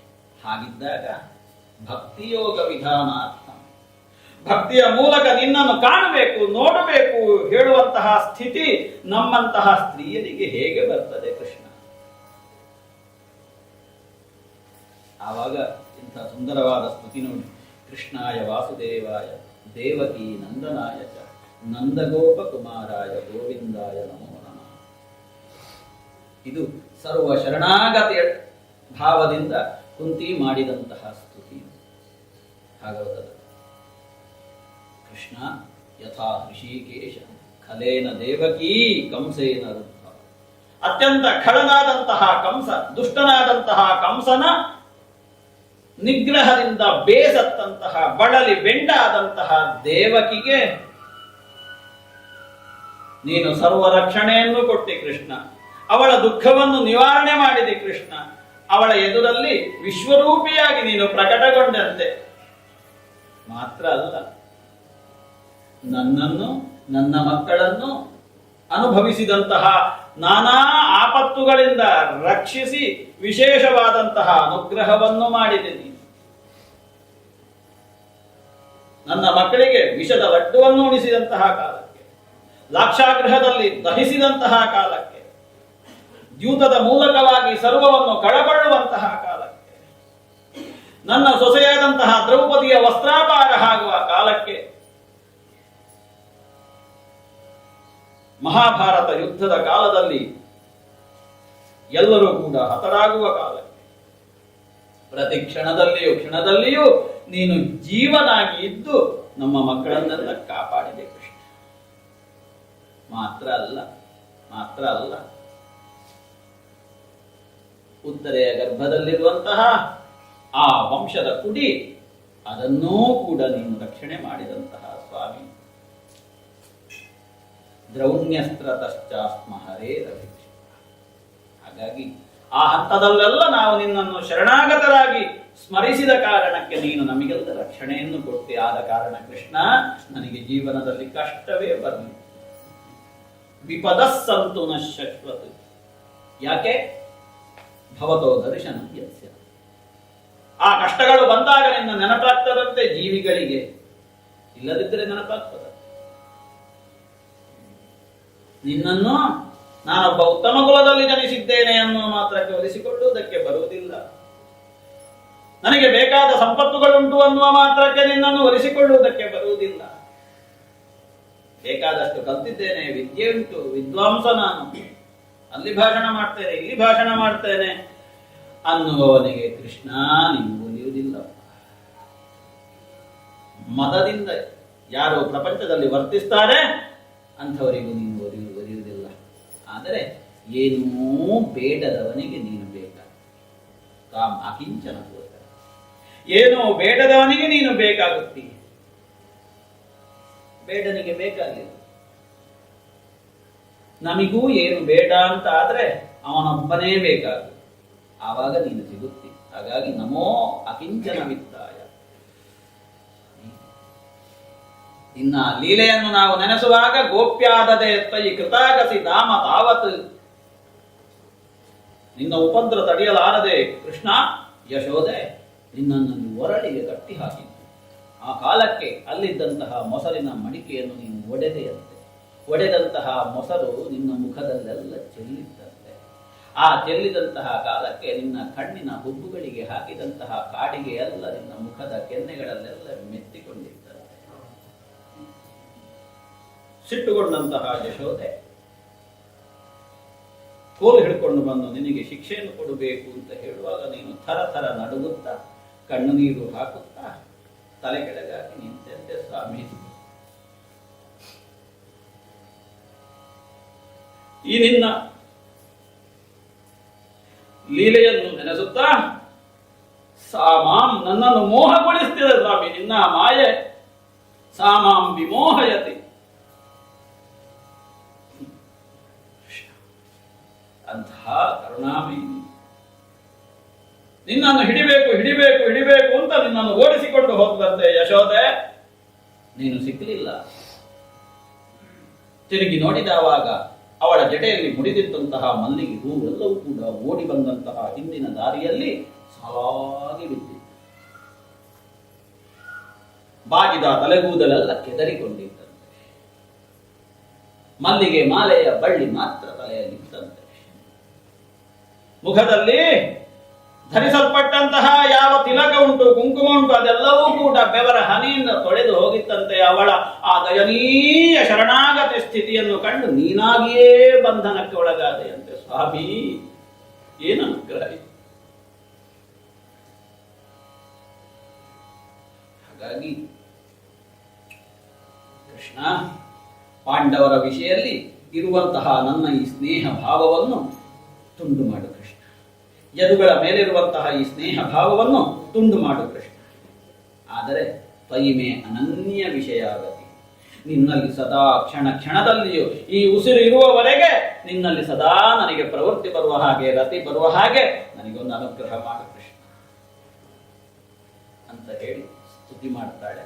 ಆ ಸ್ತುತಿಗೆ ಮಂದಂ ಜಹಾಸ, ಸಣ್ಣಕ್ಕೆ ನಗು ಬಂತಂತೆ ಕೃಷ್ಣನಿಗೆ. ಆಯಿತು ಅಂತ ಹೇಳಿ ತಾಂ ಬಾಢಮಿತ್ಯುಪಾಮ, ಅಲ್ಲಿಂದ ಮತ್ತೆ ಪಾಂಡವರನ್ನೆಲ್ಲ ಸಾಂತ್ವನಗೊಳಿಸ್ತಾನೆ ಕೃಷ್ಣ. ಯುಧಿಷ್ಠಿರ ಯಾಕೋ ಸ್ವಲ್ಪ ದುಃಖಿತನಾಗಿ ಇರುವ ಹಾಗೆ ಕಾಣ್ತದೆ. ಏನು ಅಂತ ಕೇಳಿದ್ರೆ, ನನ್ನವರನ್ನೆಲ್ಲ ಕೊಂದು ನಾನು ಪಾಪವನ್ನು ಕಟ್ಟಿಕೊಳ್ತಾ ಇದ್ದೇನೆ, ಎಷ್ಟು ರಾಜಸೂಯ ಹೋಮ ಮಾಡಿದರೂ ಕೂಡ ಮನಸ್ಸಿನಲ್ಲಿ ಇರುವುದು ಹೋಗುವುದೇ. ಹಾಗಾಗಿ ಏನು ಮಾಡುವುದು ಅಂತ ಹೇಳುವಾಗ, ಇದಕ್ಕೆ ಮನಸ್ಸಿನಿಂದ ಅಜ್ಞಾನವನ್ನು ಹೋಗಲಾಡಿಸಬೇಕು ಅಂತಾದರೆ, ದುಃಖ ನಿವಾರಣೆಗೆ ಕಾರಣವಾಗಬೇಕು ಅಂತಾದರೆ, ಶರಶಯ್ಯೆಯಲ್ಲಿ ಮಲಗಿದ್ದಾರೆ ನನ್ನ ಅಜ್ಜಯ್ಯ ಭೀಷ್ಮಾಚಾರ್ಯರು, ಅಲ್ಲಿಗೆ ಹೋಗಬೇಕು, ಉತ್ತರಾಯಣದ ನಿರೀಕ್ಷೆಯಲ್ಲಿದ್ದಾರೆ ಅಂತ ಹೇಳಿ ಎಲ್ಲರೂ ಕೂಡ ಅಜ್ಜಯ್ಯ ಭೀಷ್ಮನಲ್ಲಿಗೆ ಹೋಗ್ತಾರೆ. ಹೋಗಿ ಆಗುವಾಗ ಆ ಆಚಾರ್ಯ ಭೀಷ್ಮನಿಗೆ ಎಲ್ಲರೂ ಕೂಡ ನಮಸ್ಕಾರ ಮಾಡ್ತಾರೆ. ಸ್ವಯಂ ಕೃಷ್ಣನೇ ನಮಸ್ಕರಿಸ್ತಾರೆ. ಯುಧಿಷ್ಠಿರನನ್ನು ಕಂಡಂತಹ ಆಚಾರ್ಯ ಭೀಷ್ಮರು ಅತ್ಯಂತ ದುಃಖಿಸ್ತಾರೆ. ನಿನ್ನಂಥವರಿಗೂ ಜೀವನದಲ್ಲಿ ಕಷ್ಟ ಬರ್ತದಲ್ಲ, ನೀನು ಹೋದಂತಹ ಪ್ರತಿ ನಡೆಯಲ್ಲಿಯೂ ಕೂಡ ಕೃಷ್ಣ ನಿನ್ನ ಜೊತೆಗೆ ಇದ್ದ, ಆದರೂ ಕೂಡ ಕಷ್ಟ ಬಂದಿದೆ ಅಂತ ಆದ್ರೆ ಸರ್ವಂ ಕಾಲಕೃತಂ ಮನ್ನಿ, ಎಲ್ಲವೂ ಕಾಲದ ವೈಭವ. ನಾವು ನೆನೆಸಿದ್ರೆ ಯಾರು ಕೂಡ ನೆನೆಸಿದಾಗ ಆಗುವುದಿಲ್ಲ. ತಾನೊಂದು ಬಗೆದರೆ ದೈವ ಇನ್ನೊಂದು ಬಗೆತದಲ್ಲ. ಏನು ಮಾಡುವುದಿಲ್ಲ, ಏನು ಮಾಡುವುದಕ್ಕೂ ಇಲ್ಲ. ಆ ದೈವಕ್ಕೆ ಕೈ ಮುಗಿಯುವುದೊಂದೇ ಕೆಲಸ, ನನ್ನನ್ನು ಸರಿಯಾಗಿ ನಡೆಸಿಬಿಡಪ್ಪ. ಶರಪಂಜರದಲ್ಲಿ ಮಲಗಿದ್ದಾರೆ. ಯುಧಿಷ್ಠಿರನಿಗೆ ಬೇಕಾದಂತಹ ಸಮಗ್ರ ರಾಜನೀತಿಗಳನ್ನು, ರಾಜಧರ್ಮವನ್ನೆಲ್ಲ ಉಪದೇಶ ಮಾಡ್ತಾರೆ ಆಚಾರ್ಯ ಭೀಷ್ಮರು. ಎಲ್ಲ ಆದ ಮೇಲೆ ಮೌನಿಗಳಾಗ್ತಾರೆ. ತನ್ನ ಮಾತನ್ನು ನಿಲ್ಲಿಸಬೇಕು ಅಂತ ಸಮರ್ಪಣ ಭಾವದಿಂದ ಕೃಷ್ಣನಿಗೆ ಶರಣಾಗತರಾಗಿ ಮಲಗಿದ್ದಾರೆ. ಬಹಳ ಆನಂದವಾಗ್ತದೆ, ನನ್ನನ್ನು ನೋಡುವುದಕ್ಕೆ ಸಾಕ್ಷಾತ್ ಸ್ವಾಮಿ ಬಂದಿದ್ದಾನೆ. ಈವರೆಗೆ ನನ್ನ ಹೃದಯದಲ್ಲಿ ಸದಾ ಧಾರಣೆ ಮಾಡುತ್ತಾ ಇದ್ದಂತಹ ಯಾವ ಶ್ರೀಕೃಷ್ಣ ಅವ ಇವತ್ತು ನನ್ನ ಎದುರು ಬಂದು ನಿಂತಿದ್ದಾನೆ ಅಂತ ಆಗುವಾಗ ನಾನು ಸ್ತುತಿ ಮಾಡಬೇಕು. ಕೃಷ್ಣೇ ಲಸತ್ ಪೀತಪಟೆ ಚತುರ್ಭುಜೆ. ಭೀಷ್ಮಾಚಾರ್ಯರು ನೋಡುವಾಗ ಕೃಷ್ಣನನ್ನು ಹೇಗಿತ್ತು ಅಂತ ಕೇಳಿದರೆ, 4 ಕೈಗಳಿಂದ ಚತುರ್ಭುಜಧಾರಿಯಾಗಿ ಅವ ಕಾಣ್ತಾ ಇದ್ದನಂತೆ ಅಲ್ವಾ. ಮಹಾಭಾರತ ಯುದ್ಧದಲ್ಲಿ ಕೃಷ್ಣನ ವಿಶ್ವರೂಪ 2-3 ಜನಕ್ಕೆ ಬಿಟ್ಟರೆ ಬೇರೆ ಯಾರಿಗೂ ಕಾಣಲಿಲ್ಲ. ನಮ್ಮ ಹಾಗೆ ಇದ್ದ ಅಲ್ಲಿ ರಥದಲ್ಲಿ ಅದು ಯೋಗ ಇರುವವರಿಗೆ, ಯೋಗ್ಯತೆ ಇರುವವರಿಗೆ ಮಾತ್ರ. ದುರ್ಯೋಧನನಿಗೆ ಕಾಣಲಿಲ್ಲ ಯುದ್ಧರಂಗದಲ್ಲಿ ಕೃಷ್ಣನ ವಿಶ್ವರೂಪ. ಅರ್ಜುನನಿಗೆ, ವ್ಯಾಸನಿಗೆ, ಸಂಜಯನಿಗೆ ಮಾತ್ರ ಕಂಡದ್ದು. ನನಗೆ ದಿವ್ಯ ದೃಷ್ಟಿಯನ್ನು ಕೊಡ್ತೇನೆ ಅಂತ ಅರ್ಜುನನಿಗೂ ಕಾಣ್ತಿರ್ಲಿಲ್ಲ. ಅವ ಶರಣಾಗತನಾದ, ನೋಡಿ ನನಗೆ ಹೆದರಿಕೆ ಆಗ್ತದೆ ಅಂತ ದಿವ್ಯ ದೃಷ್ಟಿಯನ್ನು ಕೊಟ್ಟ. ಇತ್ಲಾಗಿ ವೇದವ್ಯಾಸರು ಸಂಜಯನಿಗೆ ದಿವ್ಯ ದೃಷ್ಟಿಯನ್ನು ಕೊಟ್ಟರು. ಯಾಕೆ? ಲೈವ್ ಕಮೆಂಟ್ಸ್ ಕೊಡಬೇಕು ನೋಡಿ ಧೃತರಾಷ್ಟ್ರನಿಗೆ, ಕುರುಡನಿಗೆ. ಅಷ್ಟೇ ಜನಕ್ಕೆ ಕಂಡದ್ದು, ಮತ್ತೆ ಯಾರಿಗೂ ಕಾಣಲಿಲ್ಲ. ಅಂತಹ ಆ ಕೃಷ್ಣನ ದಿವ್ಯ ಸ್ವರೂಪ ಈಗ ಚತುರ್ಭುಜಧಾರಿಯಾಗಿ ಕಾಣ್ತಾ ಇದೆ. ಲಸತ್ ಪೀತಪಟೆ ಚತುರ್ಭುಜೆ ಪುರಸ್ಥಿತೆ ಅಮೀಲಿತ ದೃಗ್ಜಧಾರೆ. ತನ್ನ ಕಣ್ಣಿನಿಂದ ತುಂಬಿಕೊಳ್ತಾರೆ ಆಚಾರ್ಯ ಭೀಷ್ಮರು. ಸ್ತುತಿ ಮಾಡ್ತಾರೆ. ಅತ್ಯಂತ ಕೃಷ್ಣನಲ್ಲಿ ತನ್ನನ್ನು ಸರ್ವವನ್ನು ಸೇರಿಸಿಕೊಂಡು ಒಂದೊಂದೇ ಸ್ತುತಿಯನ್ನು ಮಾಡ್ತಾ ಹೋಗ್ತಾರೆ. ಎಲ್ಲವೂ ನೆನಪಾಗ್ತದೆ. ಕೃಷ್ಣ ಪಾಂಡವರನ್ನು ರಕ್ಷಣೆ ಮಾಡುವಂತಹ ಕರ್ತವ್ಯವನ್ನು ಹೊತ್ತದ್ದು. ಮಮ ಪ್ರಾಣಾಹಿ ಪಾಂಡವ, ನನ್ನ ಪ್ರಾಣಗಳೇ ಪಾಂಡವರು. ನೋಡಿ, ಅದು ಬರಬೇಕು. ಇಲ್ಲಿ ಯಾರೆಲ್ಲ ನಾವು ಸೇರಿದ್ದೇವೆ, ನಮ್ಮೆಲ್ಲರ ಪ್ರಾಣ ಅವ ಅಂತ ಅವನಿಗೆ ಅನಿಸ್ಬೇಕು, ಅವನ ಪ್ರಾಣ ನಾವು ಅಂತ ಅವನಿಗೆ ಅನಿಸ್ಬೇಕು. ಆವಾಗ ನಾವಿಲ್ಲಿ ಬಂದು ಸೇರಿದ್ದು ಸಾರ್ಥಕವಾಗ್ತದೆ. ಹಾಗ ಅದೇ ರೀತಿಯಲ್ಲಿ ಭೀಷ್ಮಾಚಾರ್ಯರು ಸ್ತುತಿ ಮಾಡ್ತಾರೆ. ಒಂದೊಂದೇ ನೆನಪಾಗ್ತದೆ. ವಿಶೇಷವಾಗಿ ಆಚಾರ್ಯರಿಗೆ ನೆನಪಾಗುವುದು ಯಾವುದು ಅಂತ ಕೇಳಿದ್ರೆ, ಕೃಷ್ಣ ಯುದ್ಧಕ್ಕೆ ಹೊರಡುವ ಮುಂಚೆ ನಾನು ಆಯುಧ ಹಿಡಿಯುವುದಿಲ್ಲ ಅಂತ ಪ್ರತಿಜ್ಞೆ ಮಾಡ್ತಾರೆ. ಆಯುಧ ಹಿಡಿಯದೆ ಇರುವ ನಾನು ಒಂದು ಕಡೆ, ಬಲರಾಮನೇ ಮೊದಲಾದ 11 ಅಕ್ಷೌಹಿಣಿ ನಾರಾಯಣಿ ಸೇನೆ ಇನ್ನೊಂದು ಕಡೆ. ಆಚಾರ್ಯರು ಹೇಳ್ತಾರೆ, ಕೃಷ್ಣನಲ್ಲಿ ಆಯುಧ ಹಿಡಿಯುವ ಹಾಗೆ ಮಾಡ್ತೇನೆ ನಾನು. ಇವಾಗ ಪ್ರಾಣೋಕ್ರಮಣ ಸ್ಥಿತಿಯಲ್ಲಿದ್ದಾರೆ ಆಚಾರ್ಯರು. ಆವಾಗ ಹೇಳ್ತಾರೆ ಕೃಷ್ಣನನ್ನು ಕಂಡು, ನನ್ನ ಪ್ರತಿಜ್ಞೆಯನ್ನು ಸತ್ಯ ಮಾಡುವುದಕ್ಕೆ ಬೇಕಾಗಿ ಆಯುಧವನ್ನು ಹಿಡಿದು ರಥದಿಂದ ಕೆಳಕ್ಕೆ ಧುಮುಕಿ ಬಂದು ಓಡೋಡಿ ನನ್ನ ಎದುರು ಬರ್ತಾ ಇರುವಂತಹ ನಿನ್ನನ್ನು ಗಮನಿಸಿದ್ರೆ ನನಗೆ ನಗು ಬರ್ತಾ ಇತ್ತು ಕೃಷ್ಣ. ಆ ಬಂದು ನನ್ನನ್ನು ಕೊಲ್ಲಬೇಕು ಅಂತ ನೀನು ಬಂದಿಯಲ್ಲ, ಆ ಕಾಲಕ್ಕೆ ನಿನ್ನ ಹೆಗಲಿನಲ್ಲಿ ಭುಜದಲ್ಲಿರುವಂತಹ ಉತ್ತರೀಯ ಯುದ್ಧರಂಗದಲ್ಲಿ ಬಿತ್ತು. ಅದನ್ನು ನೋಡುವುದೇ. ಅಂತಹ ನೀನು ನನ್ನ ಹೃದಯದ ಒಳಗಡೆ ಕಾಣ್ತಾ ಇದ್ದಿ. ನನ್ನನ್ನೇ ನಾನು ನಿನಗೆ ಸಮರ್ಪಣೆ ಮಾಡ್ತೇನೆ ಅಂತ ನಾನಾ ಪ್ರಕಾರವಾಗಿ ಸ್ತುತಿ ಮಾಡಿದಂತಹ ಕಾಲಕ್ಕೆ ತನ್ನೆಲ್ಲ ಇಂದ್ರಿಯ ವೃತ್ತಿಗಳನ್ನು ತನ್ನ ಒಳಗಡೆ ಸೇರಿಸಿಕೊಳ್ತಾರೆ. ಒಳಗಡೆ ಸೇರಿಸಿಕೊಂಡು ಮತ್ತೆ ಕೃಷ್ಣಾರ್ಪಣಗೊಳಿಸಿದಲ್ಲಿಗೆ ಅವರ ಶ್ವಾಸ ನಿಂತು ಹೋಗ್ತದೆ. ಸರ್ವವೂ ಕೃಷ್ಣನಲ್ಲಿ ಸೇರಿ ಹೋಗ್ತದೆ. ಭೀಷ್ಮ ನಿರ್ಯಾಣವಾಗ್ತದೆ. ಅಲ್ಲಿಂದ ಅವರಿಗೆ ಬೇಕಾದಂತಹ ಸಂಸ್ಕಾರಾದಿಗಳನ್ನು ಮಾಡಿಕೊಂಡು ಮತ್ತೆ ಮುಂದುವರಿತಾರೆ. ಕೃಷ್ಣ ದ್ವಾರಕೆಗೆ ಹೋಗ್ತಾನೆ. ದ್ವಾರಕೆಗೆ ಹೋದ ನಂತರ ಇಲ್ಲಿ ಉತ್ತರೆ ನವಮಾಸವನ್ನು ತುಂಬಿದ್ದಾಳೆ. ನವಮಾಸವನ್ನು ತುಂಬಿ ಒಂದು ಶುಭ ಲಗ್ನದಲ್ಲಿ ದೊಡ್ಡ ದೊಡ್ಡ ಯೋಗ್ಯತೆ ಇರುವವರು, ದೊಡ್ಡ ಮನುಷ್ಯರಲ್ಲ, ಯೋಗ್ಯತೆ ಇರುವವರು, ದೈವಿಕವಾದ ಹಿನ್ನೆಲೆ ಇರುವವರೆಲ್ಲ ಹುಟ್ಟುವ ಕಾಲಕ್ಕೆ ಅವರಿಗೆ ಬೇಕಾದ ಹಾಗೆ ಜಾತಕ ಇರ್ತದೆ. ನಾವು ಹುಟ್ಟುವಾಗ ಗ್ರಾಚಾರಕ್ಕೆ ಅಲ್ಲ, ನಾವು ಹೇಳುದೇ ಹಾಗೆ ಗ್ರಾಚಾರ ಬೇಕಾದಾಗ ಇರುವುದಿಲ್ಲ, ನಮ್ಮ ಕರ್ಮಕ್ಕೆ ಸರಿಯಾಗಿರ್ತದೆ. ಇಲ್ಲಿ ಈ ಕೃಷ್ಣ ಅವತರಿಸುವಾಗ ಅಥವಾ ಕೃಷ್ಣ ಹುಟ್ಟುವಾಗ, ರಾಮ ಹುಟ್ಟುವಾಗ ಅವರಿಗೆ ಹುಟ್ಟುವರಿಗೆ ಬೇಕಾದಾಗ ಜಾತಕ. ಇಲ್ಲಿ ಒಂದು ಶುಭ ಲಗ್ನದಲ್ಲಿ ಉತ್ತರೆ ಒಂದು ಗಂಡು ಮಗುವಿಗೆ ಜನ್ಮವನ್ನು ಕೊಡ್ತಾಳೆ. ಆ ಗಂಡು ಮಗು ಅದು ಹೇಗೆ ವಿಚಿತ್ರ ನೋಡಿ. ಉತ್ತರೆಯ ಗರ್ಭದೊಳಗಡೆ ಪ್ರವೇಶ ಮಾಡ್ತಾನೆ ಕೃಷ್ಣ. ಕೃಷ್ಣ ಪ್ರವೇಶ ಮಾಡಿ ಆ ಗರ್ಭಕ್ಕೆ, ಆ ಶಿಶುವಿಗೆ, ಆ ಉತ್ತರೆಗೆ ವಿಶೇಷವಾದಂತಹ ರಕ್ಷಣೆಯನ್ನು ಕೊಡ್ತಾನೆ. ಅಲ್ಲಿ ಒಳಗಡೆ ಇರುವಂತಹ ಅಮ್ಮನ ಹೊಟ್ಟೆಯಲ್ಲಿರುವ ಶಿಶುವಿಗೆ ಎಂಥದೋ ಒಂದು ಒಳಗೆ ಹೊಕ್ಕಿ ಒಂದು ಅಂಗುಷ್ಟದಷ್ಟು ಉದ್ದಕ್ಕೆ ಒಂದು ಸ್ವರೂಪ ಕಂಡಿತಂತೆ. ಜ್ಯೋತಿ ಗದೆಯನ್ನು ತಿರುಗಿಸುತ್ತಾ ಭ್ರಾಮಯಿತ್ವ ಎಂಥದೋ ಕಂಡಿತಂತೆ. ತಕ್ಷಣದಲ್ಲಿಯೇ ಅದು ಮಾಯ ಆಯ್ತಂತೆ. ಆಮೇಲೆ 9 ತಿಂಗಳಾಗಿ ಆ ಶಿಶು ಗರ್ಭದಿಂದ ಹೊರಗೆ ಬಂದು ನೋಡಿದಂತೆ, ಈಗ ಒಂದು ಕ್ಷಣ ಹಿಂದೆ ನನಗೆ ನನ್ನ ಕಣ್ಣೆದುರು ಕಂಡದ್ದು ಆ ಜ್ಯೋತಿ ಎಲ್ಲಿ ಉಂಟು ಎಲ್ಲಿ ಉಂಟು ಎಲ್ಲಿ ಉಂಟು ಅಲ್ಲಿಯೇ ಅದು ಅನ್ವೇಷಣೆಗೆ ತೊಡಗಿದೆ ನೋಡಿ. ಅದು ಗರ್ಭದಲ್ಲಿ ಕೃಷ್ಣನಿಂದ ಆವೃತವಾದ ಕಾರಣ, ಕೃಷ್ಣನ ರಕ್ಷೆ ಇದ್ದ ಕಾರಣ ಆ ಕೃಷ್ಣನನ್ನೇ ಮತ್ತೆ ಆ ಶಿಶು ಹುಡುಕುವುದಕ್ಕೆ ಆರಂಭ ಮಾಡಿ. ಹಾಗಾಗಿ ಗರ್ಭವತಿಯಾದವರು ಅವರಿಗೆ ಒಂದಷ್ಟು ಪಥ್ಯಪಾಲನೆ ಹೇಳಿದ್ದಕ್ಕೆ ಯಾಕೆ ಆ ಮಗು ಸರ್ವಸಮರ್ಥವಾಗಬೇಕು, ಪರೀಕ್ಷಿತನಾಗಬೇಕು, ಇಲ್ಲದಿದ್ದರೆ ರಾಮನಾಗಬೇಕು, ಧ್ರುವನಾಗಬೇಕು, ನಚಿಕೇತನಾಗಬೇಕು, ಇತ್ಯಾದಿ ಇತ್ಯಾದಿಯಾಗಿ. ಹಾಗಾಗಿ ಒಂದಷ್ಟು ಸತ್ಕರ್ಮಗಳನ್ನು ಮಾಡಬೇಕು. ಸಾಯಂಕಾಲದ ಹೊತ್ತಿನಲ್ಲಿ ವಾಕಿಂಗ್ ಮಾಡಬಾರದು. ಈಗಿನ ಭಾಷೆ ವಾಕಿಂಗ್ ಆಗುದಿಲ್ಲ. ಅದು ಒಂದು ಯಾವ್ದಾರು ಒಂದು ಹಾಡು ಹರಟೆ ಹೊಡೆಯುವ ಒಂದು ಕಟ್ಟೆ ಅಂತ ಇರ್ತದೆ. ಒಂದು ಎಲ್ಲರೂ ಒಂದು ಸೇರುವ ಇವಾಗ ಇನ್ನೊಬ್ಬರ ಸುದ್ದಿಯನ್ನೇ ಮಾತಾಡುದು ಅದಾಗಕೂಡದು. ನಾವು ಯಾವುದು ತಿಂದರೂ ಕೂಡ ಅದರ ದುಷ್ಪರಿಣಾಮವೋ ಸತ್ಪರಿಣಾಮವೋ ಅದು ಆ ಶಿಶುವಿನ ಮೇಲೆ ಆಗ್ತದೆ. ಅದಕ್ಕೆ ಸರಿಯಾಗಿ ತನ್ನನ್ನು ತಾನು ಪ್ರಕಟಿಸಿಕೊಳ್ಳುತ್ತದೆ ಅದು ಆ ಮಗು. ಆದ ಕಾರಣ ಇದನ್ನೆಲ್ಲ ಆಲೋಚನೆ ಮಾಡಬೇಕು. ದ್ವಿತೀಯ ಗರ್ಭದಲ್ಲಿ ಇದ್ದಂತಹ ಪ್ರಹ್ಲಾದನಿಗೆ ಯಾಕೆ ವಿಷ್ಣು ಭಕ್ತಿ ಬಂತು? ಇದ್ದಕ್ಕಿದ್ದಾಗೆ ಯಾರಾದರೂ ಹೇಳಿಕೊಟ್ರ ಗರ್ಭದೊಳಗೆ ಹೋಗಿ? ಏನಿಲ್ಲ. ನಾರದರು ಬಂದು ಉಪದೇಶ ಮಾಡಿ ಕಥೆ ಹೇಳ್ತಾ ಭಾಗವತ ಧರ್ಮವನ್ನು ದಿತಿದೇವಿಗೆ ಉಪದೇಶ ಮಾಡ್ತಾ ಇದ್ದ ಕಾಲಕ್ಕೆ ಅದು ಕೇಳಿದಂತೆ ಶಿಶುವಿಗೆ. ಹಾಗಾಗಿ ಅದಕ್ಕೆ ಸಹಜವಾಗಿ ವಿಷ್ಣು ಭಕ್ತಿ ಪಾಠ ಮಾಡಿದ್ದಲ್ಲ.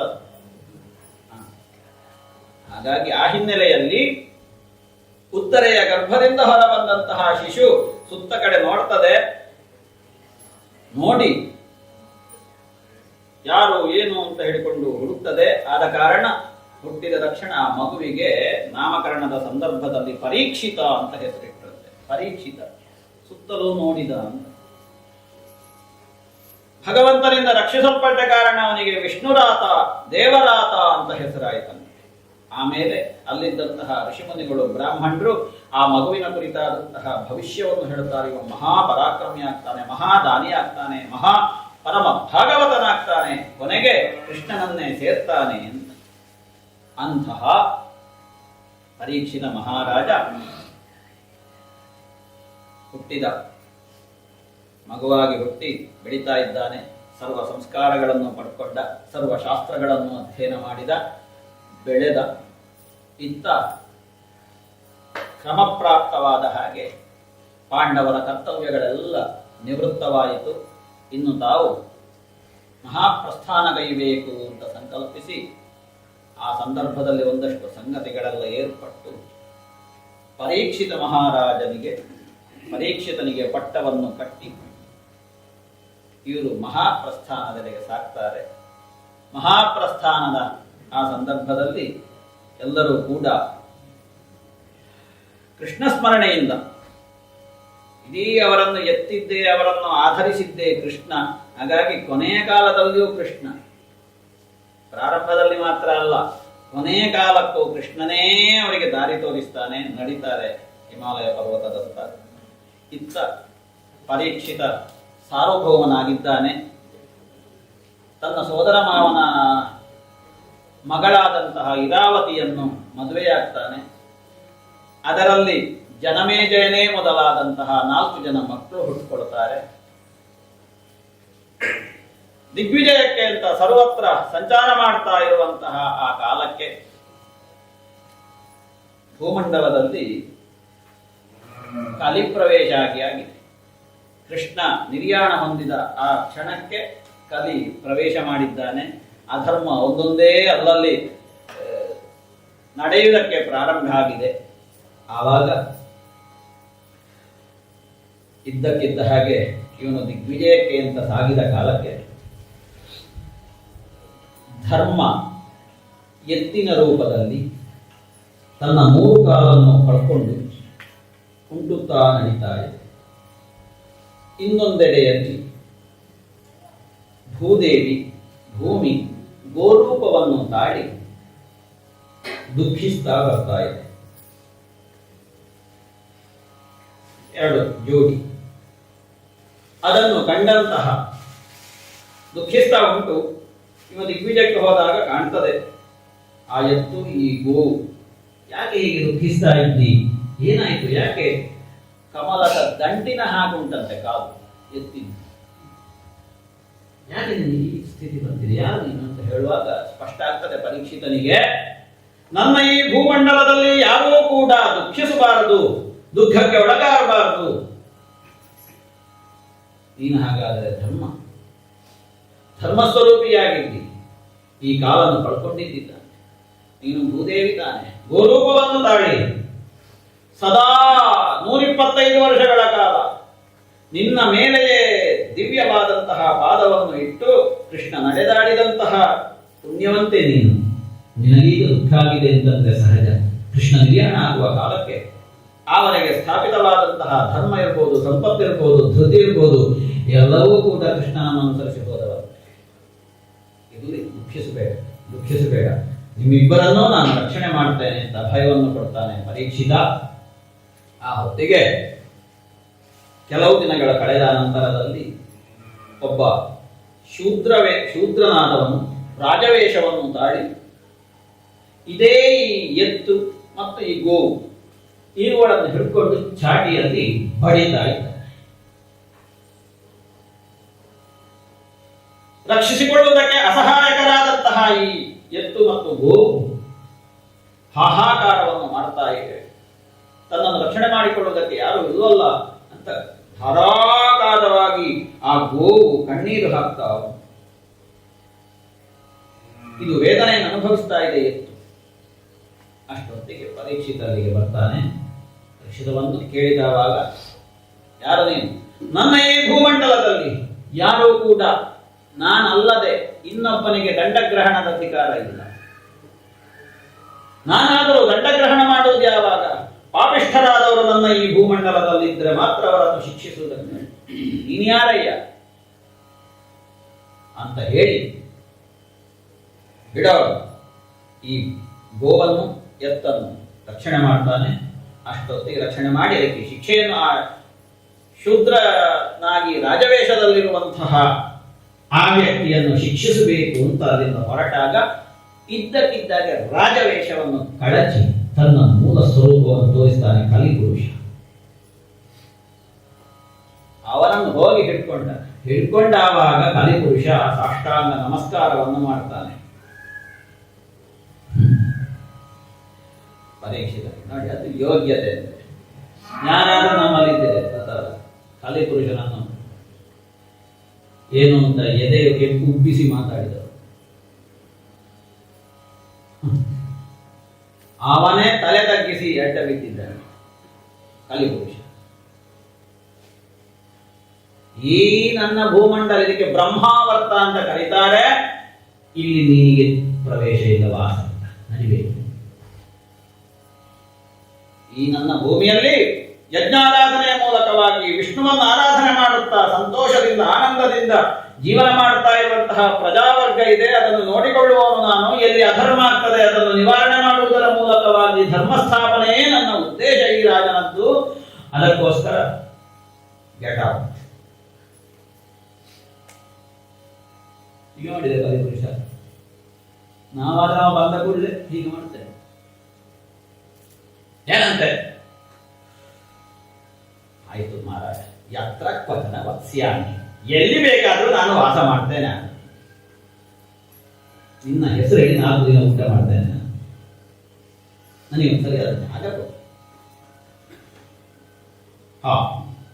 ಅವನು ಬೇಡಿಕೊಂಡ ಕಲಿಪುರುಷ. ಅಷ್ಟೊತ್ತಿಗೆ ಅವನ ಮೇಲೆ ಕರುಣೆ ಆಯಿತು. ಪಾಪ ಪರೀಕ್ಷಿತ ಅವನ ಹಿನ್ನೆಲೆ ಹಾಗೆ ಶರಣಾಗತರಾದವರಿಗೆ ಅಭಯ ಆದ ಕಾರಣ ಈಗ ಇಷ್ಟು ಜಾಗ ಕೊಡ್ತೇನೆ, ಅಲ್ಲಿ ನೀರು ಬೇಕು.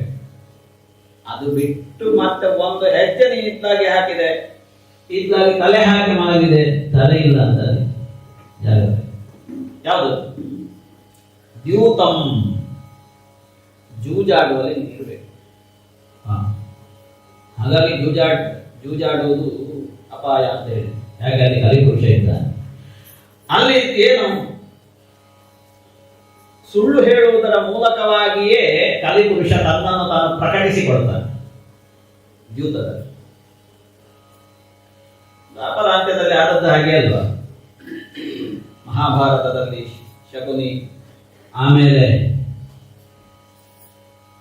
ಕೆಲವು ಒಂದೆರಡು ಕಡೆಯಲ್ಲಿ ಜೂಜಾಡಿದರು. ಅಲ್ಲೆಲ್ಲ ಏನು ಸುಳ್ಳು ಸುಳ್ಳು ಆಡದಿದ್ರೆ ಜೂಜಲ್ಲ, ಸುಳ್ಳು ಬೇಕಾಗ್ತದೆ. ಯಾಕೆ? ಅದು ಪರೀಕ್ಷಿತನ ಅನುಗ್ರಹ ಕಲಿಪುರುಷನಿಗೆ. ಕಲಿಪುರುಷ ಹೋಗ್ತಾನ ಮತ್ತೆ ಜೂಜಿನಿಂದ, ಜೂಜಿನಲ್ಲಿ ನೀನಿರು. ಪಾನಂ, ಮದ್ಯಪಾನ ಮಾಡುವುದರಲ್ಲಿ ನೀನಿರಬೇಕು. ಅಲ್ಲಿ ಹೇಗೆ ಗೊತ್ತಾಗುವುದು? ಇದು ನೋಡಿ, ಮದ್ಯಪಾನ ಮಾಡಿದವರನ್ನು ನಿಮ್ಮ ನೋಡಿ ಭಾಷ್ಯ ಬರಲಿಕ್ಕೆ ಶುರು ಮಾಡ್ತಾರೆ. ಮದ ಮದ ಬರ್ತದೆ, ಮತ್ತೆ ಅವರು ಸತ್ಯ ಹೇಳ್ತಾರೆ. ಅವರು ಬಾಯಿ ಬಿಡಿಸ್ಬೇಕು, ಮದ್ಯಪಾನ ಮಾಡಿ ಅವ್ರನ್ನ ಬಿಡಿಸ್ಬೇಕು, ಸತ್ಯ ಹೇಳ್ತಾರೆ. ಇದ್ದದ್ದಲ್ಲ, ಎಲ್ಲ ವಿಷಯ ಬರ್ತದೆ. ಮದ ಮದ ಬರ್ತದೆ, ಮದ್ಯಪಾನ ಮಾಡಿದ ಕೂಡಲೇ ಮದ ಇರ್ತದೆ. ಮತ್ತೆ ಅವರನ್ನು ನಾವು ಮಾತಾಡಿಸೋದು ಕಷ್ಟ, ದೂರ ಇರಬೇಕು. ಅಲ್ಲಿ ಮದ್ಯಪಾನಂ ಅಲ್ಲಿ 2. 3 ಸ್ತ್ರೀಯ ಅಧರ್ಮ ಸೂಚಕವಾದಂತಹ ಸ್ತ್ರೀ ಸಂಘ ಅಲ್ಲಿ ನೀರು ಕಾಣ್ತಾ ಇರೋದು. ಅಧರ್ಮ ಸೂಚಕವಾದಂತಹ ಸ್ತ್ರೀ ಸಂಘ ಒಂದು ಪರಸ್ಪರ ವೈವಾಹಿಕವಾದಂತಹ ಸಂಸ್ಕಾರದ ಹಿನ್ನೆಲೆಯಲ್ಲಿ ಆ ಮುಂದೆ ಮುಂದುವರಿದಾಗ ಅದು ಸ್ತ್ರೀ ಸಂಘ ಅಲ್ಲ, ಅದು ದಾಂಪತ್ಯ, ಅದು ಬೇರೆ. ಇದು ಸ್ತ್ರೀ ಸಂಘ ಅಂತ ಹೇಳುವುದರಲ್ಲಿಯೇ ಅಧರ್ಮ ಸೂಚಕವಾದಂತಹ ಶಬ್ದ ಅಂತ ಕಾಣ್ತದೆ, ಸ್ತ್ರೀ ಸಂಘ. ಆ ಸ್ತ್ರೀ ಸಂಘದಲ್ಲಿ ನೀನಿರು. ಎಲ್ಲಿ ಪ್ರಕೃತಿ ವಿರುದ್ಧವಾದಂತಹ, ಧರ್ಮ ವಿರುದ್ಧವಾದಂತಹ ಸ್ತ್ರೀ ಸಂಘ ನಡೀತದೆ, ಅಲ್ಲಿ ನೀನು ಹೋಗಿ ಕೂತ್ಕೊ. ಯಾಕೆ? ಅಲ್ಲಿ ಮತ್ತೆ ಮತ್ತೆ ಅವರಲ್ಲಿ ಆಸಕ್ತಿ ಬೆಳೆಯುವ ಹಾಗೆ ಮಾಡುವುದರ ಮೂಲಕವಾಗಿ ನಿನ್ನನ್ನು ನೀನು ಪ್ರಕಟಪಡಿಸಬೇಕು. ಸ್ತ್ರೀಯ ಸೂನಾಹ, ಹಿಂಸೆ, ಅಲ್ಲಿ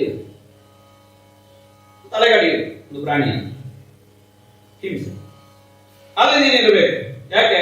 ಅಲ್ಲಿ ಅದನ್ನು ಮತ್ತೆ ಮತ್ತೆ ಮಾಡಬೇಕು ಹೇಳುವಂತಹ ಹಿಂಸಾ ಪ್ರವೃತ್ತಿ ಮನುಷ್ಯನಲ್ಲಿ ಉಂಟಾಗ್ತದೆ, ವೃದ್ಧಿಯಾಗ್ತದೆ. ಆ ವೃದ್ಧಿಯಾಗುವ ಹಿಂಸಾ ಪ್ರವೃತ್ತಿ ವೃದ್ಧಿಯಾಗುವುದರ ಮೂಲಕವಾಗಿ ನಿನ್ನನ್ನು ನೀನು ತೋರ್ಪಡಿಸಿಕೊಳ್ಳಬೇಕು. ವೈರ ವೈರ ವೈರ ಬುದ್ಧಿಯಿಂದಲೇ ಅಲ್ವಾ? ಈಗ ಒಂದು ಕರುಣೆ ಬಂದ್ರೆ ತಲೆ ಕಡಿತಾರೆ. ವೈರದಲ್ಲಿಯೇ ಕಾರುಣ್ಯ ಇಲ್ಲದೆ ನಿಷ್ಕಾರುಣ್ಯದಿಂದ ಕಡಿಯುವುದು. ಆ ಹೊತ್ತಿಗೆ ನೀನು ವೈರ ರೂಪದಲ್ಲಿ ಅಲ್ಲಿ ಕಾಣಬೇಕು. ಸಾಕಾಗಿಲ್ಲ ಅಂತ ಮಾರ್ರೆ ಜಾಗ ಕೂತ್ಕೊಳ್ಳಿಕ್ಕೆ. ಮತ್ತೆ ಪುನಶ್ಚ ಯಾಚಮಾನಾಯ, ಮತ್ತೆ ಬೇಕು ಅಂತ. 5ನೇದು ಏನಂದ್ರೆ ಜಾತರೂಪಂ ಅದಾತ್ ವಿಭು, ಚಿನ್ನದಲ್ಲಿ ನೀನಿರು.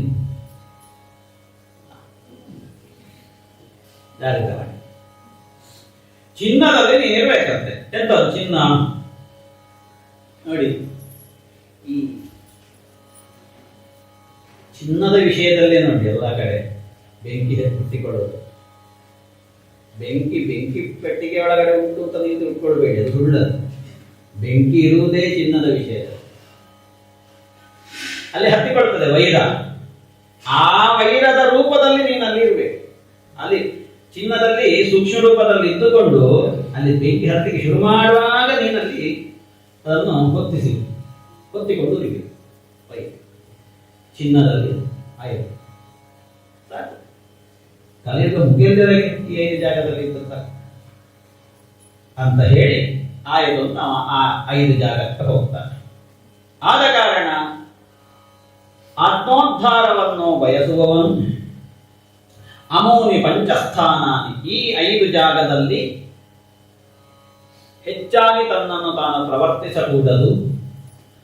ನ ಸೇವೇತ, ಇದನ್ನು ಸೇವಿಸಬಾರದು ಅಂತಲೇ ವ್ಯಾಸರ ನಿರ್ದೇಶ. ಚಿನ್ನದ ವಿಷಯದಲ್ಲಿ ಜಗಳ ಆಗ್ತದೆ ಅಂತ ನಾವು ಅಲ್ಲಿಂದ ಯೂಟರ್ನ್ ಮಾಡಬೇಕು. ಇಲ್ಲಂದ್ರೆ ಯಾವ್ದಾದ್ರು ಒಂದು ತಲೆ ಹೋಗ್ತದೆ, ರಕ್ತಪಾತ ಆಗ್ತದೆ. ನಾವು ಇವ್ರು ನೋಡ್ತೇವೆ ಸಮಾಜದಲ್ಲಿ. ಯಾಕೆ ಅವನು ಬಾರದೆ ಉಳಿಯುವುದೇ ಇಲ್ಲ. ನಿಮಗೆ ಕಲಿಪುರುಷ ಬೇಕು ಅಂತಂದ್ರೆ ಈ ಐದರಲ್ಲಿ ಯಾವ್ದಾದ್ರು ಒಂದು ಸ್ವರೂಪದಲ್ಲಿ ಅವನು ಬರಲೇಬೇಕು. ಅದಕ್ಕೆ ಕಿರೀಟಿಟ್ಕೊಂಡು ಚಪ್ಪಲ್ ಹಾಕೊಂಡು ಬರುವುದಿಲ್ಲ. ಈ 5 ರೂಪದಲ್ಲಿ ಯಾವ್ದಾದ್ರು ಒಂದು ಹಂತದಲ್ಲಿ ಕಾಣಿಸಿಕೊಳ್ಳುವುದು. ಹಾಗಾಗಿ ಅವನನ್ನು ನಿಗ್ರಹ ಮಾಡಲಿಕ್ಕೆ ನಮಗೆ ಸಾಮರ್ಥ್ಯ ಇದೆ ಅಂತಾದರೆ ಮಾತ್ರ ನಾವು ಅವನನ್ನು ಕರ್ಕೊಳ್ಬಹುದು. ಇದು ಸಾಮರ್ಥ್ಯ ಇಲ್ಲಲ್ಲ. ಪರೀಕ್ಷಿತನ ಕಾಲಕ್ಕೆ ಅದು ಮುಗಿದು ಹೋಗಿದೆ ಆ ಸಾಮರ್ಥ್ಯ. ಪ್ರಶ್ನೆ ಮಾಡುವುದು. ಹಾಗಾಗಿ ಅಥೈತಾನಿ ನ ಸೇವೇತ ಬುಭೂಷು ಆತ್ಮಶ್ರೇಯಸ್ಸನ್ನು ಬಯಸುವವನು ಈ 5 ಜಾಗವನ್ನು ಬಯಸಬಾರದು. ಇದ್ರೂ ಕೂಡ ಪದ್ಮಪತ್ರ ವಿವಾಂಭಸ, ಕಮಲದ ದಳದ ಮೇಲಿರುವ ನೀರಿನ ಹಾಗೆ ಉಂಟೋ ಇಲ್ವೋ ಅಂತ ಹೇಳೋ ಹಂತದಲ್ಲಿ ಎಷ್ಟು ಬೇಕು ಅಷ್ಟೇ. ಕುಚೇಲನಿಗೆ ದ್ವಾರಕೆಯನ್ನೇ ಕೊಟ್ಟು ಬಿಟ್ಟ ಕೃಷ್ಣ ಒಂದು ಕಾಲಕ್ಕೆ. ಹಾಗೆಂತ ಅವ ದೊಡ್ಡ ಮನುಷ್ಯನಾಗಲಿಲ್ಲ ಪುಣ್ಯಕ್ಕೆ. ಯಾಕೆ? ಪದ್ಮಪತ್ರ ವಿವಾಂಭಸ, ಎಷ್ಟು ಬೇಕು ಅಷ್ಟು, ಅಟ್ಯಾಚ್ಮೆಂಟ್ ಇಲ್ಲ. ನಾವು ಹೆಚ್ಚು ಹಚ್ಚಿಕೊಂಡ ಹಾಗೆ ಏನಾಗುವುದು ಅಂದರೆ ಹುಚ್ಚರಾಗಿ ಬಿಡುವುದು. ಹುಚ್ಚರಾಗಬಾರದು, ಹೆಚ್ಚು ಹಚ್ಚಿಕೊಳ್ಳಬಾರದು. ಹೆಚ್ಚು ಹಚ್ಚಿಕೊಂಡದ್ದರಿಂದ ಆತ್ಮವಿಸ್ಮೃತಿಯಾಗ್ತದೆ ಅಂತಾದರೆ ಅದನ್ನು ಬಿಡಬೇಕು. ಆತ್ಮಶ್ರೇಯಸ್ಸಾಗ್ತದೆ ಹೆಚ್ಚು ಹಚ್ಚಿಕೊಂಡದ್ದರಿಂದ ಅಂತ ಆದರೆ ಅದನ್ನು ಹಿಡಿಬೇಕು. ಯಾವುದರನ್ನು ಹಿಡಿದದ್ದರಿಂದ ಆತ್ಮಶ್ರೇಯಸ್ಸಾಗ್ತದೆ, ಕೃಷ್ಣನನ್ನು ಹಿಡಿದದ್ದರಿಂದ ಮಾತ್ರ ಪ್ರಪಂಚದಲ್ಲಿ ಆತ್ಮಶ್ರೇಯಸ್ಸು ಒಬ್ಬನಿಗೆ ಆಗ್ತದೆ ಅಂತ ಅದನ್ನು ಹಿಡಿಬೇಕು. ಅದನ್ನು ಕೃಷ್ಣನನ್ನು ಹೆಚ್ಚು ಹಚ್ಚಿಕೊಳ್ಳಿ. ಪ್ರತಿ ಕ್ಷಣದಲ್ಲಿಯೂ ಕೂಡ, ಹೋಗುವಾಗ ಬರುವಾಗ ಎಲ್ಲಾ ಕ್ಷಣದಲ್ಲಿಯೂ ಕೂಡ ಕೃಷ್ಣನದ್ದೇ ಆಲೋಚನೆ ಬರಲಿ. ಅವನ ಈ ಸ್ವರೂಪ, ಅವನ ಆ ಸ್ವರೂಪ, ಏನೇನು ಸ್ವರೂಪಗಳುಂಟವಂತು ಅದನ್ನು ಮಾಡಿ ಅಷ್ಟೊತ್ತಿಗೆ ಕಲಿಪುರುಷ ನಮ್ಮನ್ನು ಪ್ರವೇಶ ಮಾಡುವುದಿಲ್ಲ ಅಂತ. ಸರಿ, ಈ 5 ಜಾಗ ಕೊಟ್ಟರೂ ಕೂಡ ಒಂದು ದ್ವೇಷ ಅವನಲ್ಲಿರ್ತದೆ. ಒಂದು ದಿನ ನೋಡ್ತೇನೆ, ದಿಗ್ವಿಜಯ ಸಾರ್ವಭೌಮನಾದ ಮಹಾಸಾರ್ವಭೌಮನಾಗಿ ಸಮಗ್ರ ಭೂಮಂಡಲವನ್ನು ಆಳ್ತಾ ಇರ್ತಾನೆ. ಒಂದು ದಿನ ಮೃಗಯಾರ್ಥವಾಗಿ ಮುಂದೆ ಸಾಗ್ತಾನೆ. ತನ್ನವರನ್ನೆಲ್ಲ ಕೂಡಿಕೊಂಡು ಕಾಡಿನಲ್ಲಿ ಬೇಟೆಯಾಡುತ್ತಾ ಮುಂದೆ ಸಾಗಿದ್ದಾನೆ. ಆ ಹೊತ್ತಿಗೆ ಆಗುವಾಗ ಮಧ್ಯಾಹ್ನದ ಸಮಯ ಆಯಾಸವಾಗಿರ್ತದೆ. ತಿರುಗಾಟ ಮಾಡಿ ತನ್ನವರನ್ನೆಲ್ಲ ಒಂದು ಕಡೆ ಕೂರಿಸಿ ಬಾಯಾರಿಕೆಯನ್ನು ನೀಗಿಸುವುದಕ್ಕೆ, ಹಸಿವನ್ನು ನೀಗಿಸುವುದಕ್ಕೆ ಎಲ್ಲಿಯಾದರೂ ಏನಾದರೂ ಉಂಟೋ ಅಂತ ಜಲಾಶಯವನ್ನು ಹುಡುಕಿಕೊಂಡು ಹೋಗ್ತಾರೆ. ಎಲ್ಲಿಯೂ ಜಲಾಶಯ ಅಚಕ್ಷ, ಎಲ್ಲಿಯೂ ಕಾಣುವುದಿಲ್ಲ. ಕಾಣದೆ ಮುಂದೆ ಸಾಗುತ್ತಾ ಇದೆ. ಅದು ಒಂದು ಕಡೆ ಇರಬಹುದು, ಕಾಡಲ್ವ ಅಂತ ಮುಂದೆ ಸಾಗಿದಾಗ ಒಂದು ಆಶ್ರಮ ಪದ.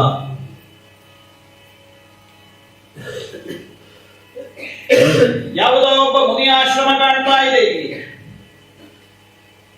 ಈ ಆಶ್ರಮವನ್ನು ಪ್ರವೇಶ ಮಾಡಿದರೆ ನನ್ನ ಈ ಹಸಿವೆ ಬಾಯಾರಿಕೆಯು ನೀಗಿತು ಅಂತ ಹೇಳಿಕೊಂಡು ನೇರವಾಗಿ ಆಶ್ರಮ ಪದವನ್ನು ಪ್ರವೇಶ ಮಾಡಿದ್ದಾನೆ. ಪರೀಕ್ಷೆ ಕಾಯ್ತಾ ಇದ್ದಾನೆ ಹಿಂದಿನಿಂದ ಕೊರಳೊತ್ತುವುದಕ್ಕೆ. ಯಾರು ಕಾಣುವುದಿಲ್ಲ ಆಶ್ರಮದಲ್ಲಿ. ಇದು ಅಂತ ಒಂದು ಹೆಜ್ಜೆ ಒಳಗಡೆ ಪ್ರವೇಶ ಮಾಡಿದವಾಗ ಒಬ್ಬ ಮುನಿ ಧ್ಯಾನಸ್ಥನಾಗಿ ಸಮಾಧಿಗೆ ಹೋಗಿ ತನ್ನೊಳಗಡೆ ತಾನಿಳಿದು ತನ್ನನ್ನು ತಾನು ಹುಡುಕಿಕೊಳ್ತಾ ಇದ್ದ.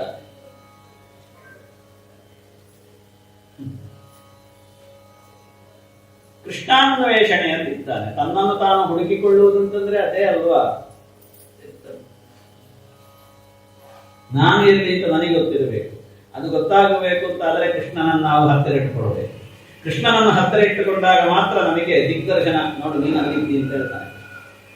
ಹಾಗೆ ಈ ಮುನಿ, ಆ ಮುನಿಯ ಹೆಸರು ಶಮೀಕ ಅಂತ. ಶಮೀಕ ಮುನಿ ಕೃಷ್ಣಾನ್ವೇಷಣೆಯಲ್ಲಿ ಸಮಾಧಿಸ್ಥನಾಗಿ ಹೋಗಿದ್ದಾನೆ.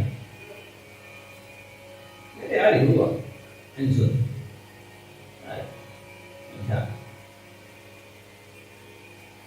ಮಾಡ ಕರೆದ್ರೆ ಎಚ್ಚರ ಆಗ್ಬೋದು. ನಾವಾದ ಪಕ್ಕದಲ್ಲಿ ಇಟ್ಕೊಳ್ತೇವೆ ಜಪದ ಹೊತ್ತಿನಲ್ಲಿ. ಅದು ಕರೆಯುವಾಗ ನಾವು ಹೋಗೊಳ್ತೇವೆ.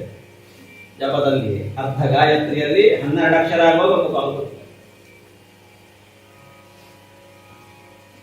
ಕರೆದ. ಏನಂತೆ? ಬಾಯಾರಿಕೆಯಾಗ್ತದೆ, ಸ್ವಲ್ಪ ನೀರು ಕೊಡಿ ಅಂತ ಕೇಳಿದ. ಸುದ್ದಿಲ್ಲ, ಕೇಳಲಿಲ್ವ? ಕೆಲವರಿಗೆ ಕಿವಿ ಹತ್ತಿರ ಒಂದು ಮಾತಾಡಬೇಕಾಗ್ತದೆ. ಕಿವಿ ಹತ್ತಿರ ಬಂದು ಮಾತಾಡೋದು ದೊಡ್ಡ. ಸ್ವಲ್ಪ ನೀರು ಕೊಡಿ.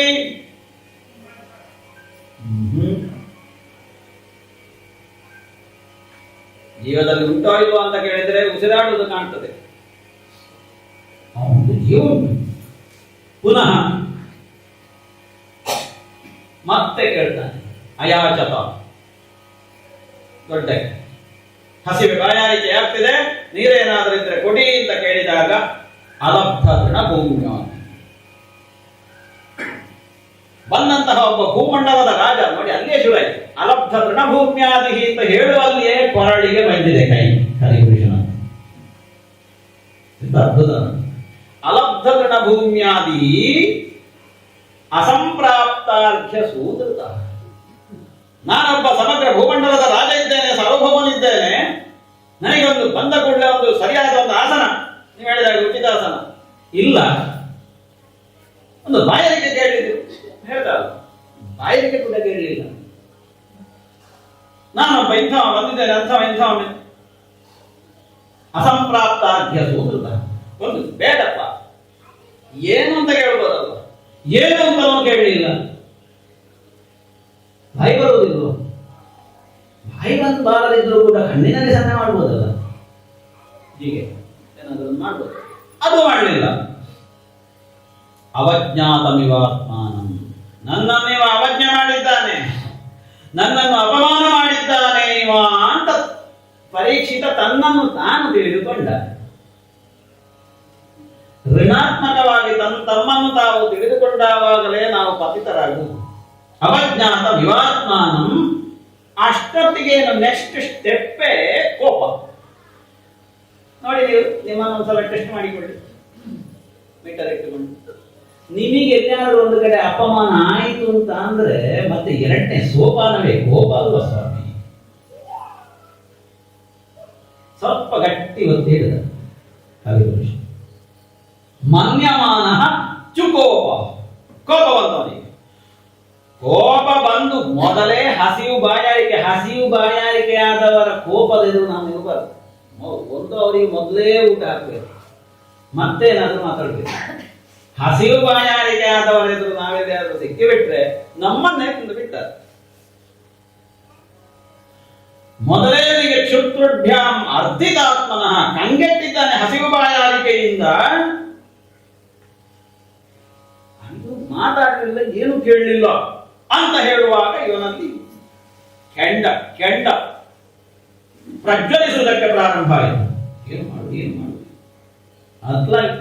ಕೋಪ ಬಂದ ತಕ್ಷಣ ಮತ್ತೆ ಮೂರನೇ ಸೋಪಾನ ಅತ್ಲಾಯ್ತ ನೋಡುದು, ಕೈಯಲ್ಲಿ ಸಿಕ್ಕಿದ್ದಲ್ಲಿ ಹೊಡೆಯುದು. ನೋಡುವಾಗ ದಾರಿಯಲ್ಲಿ ಒಂದು ಸತ್ತಂತಹ ಒಂದು ಸರ್ಪ ಬೀದಿತ್ತು. ಮತ್ತೆ ಅದು ಸತ್ತಿದ ಜೀವ ಇದೆಯಾ ಅನ್ನೋದು ಹಾವ ಸಾವ ಅಂತ ನೋಡುವುದಿಲ್ಲ. ತನ್ನ ಧನುಸ್ಸಿನ ತುದಿಯಲ್ಲಿ ಅದನ್ನು ಎತ್ತಿ ಹಿಡ್ಕೊಂಡು ಬಂದು ಈ ಮುನಿಯ ಕೊರಳಿಗೆ ಹಾಕಿ ನೋಡಿ, ಕೋಪದ ಕೈಗೆ ಬುದ್ಧಿ ಕೊಟ್ರೆ ಸರ್ವಂ ವಿನಶ್ಯ. ಅಷ್ಟು ಮಾಡಿ ಹಸ್ತಿನಾವತಿಗೆ ಹೋದ. ಈಗೊಬ್ಬ ಮಗ ಇದ್ದ, ಸಣ್ಣ ವಯಸ್ಸಿನ, ಒಂದು 5 ವರ್ಷ ಇರ್ಬೋದು. ಶೃಂಗಿ ಅಂತ ಅವನಿಗೆ. ಕಾಡಿನಲ್ಲಿ ಎಲ್ಲಿಯೋ ಅತಿ ಸಮೇತ ತಲೆಗೆ ಓದ್ತಿರ್ಬೇಕು ಅಪ್ಪನ ಅಗ್ನಿಹೋತ್ರಕ್ಕೆ, ಹೋಮಕ್ಕೆ. ತನ್ನ ಗೆಳೆಯರ ಜೊತೆಗೆ ಹೋಗಿ ಅಲ್ಲಿ ಒಂದಷ್ಟು ಆಟ ಆಡಿಕೊಂಡು ಇದ್ದ. ಅವನಿಗೆ ಇದು ಗೊತ್ತಾಯ್ತು, ತನ್ನ ತಂದೆಯ ಕೊರಳಿಗೆ ಯಾರೋ ಸತ್ತ ಹಾವನ್ನು ಹಾಕಿದ್ದಾರೆ ಅಂತ. ಯಾಕೆ ಸಣ್ಣ ಮಕ್ಕಳಿಗೆ ಗೊತ್ತಾಗುದವ, ನಾವು ಕರೆದು ಕೂಡ ಅವರು ಬರುವುದಿಲ್ಲ ಅಂತದ್ರಲ್ಲಿ ಇವನಿಗೆ ಗೊತ್ತಾಯ್ತು. ಯಾಕೆ? ಅತಿ ತೇಜಸ್ವಿ. ಶಮೀಕನ ಮಗ ಅತಿ ತೇಜಸ್ವಿ. ಯಾಕೆ? ಅಪ್ಪನೇ ಅತಿ ತೇಜಸ್ವಿ. ಅತಿ ತೇಜಸ್ವಿಯಾದ ಅಪ್ಪನ ಹೆಂಡತಿ ಹೇಗಿರ್ಬೋದು? ಅಮ್ಮ ಬ್ರಹ್ಮ. ಅವು ಎರಡೂ ಕೂಡ ತಪಸ್ಸುಗಳಾಗಿದ್ರೆ ಮತ್ತೆ ಅದರಲ್ಲಿ ಹುಟ್ಟುವುದು ಮತ್ತೆ ಅತಿ ತೇಜಸ್ವಿ ಆಗಲಿ ಇನ್ನೊಂದು ಅರ್ಥದಲ್ಲಿ ಅತಿ ತೇಜಸ್ವಿಯೇ ಹುಟ್ಟಬೇಕು. ನೋಡಿ ಲಿಂಕ್ ನೋಡಿ ಹೇಗೆ ಅಂತ. ಇಂಥವರಿಗೆ ಇಂಥದ್ದೇ ಹುಟ್ಟುವುದು ನಾವು ಹೇಳ್ಬೋದು ಅವರ ಚರ್ಯೆಯನ್ನು ನೋಡಿಕೊಂಡು. ಅತಿ ತೇಜಸ್ವಿ, ಅವನಿಗೆ ಗೊತ್ತಾಯಿತು ಇದು ರಾಜ ಮಾಡಿದಂತಹ ತಪ್ಪು. ಹಾಗಿದ್ದಾಗ ನನ್ನ ತಂದೆಗೆ ಇಲ್ಲಿ ಕೋಪ ಉಂಟು ಈ ಮಗನಿಗೆ. ರಾಜನಿಗೆ ಅಷ್ಟು ಕೋಪ ಬರ್ತದೆ, ಬ್ರಾಹ್ಮಣರಿಗೆ ಕೋಪ ಬರುವುದಿಲ್ಲ. ಬ್ರಾಹ್ಮಣರ ಕೋಪಕ್ಕೆ ರಾಜನ ಕೋಪ ಏನೂ ಅಲ್ಲ. ಆದರೆ ಬ್ರಾಹ್ಮಣರದ್ದು ಒಂದು ಕ್ಷಣ ಮಾತ್ರ ಕೋಪ. ಮತ್ತೆ ನವನೀತ ಸಮಂ ಅಂತ ದೇವಿ ಭಾಗವತದಲ್ಲಿ ಉಂಟು. ನವನೀತ ಸಮಂ, ಬ್ರಾಹ್ಮಣರ ಕೋಪ ಮತ್ತೆ ಬೆಣ್ಣೆ ಹಾಗೆ ಅಂತ ಒಂದು ಕ್ಷಣ. ಸನಕಾದಿಗಳಿಗೂ ಜಯ ವಿಜಯ ಮೇಲೆ ಕೋಪ ಬಂದದ್ದು ಒಂದು ಕ್ಷಣ, ಶಾಪ ಕೊಡೋದರೆಗೆ, ಮತ್ತೆ ಅವರು ಪ್ರಶಾಂತರು. ಕೋಪ ಹಾಗೆ ಇವನಿಗೆ ಕೋಪ ಬಂದು ನನ್ನ ತಂದೆಗೆ ಮಾಡಿದಂತಹ ಅಪಮಾನ ಇದು ಅಕ್ಷಮ್ಯ. ಯಾರೇ ಆಗಲಿ, ರಾಜನೇ ಆಗಲಿ ಇನ್ನೊಬ್ಬ ಆಗಲಿ, ಕೋಪ ಬಂದು ಹಿಡ್ಕೊಂಡು ಶಾಪ ಕೊಡುವುದಕ್ಕೆ ಪ್ರಾರಂಭಿಸಿದ. ಆ ಅಪರಾಧವನ್ನು ಮಾಡಿದಂತಹ ಯಾವನೇ ಒಬ್ಬ ರಾಜ ಇರಲಿ, ಅವ ಇವತ್ತಿಂದ 7ನೇ ದಿವಸಕ್ಕಾಗುವಾಗ ಹಾಲು ಕಚ್ಚಿ ಸಾಯಲಿ ಅಂತ ಶಾಪ.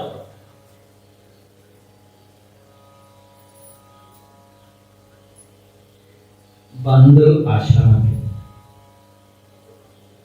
ತಂದೆಯನ್ನು ನೋಡಿದ ಮಗ ನೋಡಿ ಗಳಗಳ ನತ್ತು ಬಿಟ್ಟ.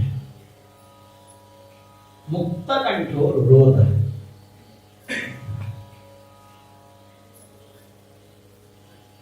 ಯಾಕೆ ರೋಧ ಅಂತ ಕೇಳಿದ್ರೆ ಕೊರಳಲ್ಲಿ ಕಾಣ್ತದೆ ಹಾವು. ಮಗ ಅಳುವಾಗ ತಂದೆಗೆ ಎಚ್ಚರ ಆಯ್ತು. ನೋಡಿ, ಇದು ದೈವ ಸಂಕಲ್ಪ ಅಂತ. ಎಚ್ಚರ ಯಾಕೆ ಹೋಗ್ತಾ ಇದ್ದೀರಿ ಅಂತ ಕೇಳುವ. ಮೆಲ್ಲ ಉನ್ಮೀಲ್ಯ ಶನಕೈರ್ನ ಎತ್ತರೆ ಮಗ ಅಳ್ತಾ ಇದ್ದಾನೆ. ನೋಡುವಾಗ ತನ್ನ ಕೊರಳಲ್ಲಿ ಕಾಣ್ತದೆ ಒಂದು ಹಾವು ಸತ್ತದ್ದು. ಮಗನನ್ನು ಯಾಕಪ್ಪ ನೀನು ಅಳ್ತಾ ಇದ್ದಿ ಅಂತ ಕೇಳ್ತಾನೆ. ಏನಾದ್ರೂ ಯಾರಾದ್ರೂ ಅಪಕಾರ ಮಾಡಿದ್ರೆ, ಏನಾದ್ರೂ ಬಾಧೆಯನ್ನು ಕೊಟ್ರೆ, ಬಿಗೆಯನ್ನು ಕೊಟ್ರೆ, ಅಷ್ಟೊತ್ತಿಗೆ ಹೇಳಿದ, ನಾವು ಕಾಡಿನಲ್ಲಿದ್ದೆವು, ನನ್ನ ದೃಷ್ಟಿಗೆ ಗೋಚರ ಆಯಿತು ನಿಮಗೆ ಯಾರೋ ಅಪಮಾನ ಮಾಡಿದ್ದಾರೆ. ಹಾಗಾಗಿ ಅದನ್ನು ಕಂಡಂತಹ ನಾನು ಇವಾಗ ಅಳ್ತಾ ಇದ್ದೇನೆ. ಆದರೆ ಆವಾಗ ನನ್ನ ಕೋಪದಿಂದ ನಾನು ಶಾಪವನ್ನು ಕೊಟ್ಟೆ ಅಪ್ಪಯ್ಯ. ಇನ್ನು 7ನೇ ದಿವಸಕ್ಕೆ ಹಾವು ಕಚ್ಚಿ ಸಾಯಿ ಆ ವ್ಯಕ್ತಿ ಅಂತ. ಕೃಷ್ಣ ಅಹೋ ಬತಾಂಭೋ ಮಹದಜ್ಞತೆ ಕೃತಂ ಅಲ್ಪೀಯಸಿ ದ್ರೋಹ ಉರುರ್ಧಮೋಧೃತಃ. ಏನು ಮಾಡಿದೆ ಮಗನೇ? ಅವ ಯಾರು ಗೊತ್ತುಂಟ ನಿನಗೆ?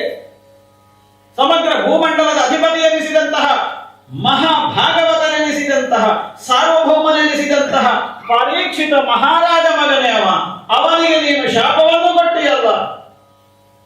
ಅಲ್ಪೀಯಸಿ ಮಾಡಿದಂತಹ ಒಂದು ಯಾವುದೋ ಒಂದು ಕ್ಷುಲ್ಲಕವಾದಂತಹ ಕೆಲಸಕ್ಕೆ ಇಂತಹ ಒಂದು ದಂಡವೇ? ಏನು ಮಾಡುವುದು ಈಗ? ಬಾಯಿಂದ ಬಂದಾಗಿದೆ. ಬ್ರಾಹ್ಮಣರು ಆಡಿದ್ದರಿಂದ ಮತ್ತೆ ಅದನ್ನು ವ್ಯತ್ಯಾಸ ಮಾಡಲಿಕ್ಕೆ ಆಗುವುದಿಲ್ಲ. ಏನು ಮಾಡುವುದು ಛೆ ಅಂತ ಹೇಳಿ ಹೀಗಿದ್ರೆ ಆಗಲಿಕ್ಕಿಲ್ಲ.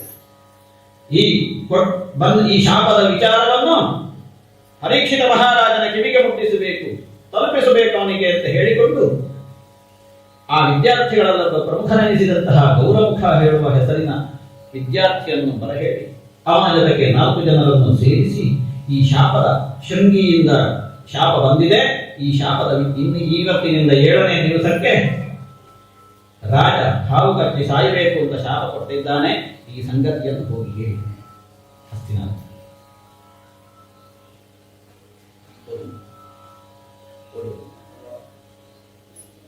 ಇವನಿಗೆ ಹಸ್ತಿನಾವತಿಗೆ ತಲುಪಿದ್ದೇ ತರ ಯಾರಿಗೆ? ಪರೀಕ್ಷಿತನಿಗೆ. ಇಂತಹ ಒಂದು ಅಸಹ್ಯವಾದ ಸಜ್ಜನರಿಂದ ತಿರಸ್ಕಾರಗೊಳ್ಳುವಂತಹ ಕಾರ್ಯವನ್ನು ನಾನು ಮಾಡಿಬಿಟ್ಟನಲ್ಲ. ಎಂಥ ದುರವಸ್ಥೆ.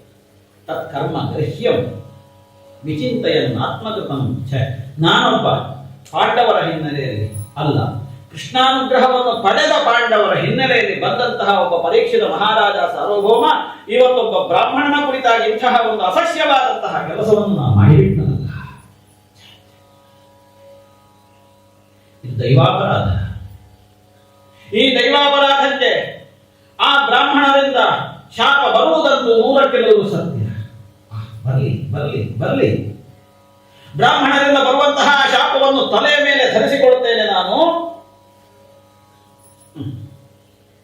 ನನ್ನ ಪಾಪ ಪರಿಹಾರ ಆಗಬೇಕು ಅಂತಾದರೆ ಬ್ರಾಹ್ಮಣರ ಶಾಪ ನನ್ನ ತಲೆಯ ಮೇಲೆ ಕೂತ್ಕೊಳ್ಬೇಕು. ಅಧನಿರ್ಹರಣಾಯ. ಯಾಕೆ? ಇನ್ನು ಮುಂದಕ್ಕೆ ನಾನು ಅಂತಹ ಯಾವ ಪಾಪಕರ್ಮಗಳನ್ನು ಮಾಡಬಹುದು. ಆದ್ದರಿಂದ ನನ್ನದಾದಂತಹ ಯಾವ ರಾಜ್ಯದ ಸಮೃದ್ಧವಾದಂತಹ ಕೋಶ ಬಲ ಸಂಪತ್ತು ಏನೆಲ್ಲ ಉಂಟು ಅದನ್ನೆಲ್ಲ ನನ್ನ ಮಗನಾದಂತಹ ಜನಮೇಜಯನಿಗೆ ಕೊಡ್ತೇನೆ. ಅದ್ಯೈವ ರಾಜ್ಯಂ ಬಲವೃದ್ಧ ಕೋಶಂ ಪ್ರಕೋಪಿತ ಬ್ರಹ್ಮಕುಲಾನಲೋಮೆ. ಈವರೆಗೆ ನಾನು ಪಡೆದಂತಹ ಯಾವ ಸಂಪತ್ತುಗಳು, ಯಾವ ಕೋಶ ಬಲ, ಅದು ಇದು ಏನೆಲ್ಲ ಉಂಟು ರಾಜ್ಯ ಲಾಂಛನಗಳು, ಆ ರಾಜ್ಯ ಲಾಂಛನಗಳೆಲ್ಲವೂ ಕೂಡ ಇವತ್ತು ಬ್ರಾಹ್ಮಣ ಶಾಪದಿಂದ ಹೊತ್ತಿ ಉರಿಯುತ್ತಾ ಉಂಟು. ಹಾಗಿದ್ದಾಗ ಬಹಳ ಒಳ್ಳೆಯದಾಯಿತು, ಬಹಳ ಒಳ್ಳೆಯದಾಯಿತು. ದಹತು ಅಭದ್ರಸ್ಯ. ನನ್ನನ್ನದು ದಹಿಸಲಿ ದಹಿಸಲಿ. ಪಾಪೀಯಸಿ ಧೀಹಿ ಪಾಪೀಯಸಿ ಧೀಹಿ. ಅತ್ಯಂತ ಪಾಪಿಷ್ಠವಾದಂತಹ ಬುದ್ಧಿ. ಆ ಬುದ್ಧಿಯಿಂದ ನಾನು ಇಂತಹ ಒಂದು ದುಷ್ಕೃತ್ಯವನ್ನು ಮಾಡಿದ್ದೇನೆ ಅಂತಾದ್ರೆ ಆ ಬ್ರಾಹ್ಮಣ ಶಾಪ ಆ ಎಲ್ಲ ದುಷ್ಕೃತ್ಯವನ್ನು ದಹಿಸಿ ಅಂತ ಆಲೋಚನೆ ಮಾಡ್ತಾ ಇರುವಾಗ ಗುರುಕುಲದ ವಿದ್ಯಾರ್ಥಿಗಳು ಬಂದು ಸಂಗತಿಗಳನ್ನೆಲ್ಲ ಹೇಳಿದರು. ಇವತ್ತಿಂದ 7 ದಿನಕ್ಕಾಗುವಾಗ ನೀನು ಹಾವು ಕಚ್ಚಿ ಸಾಯುತ್ತೀಯಂತೆ. ನಮ್ಮ ಆಶ್ರಮದ ಗುರುಗಳ ಮಗನ ಶಾಪವು. ಆಲೋಚಿಸಿದ್ದೆ, ಊಹಿಸಿದ್ದೆ. ಬ್ರಾಹ್ಮಣ ಶಾಪ ಉರಿಯುತ್ತಾ ನಮ್ಮ ರಾಜ್ಯದ ಒಳಗಡೆ ಬರ್ತಾ ಇದೆ ಅಂತ ಮನಸ್ಸಿನಲ್ಲಿ ಸಂಕಲ್ಪಿಸಿದ್ದೆ. ಬಹಳ ಒಳ್ಳೆಯದಾಯಿತು. ಸಾಧು ಮೇನೆ. ಯಾಕೆ? ಸಂಸಾರದಿಂದ ಬಿಡುಗಡೆ ಹೊಂದುವುದಕ್ಕೆ ಶಾಪ ಒಂದು ಕಾರಣವಾಯಿತು. ಇವತ್ತಿಂದ ಎಲ್ಲವನ್ನು ಕಳಚುತ್ತಾ ಬರ್ತೇನೆ. ಅಗ್ನಿ ಹಾಗೆ ಅಲ್ವಾ, ಹೊರಗಿಂದ ಸುತ್ತ ಸುತ್ತ ಸುತ್ತ ಸುತ್ತ ಮತ್ತೆ ಒಳಗಿದ್ದನ್ನು ಸುತ್ತ ಎಲ್ಲವನ್ನು ಕಳಚುತ್ತಾ ಬರ್ತೇನೆ. ಬರುತ್ತಾ ಒಂದು ಬಹುದೊಡ್ಡದಾದಂತಹ ವರವನ್ನು ಕೊಟ್ಟು ಬಿಟ್ಟಿದೆ ಆ ಶಾಪ. ಏನಂತೆ? ಕೃಷ್ಣಾಂಗ್ರಿ ಸೇವಾ ಅಧಿಮನ್ಯ. ಇನ್ನು ಈ 7 ದಿವಸಗಳ ಕಾಲವಾದರೂ ಕೂಡ ಕೃಷ್ಣಾರಾಧನೆ ಮಾಡುವಂತಹ ಯೋಗವನ್ನು ನನಗೆ ಆ ಮಹಾಸ್ವಾಮಿ ಕೃಷ್ಣ ಅನುಗ್ರಹ ಮಾಡಿದರಲ್ಲ. ನಾನು ಕೃಷ್ಣಾನುಗ್ರಹ ಹಿನ್ನೆಲೆಯುಳ್ಳಂತಹ ಕುಲದಲ್ಲಿ ಬಂದೆ ಅಂತ ಹೇಳಿಕೊಳ್ಳುವುದಕ್ಕಿಂತ ಸ್ವಯಂ ಕೃಷ್ಣನನ್ನು ಭಜಿಸುವುದಂತಹ ಯೋಗ, ಆ ಯೋಗವನ್ನು ತಂದುಕೊಟ್ರಲ್ಲ ಬ್ರಾಹ್ಮಣರು ಶಾಪದ ಮೂಲಕವಾಗಿ. ಕೃಷ್ಣಾಂಗ್ರಿ ಸೇವಾ ಅಧಿಮನ್ಯಮಾನಃ. ನೇರವಾಗಿ ಎಲ್ಲವನ್ನು ಬಿಟ್ಟು ಜನಮೇಜನಿಗೆ ತೊಟ್ಟು ತಾನು ಕೇವಲ ಸನ್ಯಸ್ತ ಭಾವದಿಂದ ಗಂಗಾ ನದಿ ತೀರಕ್ಕೆ ಸಾಗಿ ಅಲ್ಲಿ ಕೂತಿದ್ದಾನೆ. ಪೂರ್ವಾಗ್ರವಾಗಿ ದರ್ಭೆಯನ್ನು ಹರಡಿ ಮುನಿವ್ರತದಿಂದ ಕೃಷ್ಣನನ್ನು ಸ್ಮರಣೆ ಮಾಡುತ್ತಾ ಕುಳಿತಿದ್ದಾನೆ. ಆ ಹೊತ್ತಿಗೆ ಆಗುವಾಗ ಅವನ ಯೋಗ, ಅವನ ಸೌಭಾಗ್ಯದ ಬಾಗಿಲು ಉದ್ಘಾಟಿತವಾಗ್ತಾ ಉಂಟು. ತತ್ರೋಪಜಗ್ಮುಃ ಭುವನಂ ಪುನಾನಾಃ ಮಹಾನುಭಾವ ಮುನಯಃ ಶಿಷ್ಯಾಃ ಪ್ರಾಯೇಣ ತೀರ್ಥಾಭಿಗಮಾಪದೇಶೈಃ ಪುನಂತಿ ಸಂತಹ. ಎಲ್ಲಿ ಮಹಾತ್ಮರು ಬರ್ತಾರೆ ಅದು ತೀರ್ಥಕ್ಷೇತ್ರ ಆಗ್ತದೆ. ಮಹಾತ್ಮರು ಕಾಲಿಟ್ಟಂತಹ ಜಾಗ ತೀರ್ಥಕ್ಷೇತ್ರ ಆಗಿಬಿಡ್ತದೆ. ಪ್ರಪಂಚದ ಎಲ್ಲ ಬ್ರಾಹ್ಮಣ ಋಷಿ ಮುನಿಗಳೆಲ್ಲರೂ ಕೂಡ ಬಂದು ನೆಲೆದಿದ್ದಾರೆ. ರಾಜರ್ಷಿಗಳು, ಬ್ರಹ್ಮರ್ಷಿಗಳು ಎಲ್ಲ ಬಂದು ಎಂತ ಯೋಗ ನೋಡಿ ಆ ಪರೀಕ್ಷಿತ ಮಹಾರಾಜನಿಗೆ. ಎಲ್ಲವನ್ನು ಬಿಟ್ಟು ಬೇಕಾದ್ದನ್ನು ತೊಡುವುದಕ್ಕೆ ಹೊರಟಿದ್ದಾನಲ್ಲ, ಆವಾಗ ಮಹಾತ್ಮರು ಬಂದು ಸೇರ್ತಾರೆ. ಎಲ್ಲರನ್ನು ಸ್ವಾಗತಿಸ್ತಾನೆ. ಯೋಗ್ಯವಾದಂತಹ ಉಪಚಾರಗಳನ್ನು ಮಾಡಿ, ನೀವೆಲ್ಲ ಬಂದದ್ದರಿಂದ ನನ್ನ ಕುಲ ಪಾವನವಾಯಿತು ಸ್ವಾಮಿ. ನಿಮ್ಮಲ್ಲಿ ಒಂದು 2 ಪ್ರಶ್ನೆಗಳಿವೆ. ತತಶ್ಚ ವಃ ಪೃಚ್ಛಮಿಮಂ ವಿಪೃಚ್ಛೆ ವಿಶ್ರಭ್ಯ ವಿಪ್ರಾಹ ಇತಿ ಕೃತ್ಯತಾಯ. ಏನು ಮಾಡಬೇಕು ಇತಿ ಕೃತ್ಯತ ಅನ್ನುವುದನ್ನು ನಾನು ಹೇಳ್ತೇನೆ. 2 ಪ್ರಶ್ನೆ ಉಂಟು ಸ್ವಾಮಿ. ಯಾವುದು? ಸರ್ವಾತ್ಮನ ಮ್ರಿಯಮಾಣೈಶ್ಚ ಕೃತ್ಯಂ ಶುದ್ಧಂಚ ತತ್ರ ಮೃಷತ ಅಭಿಯುಕ್ತಾಃ. 1ನೇ ಪ್ರಶ್ನೆ, ಸರ್ವಾತ್ಮನ ಕೃತ್ಯಂ, ಹುಟ್ಟಿನಿಂದ ಸಾಯುವಲ್ಲಿಯವರೆಗೆ ಒಬ್ಬ ಜೀವಾತ್ಮ ಏನು ಮಾಡಬೇಕು? 2ನೇ ಪ್ರಶ್ನೆ, ಸಾಯುವ ಕಾಲಕ್ಕಾಗುವಾಗ ಒಬ್ಬ ಜೀವನಾದವನು ಏನು ಮಾಡಬೇಕು? ಎಲ್ಲ ಮುಖ ನೋಡಿದ್ರು. ಪ್ರಶ್ನೆ ವೆರಿ ಸಿಂಪಲ್, ಉತ್ತರ ಆಲೋಚನೆ ಮಾಡಬೇಕು. ಎಲ್ಲ ಅಷ್ಟೊತ್ತಿಗೆ ಆಗುವಾಗ ಮತ್ತೊಂದು ಅಲ್ಲಿ ಮಹಾ ಸೌಭಾಗ್ಯದ ಮಹಾದ್ವಾರ ಉದ್ಘಾಟಿತವಾಯಿತು. ಅದೇ ದಾರಿಯಲ್ಲಿ ಭಗವಾನ್ ಶುಕ ಮಹರ್ಷಿಗಳು, ವ್ಯಾಸರ ಮಗನು, ಕೆಲವೊಂದಷ್ಟು ಹುಡುಗರ ಜೊತೆಗೆ ದಾರಿಯಲ್ಲಿ ಬಂದ.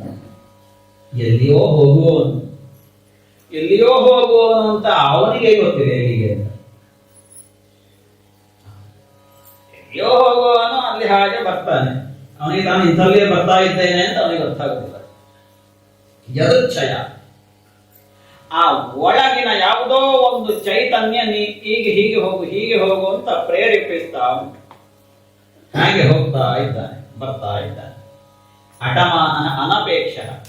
ಎಲ್ಲಿ ಈಗ ನಾವಾದ್ರೆ ಕಥೆ ಕೇಳಲಿಕ್ಕೆ ಅಂತ ಬರುವುದಲ್ಲ, ಅವನಿಗೆ ಯಾವುದೂ ಇಲ್ಲ ಅಪೇಕ್ಷೆ, ಯಾವುದಿಲ್ಲ, ಅನಪೇಕ್ಷ. ಯಾಕೆ ಅಪೇಕ್ಷೆ? ಯಾರಿಗೆ? ಇಲ್ಲದವರಿಗೆ ಬೇಕಾಗುತ್ತಲ್ಲ ಅಪೇಕ್ಷೆ. ಅವನಿಗೆ ಎಲ್ಲವೂ ಉಂಟು, ಯಾವ ಅಪೇಕ್ಷೆಯೂ ಇಲ್ಲ. ಅಲಕ್ಷ್ಯ ಲಿಂಗ, ಅವನ ಶರೀರ ನೋಡಿದ್ರೆ ಎಂಥದ್ದು ಇಲ್ಲ. ದಿಗಂಬರ. ನಿಜ ಲಾಭ ತುಷ್ಟ. ಈಗ ನಾವು ಯಾವ್ದಾದ್ರು ಒಂದು ಉದ್ದೇಶ ಇಟ್ಟುಕೊಂಡು ಎಲ್ಲಿಗೂ ಹೋಗೋದು ನಮ್ಮ ಕೆಲಸ ಮಾಡ್ತೇವೆ. ನಿಜ ಲಾಭ ತುಷ್ಟ, ಅವನಿಗೆ ಯಾಕೆ ಅಪೇಕ್ಷೆ ಇಲ್ಲ ಅಂತ ಕೇಳಿದ್ರೆ ಅವನಿಗೆ ಸಂತೋಷ ಉಂಟಷ್ಟೆ.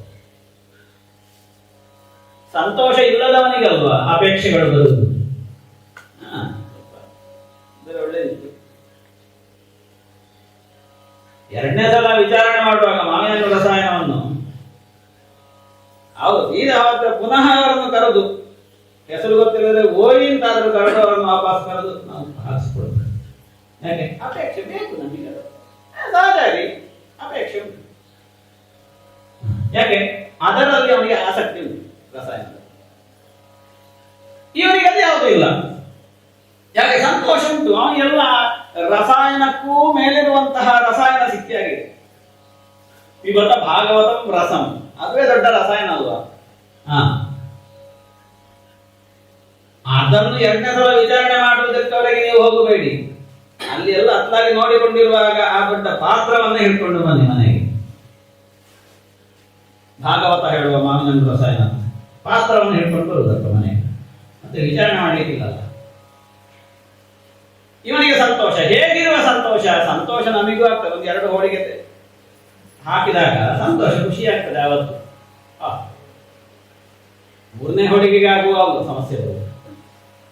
ಹೊತ್ಕೊಂಡು ಹೋಗ್ಬೇಕಾದ ಅಲ್ಲಿಂದ ಮದುವೆ ಮನೆಯಿಂದ.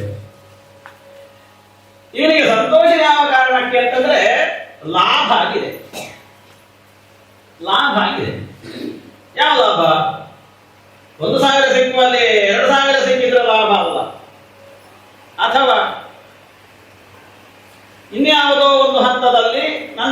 ಆಗಿದೆ, ನಾನು ನೆನೆಸಿದ್ದಕ್ಕಿಂತಲೂ ಉನ್ನತವಾಗಿ ನನಗೆ ಅದು ಕಾರ್ಯಸಿದ್ಧಿಯಾಗಿದೆ, ಅದು ಲಾಭ ನಮಗೆ ಆಗುವಾಗ. ಇವನಿಗೆ ಎಂಥದ್ದು ಲಾಭ? ಸಂತೋಷಕ್ಕೆ ಕಾರಣ ಲಾಭ. ಲಾಭ ಯಾವುದು? ಅದು ಅಂತಿಂಥ ಲಾಭ ಅಲ್ಲ, ಅದು ನಿಜ ಲಾಭ. ನಿಜ ಲಾಭ ತುಷ್ಟ. ಅವನಿಗೆ ಸಂತೋಷಕ್ಕೆ ಕಾರಣ ಏನು ಅಂತ ಕೇಳಿದರೆ ನಿಜವಾದ ಲಾಭ ಆಗಿದೆ. ನಿಜವಾದ ಲಾಭ ಯಾವುದು? ನಿಜ ಯಾವುದು ಪ್ರಪಂಚದಲ್ಲಿ?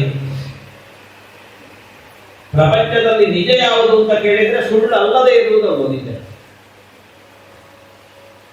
ಸುಳ್ಳು ಅಲ್ಲದೆ ಇರುವುದಕ್ಕೆ ನಿಜ ಅಂತ ಹೇಳುದು ನಾನು. ಪ್ರಪಂಚದಲ್ಲಿ ಎಲ್ಲವೂ ಕೂಡ ಸುಳ್ಳೇ ಅಲ್ವಾ? ಯಾವುದು ಸತ್ಯ ಪ್ರಪಂಚದಲ್ಲಿ ನೋಡಿ? ಕಣ್ಣು ಬಿಟ್ಟ ತಕ್ಷಣ ಕಾಣುವುದೆಲ್ಲವೂ ಸುಳ್ಳೆ. ಅದಕ್ಕಿಂತಲೂ ಎತ್ತರದಲ್ಲಿರುವುದಲ್ವ ನಿಜ? ಆ ನಿಜವನ್ನೇ ನಾವು ಇವ ಅಂತ ನಂಬಿದವರು, ಕೃಷ್ಣ ಅಂತ ನಂಬಿದವರು. ಆ ಕೃಷ್ಣ ಅವನಿಗೆ ಸಿಕ್ಕಿದ್ದಾನೆ, ಆ ಭಗವಂತ ಅವನಿಗೆ ಸಿಕ್ಕಿದ್ದಾನೆ, ಅದುವೇ ನಿಜ. ಅವ ಸಿಕ್ಕಿದ್ದರಿಂದ ಆದ ಲಾಭ, ಆ ಲಾಭದಿಂದ ಆಗುವುದು ಮಾತ್ರ ಸಂತೋಷ. ಮತ್ತೆ ನಿಮಗೆ 10,000 ಸಿಕ್ಕಿದ್ದರಿಂದ ಲಾಭ ಆಯಿತು ಅಂತ ತಿಳ್ಕೊಂಡ್ರೆ ನಾಳೆ ಅದರಿಂದ ಒಂದಷ್ಟು ಔಷಧಿಗೆ ವಿನಿಯೋಗ ಮಾಡಿ ಒಂದು 9,000 ಔಷಧಿಗೆ ಕೊಟ್ಟರೆ ಅದರಿಂದ ಸಂತೋಷ ಆಗ್ತದೆ ಇಲ್ವಾ? ಹಾಗಾದ್ರೆ ನಿಜವಾದ ಸಂತೋಷ ಅಂತಂದ್ರೆ ಏನು ಕೇಳಿದ್ರೆ ವಸ್ತುಪ್ರ ಯಯ ವಸ್ತೂಪಲಭ್ಯತೆ ಅಂತ ಮೊದಲಿಗೆ ನಾನು ಹೇಳಿದೆ. ಅಂತಹ ಒಬ್ಬ ವಿಶಿಷ್ಟತಮನಾದಂತಹ ವೈರಾಗ್ಯ ಚಕ್ರವರ್ತಿ ಎನಿಸಿದ, ದಿವ್ಯಾತ್ಮನೆನಿಸಿದ, ಸಿದ್ಧಜ್ಞಾನನಾದಂತಹ ಒಬ್ಬ ಅವಧೂತ ಮೂರ್ತಿ ಮಹಾಪರಮ ಭಾಗವತ ವ್ಯಾಸ ಮಹರ್ಷಿಗಳ ಮಗ ಶುಕ ಮಹರ್ಷಿ ಅಲ್ಲಿ ಬಂದಿದ್ದಾರೆ. ಎಷ್ಟು? 14 ವರ್ಷ, ಯಂಗ್ ಸ್ಟಾರ್.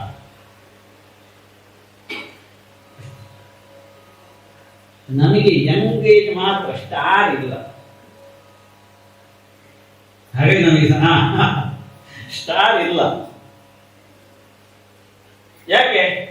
ಆ ಸ್ಟಾರ್ ಅನ್ನು ಪಡ್ಕೊಳ್ಬೇಕು ಅಂತ ಯಂಗ್ ಏಜಿಗೆ ಅನಿಸುವುದಿಲ್ಲ. 13ರಿಂದ 19ರವರೆಗೆ 13ರಿಂದ 19 ಟೀನ್ ಏಜ್ ಅಂತ. ಆ ಟೀನ್ ಬರುವುದ ಅಷ್ಟರಲ್ಲಿ ನೋಡಿ, 13 ಅದರಿಂದ 19. ಈ ಟೀನ್ ಏಜ್ ಅಲ್ಲಿ ನಿಜವಾಗಿ ಸ್ಟಾರು ಬೆಳಕು ಕೊಡಬೇಕು. ಆ ಬೆಳಕು ಕೊಡುವಾಗ ನಾವು ಅದನ್ನು ನಂದಿಸ್ಲಿಕ್ಕೆ ನೋಡ್ತೇವೆ. ನಂದಿಸ್ಲಿಕ್ಕೆ ನೋಡಿದಾಗ ಸಹಜವಾಗಿ ಆನಂದಿಸುವ ಯೋಗ ಹೋಗ್ತದೆ. ಆನಂದಿಸುವ ಯೋಗ ಹೋದಾಗ ಮತ್ತೆ ಎಲ್ಲಿ ನಂದನ ಸಿಗ್ತದೆ? ಇವನಿಗೆ ಅದಲ್ಲ. ಇವನಿಗೆ ಎಂತದ್ದು? ಎಷ್ಟು ವರ್ಷ? 16 ವರ್ಷ. ಇವನಿಗೆ ಹುಟ್ಟುವಾಗಲೇ ಹೀಗೆ ಪರಿಸ್ಥಿತಿ. ಹುಟ್ಟುವಾಗಲೇ ಪಡ್ಕೊಂಡೇ ಹುಟ್ಟಿದ್ದಾನೆ. ಮತ್ತೆ ನಾವೆಂತದ್ದು? ಪಡ್ಕೊಂಡೇ ಹುಟ್ಟಿದವ. ಎಲ್ಲ ಪಡ್ಕೊಂಡೇ ಬರುವುದು ಅಂತ ನಾವು ನಮ್ಮ ಕರ್ಮಫಲವನ್ನು ಪಡ್ಕೊಂಡು ಬರುವುದು. ಅವ ಹಾಗಲ್ಲ, ಕರ್ಮಾಧ್ಯಕ್ಷನನ್ನೇ ಪಡ್ಕೊಂಡು ಬಂದಿದ್ದಾನೆ. ಹಾಗಾಗಿ ಅಂತಹ ಒಬ್ಬ ದ್ವ್ಯಷ್ಟ ವರ್ಷ, 16 ವರ್ಷದ ಒಬ್ಬ ಬಾಲಕ. ಹಾಗಾಗಿ ಎಲ್ಲವನ್ನು ಪಡೆದ ಕಾರಣ ಅವನ ಪಾದ ವಯಸ್ಸಾದ ಪಾದ ಅಲ್ಲ, ಸುಕುಮಾರ ಪಾದ. ಅವನ ಕೈಗಳೆಷ್ಟು ಚೆಂದ, ಸುಖಪೋಲ ಗಾತ್ರ, ಕೆನ್ನೆ, ಗುಳಿ ಬೀಳಿಲ್ಲ, ಗುಳಿ ದಾಟಿದವನಿವ. ಚಾರ್ವಾಯತಾಕ್ಷವನ್ನ ಸತುಲ್ಯ ಕಣ್ಣ, ಅವನ ಕಿವಿ, ಒಟ್ಟು ಅವನ ಸೌಂದರ್ಯ ಅಷ್ಟು ಚೆಂದ. ಸೌಂದರ್ಯ ವರ್ಧನೆಗೆ ಬೇಕಾಗಿ ಬೇರೆ ಯಾವುದನ್ನು ಹೊರಗಿನ ಲೇಪನವನ್ನು ಮಾಡಬೇಕು ಅಂತಿಲ್ಲ. ಸಹಜವಾಗಿ ಸೌಂದರ್ಯ ನಿಧಿ. ಯಾಕೆ? ಒಳಗಡೆ ಇರುವವನೇ ಸೌಂದರ್ಯ ನಿಧಿ ಅಲ್ವಾ? ಆ ಸೌಂದರ್ಯ ನಿಧಿಯೇ ಇರುವಾಗ ಬಾಹ್ಯವಾದ ಸೌಂದರ್ಯವರ್ಧಕಗಳು ಬೇಕಾಗ್ತವ? ಇಲ್ವಲ್ಲ. ಅಂತಹ ಒಬ್ಬ ಮಹಾಯೋಗಿ ಬಂದಿದ್ದಾನೆ, ದಿಗಂಬರ. ಅವನಿಗೆ ದಿಕ್ಕೇ ವಸನ, ದಿಗ್ವಸನ ಅಂಥವನು ಬಂದಿದ್ದಾನೆ. ಅವನನ್ನು ಅರ್ಥೈಸಿಕೊಂಡವರು ಎಲ್ಲ ಎದ್ದು ನಿಂತರಂತೆ. ರಾಜನಿಗೂ ಅರ್ಥ ಆಯಿತು, ನೀವು ಮಹಾ ಅಲೌಕಿಕ ವ್ಯಕ್ತಿ ಅಂತ. ಉಪಚಾರಗಳು ನಡೀತವೆ, ಬೇಕಾದ ರೀತಿಯಲ್ಲಿ ಉಪಚಾರಗಳಾಗಿ ಅವನನ್ನು ಪ್ರಾರ್ಥನೆ ಮಾಡ್ತಾನೆ ಪರೀಕ್ಷಿತ ಮಹಾರಾಜ. ಅವನಲ್ಲಿಯೂ ಇದೇ ಪ್ರಶ್ನೆ ಕೇಳ್ತಾನೆ, 2 ಪ್ರಶ್ನೆಯನ್ನು. ಏನು ಮಾಡಬೇಕು? ಹುಟ್ಟಿನಿಂದ ಸಾಯುವವರೆಗೆ ಏನನ್ನು ಕೇಳಬೇಕು? ಯಾವುದನ್ನು ಜಪಿಸಬೇಕು? ಇಂಥದ್ದನ್ನೇ ಜಪಿಸಬೇಕು ಅಂತ ಉಂಟಲ್ಲ, ಯಾವುದನ್ನು ಜಪಿಸಬೇಕು? ಏನನ್ನು ಮಾಡಬೇಕು? ಯಾರನ್ನು ನೆನೆಸ್ಕೊಳ್ಬೇಕು? ಯಾರನ್ನು ಭಜಿಸಬೇಕು, ಹೊಗಳಬೇಕು? ಬ್ರೂಹಿ. ಯಾವುದನ್ನು ಮಾಡಬಾರದು ಅದನ್ನು ಹೇಳುವಂತ ವಿಪರ್ಯಯ. ಯಾವುದು ನಿಷೇಧವನ್ನು ಹೇಳಬೇಕು, ಯಾವುದು ಮಾಡಬಾರದು. ಹುಟ್ಟಿನಿಂದ ಸಾಯುವುದರೆಗೆ ಮತ್ತು ಸಾಯುವ ಕಾಲಕ್ಕೆ ಇದನ್ನು ಹೇಳು ಅಂತ ಹೇಳಿದ ಆ ಕಾಲಕ್ಕೆ ಬಹಳ ಸಂತೋಷ. ನೀನು ಕೇಳಿದ ಪ್ರಶ್ನೆ ಬಹಳ ಉತ್ತಮವಾದ್ದು. ಬರೀ ಆನೇಶತೆ ಪ್ರಶ್ನೆ. ಒಳ್ಳೆ ಪ್ರಶ್ನೆ ಇದು, ಲೋಕಸಮ್ಮತವಾದ ಪ್ರಶ್ನೆ, ಲೋಕಕ್ಕೆ ಒಳ್ಳೆಯದನ್ನು ಕೊಡುವಂತಹ ಪ್ರಶ್ನೆ. ಹಾಗಾಗಿ ನಾನು ಇದಕ್ಕೆ ಉತ್ತರ ಹೇಳ್ತೇನೆ. ಉತ್ತರ ಹೇಳಬೇಕಿದ್ರೆ ನಾನು ನನ್ನೊಳಗಡೆ ಇಡಬೇಕು. ಇಡೀ ಭಾಗವತದಲ್ಲಿ ಒಳಗಡೆ ಇಳಿಯದೆ ಹೊರಗೆ ಬರಲಿಕ್ಕಾಗುವುದಿಲ್ಲ.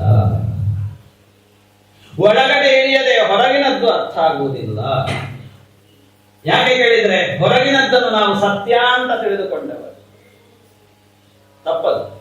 ಒಳಗಿಳಿದು ಒಳಗಿನದ್ದನ್ನು ಸತ್ಯ ಅಂತ ತಿಳ್ಕೊಳ್ಬೇಕು. ಆವಾಗ ಹೊರಗಿನದ್ದು ಮಿಥ್ಯಾ ಅಂತ ಗೊತ್ತಾಗ್ತದೆ.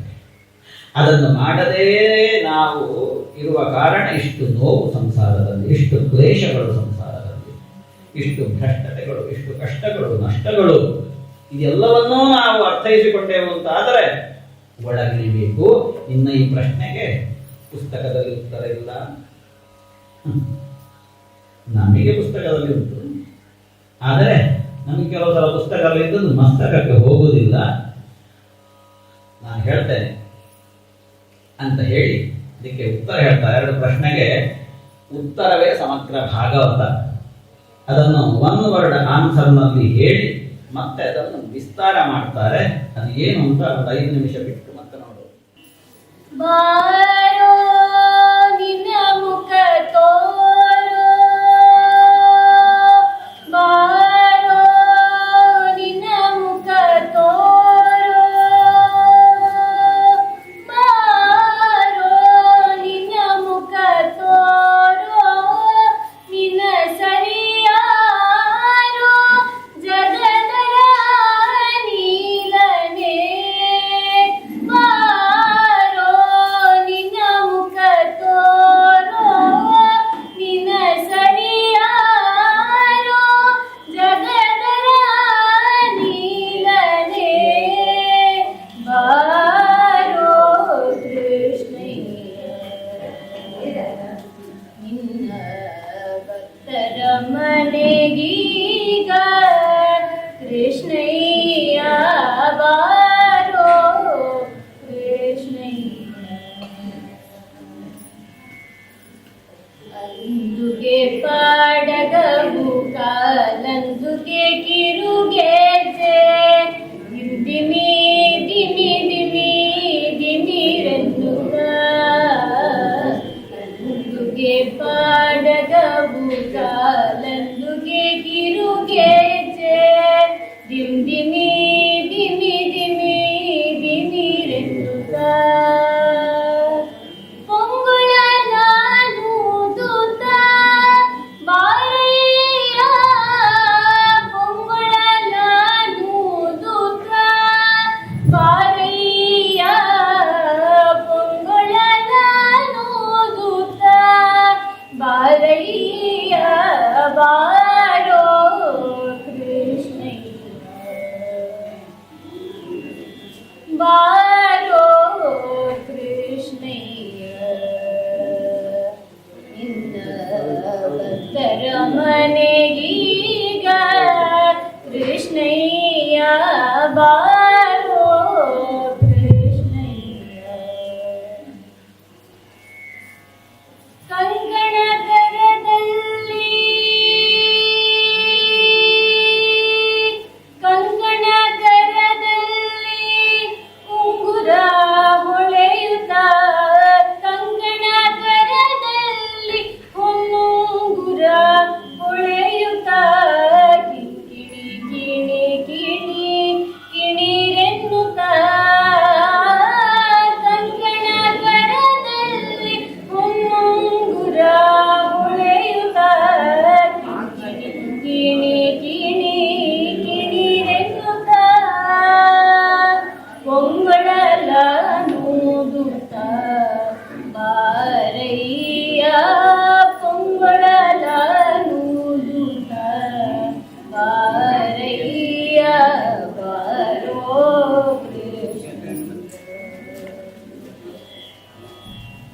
ವಾಸ ಉಡುಪಿ ನೆಲೆಯಾದಿ ಕೇಶವನೇ ವಾಸ ಉಡುಪಿ ನೆಲೆಯಾದಿ ಕೇಶವನೇ ದಾಸ ನಿನ್ನ ಪದ ದಾಸ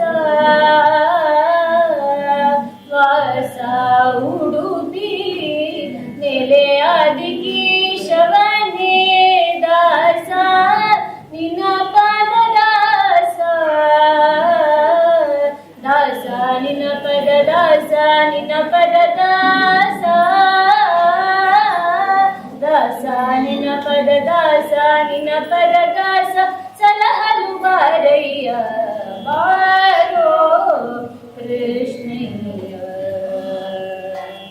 ನಿನ್ನ ಭಕ್ತರ ಮನೆಗೀಗ ಕೃಷ್ಣಯ್ಯ ಬಾರೋ ಕೃಷ್ಣಯ್ಯ ಬಾರೋ ಕೃಷ್ಣಯ್ಯ ಬಾರೋ ಕೃಷ್ಣಯ್ಯ.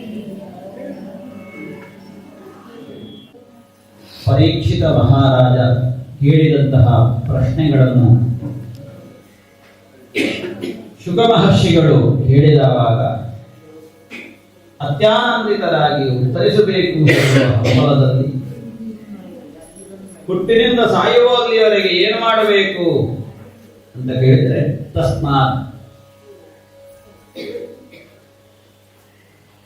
ಸಮಗ್ರ ಜೀವಿತಾವಧಿಯನ್ನು ನಾವು ತೆಕ್ಕೊಂಡ್ರೆ ವರ್ಷ 100 ಆಯುಷ್ಯ ಅಲ್ವ.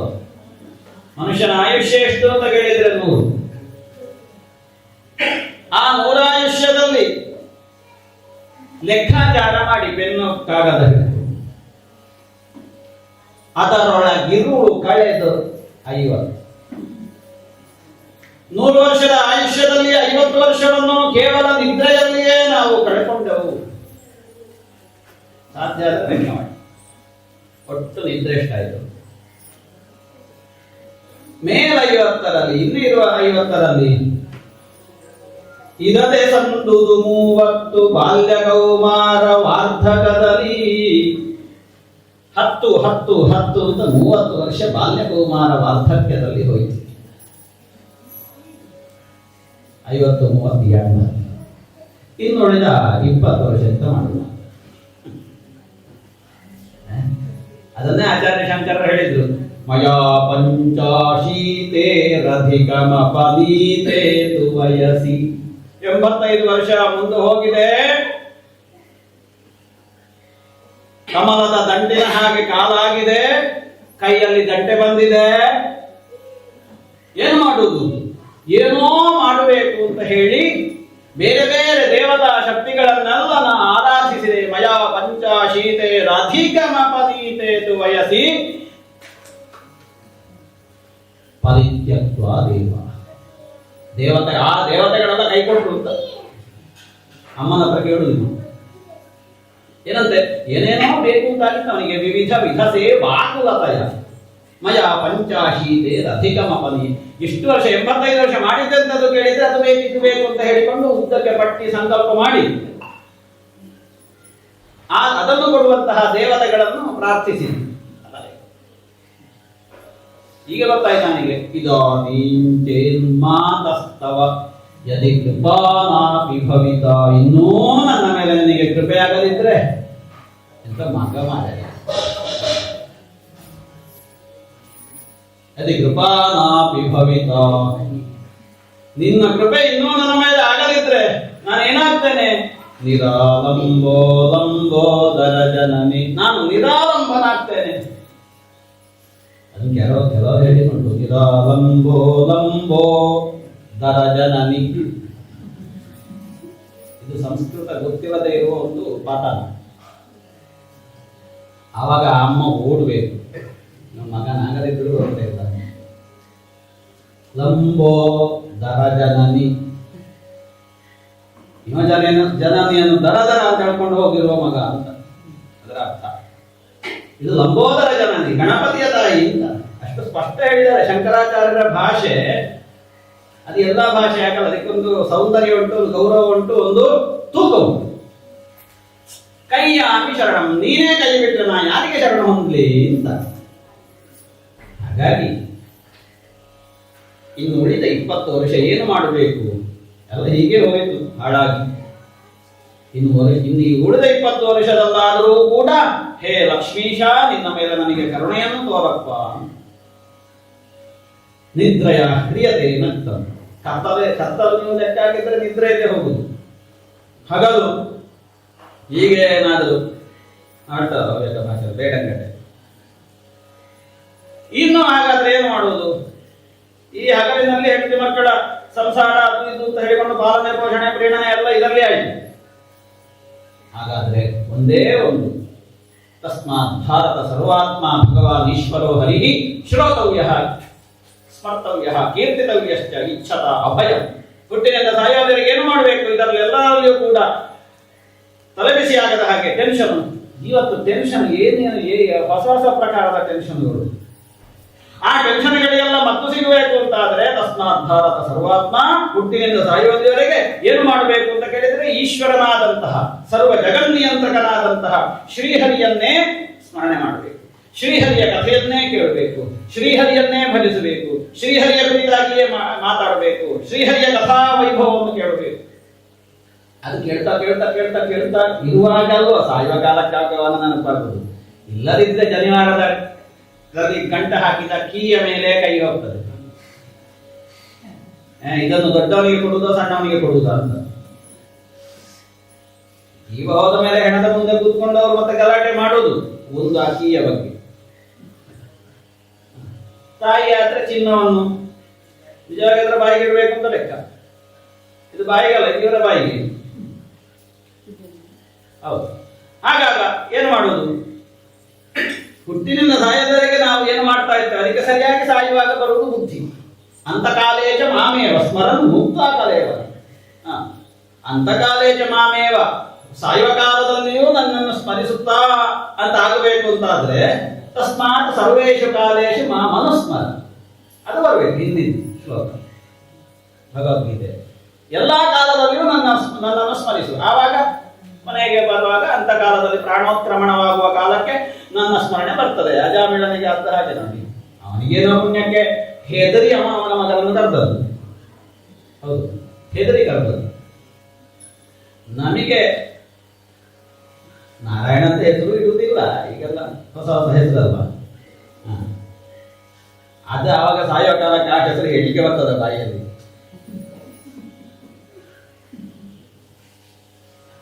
ನನಗೆ ಆ ಹೆಸರನ್ನು ಕರೀಲಿಕ್ಕೆ ಬರುದು, ಮತ್ತೆ ಅದಕ್ಕೆ ಆ ಹೆಸರು ಹೇಳಿಕೆ ಬರುವುದಿಲ್ಲಲ್ಲ.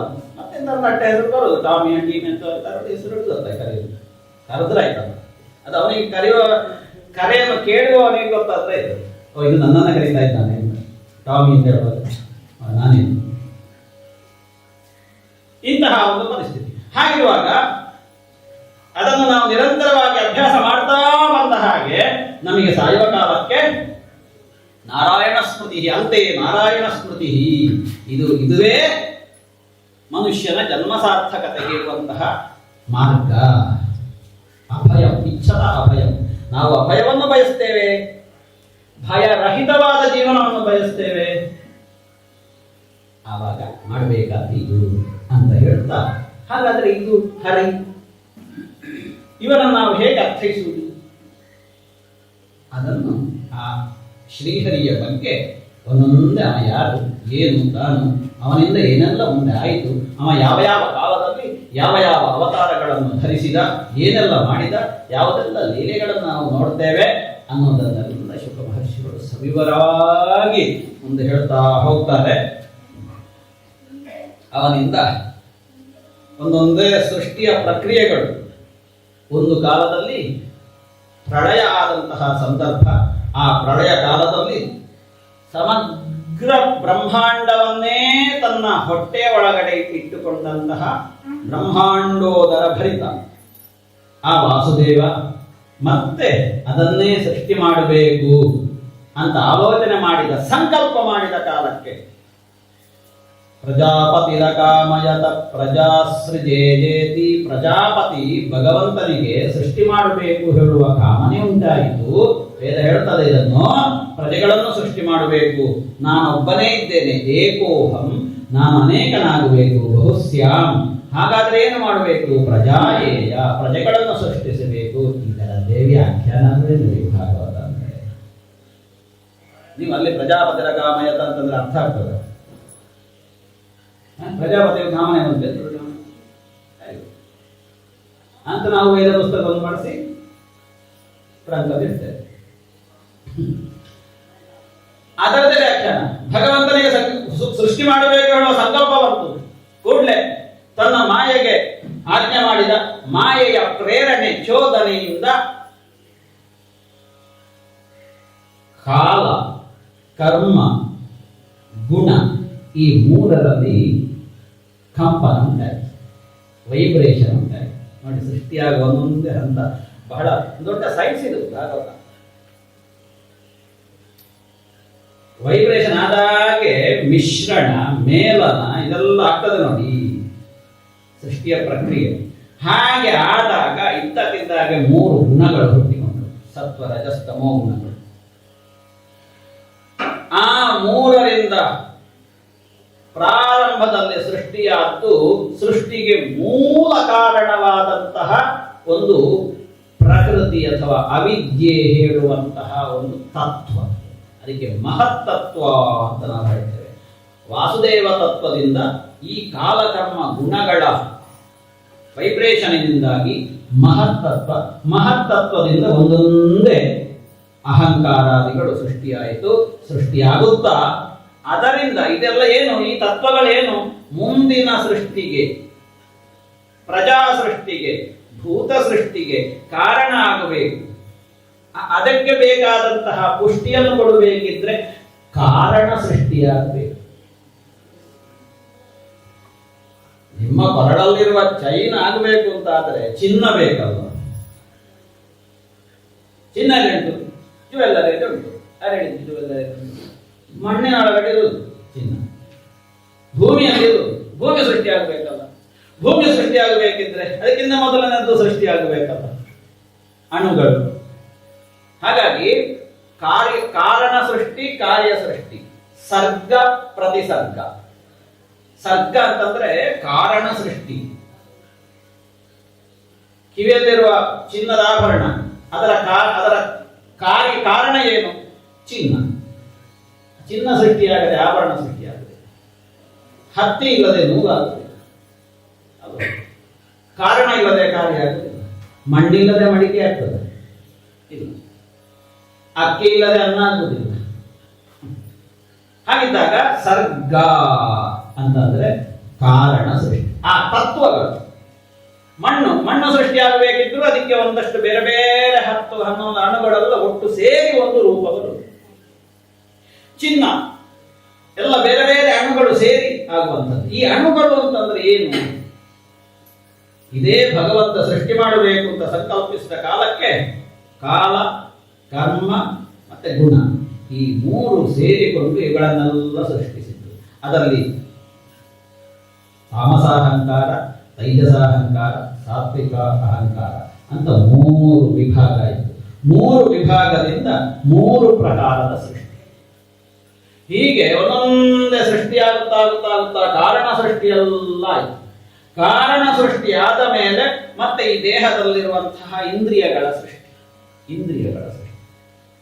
ಒಂದು ಸೃಷ್ಟಿ ಆಗಬೇಕಿದ್ರೆ ಎಷ್ಟು ಕೆಲಸ ಉಂಟು, ಅಷ್ಟು ಸುಲಭ ಇಲ್ಲ ಸೃಷ್ಟಿ ಆಗಬೇಕು ಅಂತ. ರೂಪ ಬರಬೇಕಲ್ಲ, ರೂಪ ಬಂದ ಮೇಲೆ ಅದು ಲೋಕದಲ್ಲಿ ಸ್ವೀಕಾರ್ಯವಾಗಬೇಕಲ್ಲ. ಚಿನ್ನಕ್ಕೆ ಆಭರಣಕ್ಕೆ ಆ ರೀತಿಯ ರೂಪ ಬಾರದೇ ಇದ್ರೆ ನಾವು ಹೇಗೆ ಅದನ್ನು ಧರಿಸ್ತೇವೆ? ಹಾಗೆ ಭೂಮಿಯಿಂದ ಎತ್ತಿ ಕಿವಿಯಲ್ಲಿ ಹಾಕ್ಲಿಕ್ಕೆ ಉಂಟ, ಕಿವಿ ಕೆಳಗೆ ಆನೆಗೆ. ಹೀಗೆ ಒಂದೊಂದೇ ಸೃಷ್ಟಿಯನ್ನು ಹೇಳುತ್ತಾ ಮತ್ತೆ ಬ್ರಹ್ಮನ ಸೃಷ್ಟಿ ಆಗ್ತದೆ. ಈ ಸಂಕಲ್ಪ ಆದಾಗ ನೋಡಿ, ಭಗವಂತನ ಸಂಕಲ್ಪ ಅಂತ ತಕ್ಷಣ ಅಲ್ಲಿ ಎಲ್ಲವೂ ಕೂಡ ಮಾನಸವಾದ ಸಂಕಲ್ಪ. ಅರ್ಥ ಮಾಡಿಕೊಳ್ಬೇಕು ನೀವು. ಭಗವತ್ ಸೃಷ್ಟಿ ಅಂತಂದ್ರೆ ಅತ್ಯಂತ ವಿಚಿತ್ರ ಇದು. ಮಾನಸ ಸಂಕಲ್ಪ ಮಾಡಿದಾಗ ಇದ್ದಕ್ಕಿದ್ದಾಗೆ ಜಲರಾಶಿಯಲ್ಲಿ ಪವಡಿಸಿದಂತಹ ಭಗವಾನ್ ವಾಸುದೇವ ಭಗವತ್ ತತ್ವ ಆ ಭಗವಂತನ ನಾಭಿಯಿಂದ ಒಂದು ಕಮಲ ಇದ್ದಕ್ಕಿದ್ದಾಗ ಆ ಕಮಲದಲ್ಲಿ ಭಗವಂತನ ಹೃದಯ ಅದು ಒಂದು ಶಕ್ತಿಯಾಗಲಿಕ್ಕೆ ಖಂಡಿತಂತೆ. ಬ್ರಹ್ಮ ಅಂದ್ರೆ ಬೇರೆ ಯಾವುದೂ ಅಲ್ಲ. ನೀವು ಯಕ್ಷಗಾನ ಆಟದಲ್ಲಿ ನೋಡುವ ಬ್ರಹ್ಮ ಅಲ್ಲ, ಬ್ರಹ್ಮ ವಿಷ್ಣು ಮಹೇಶ್ವರ ಅದಿರ್ತದೆ.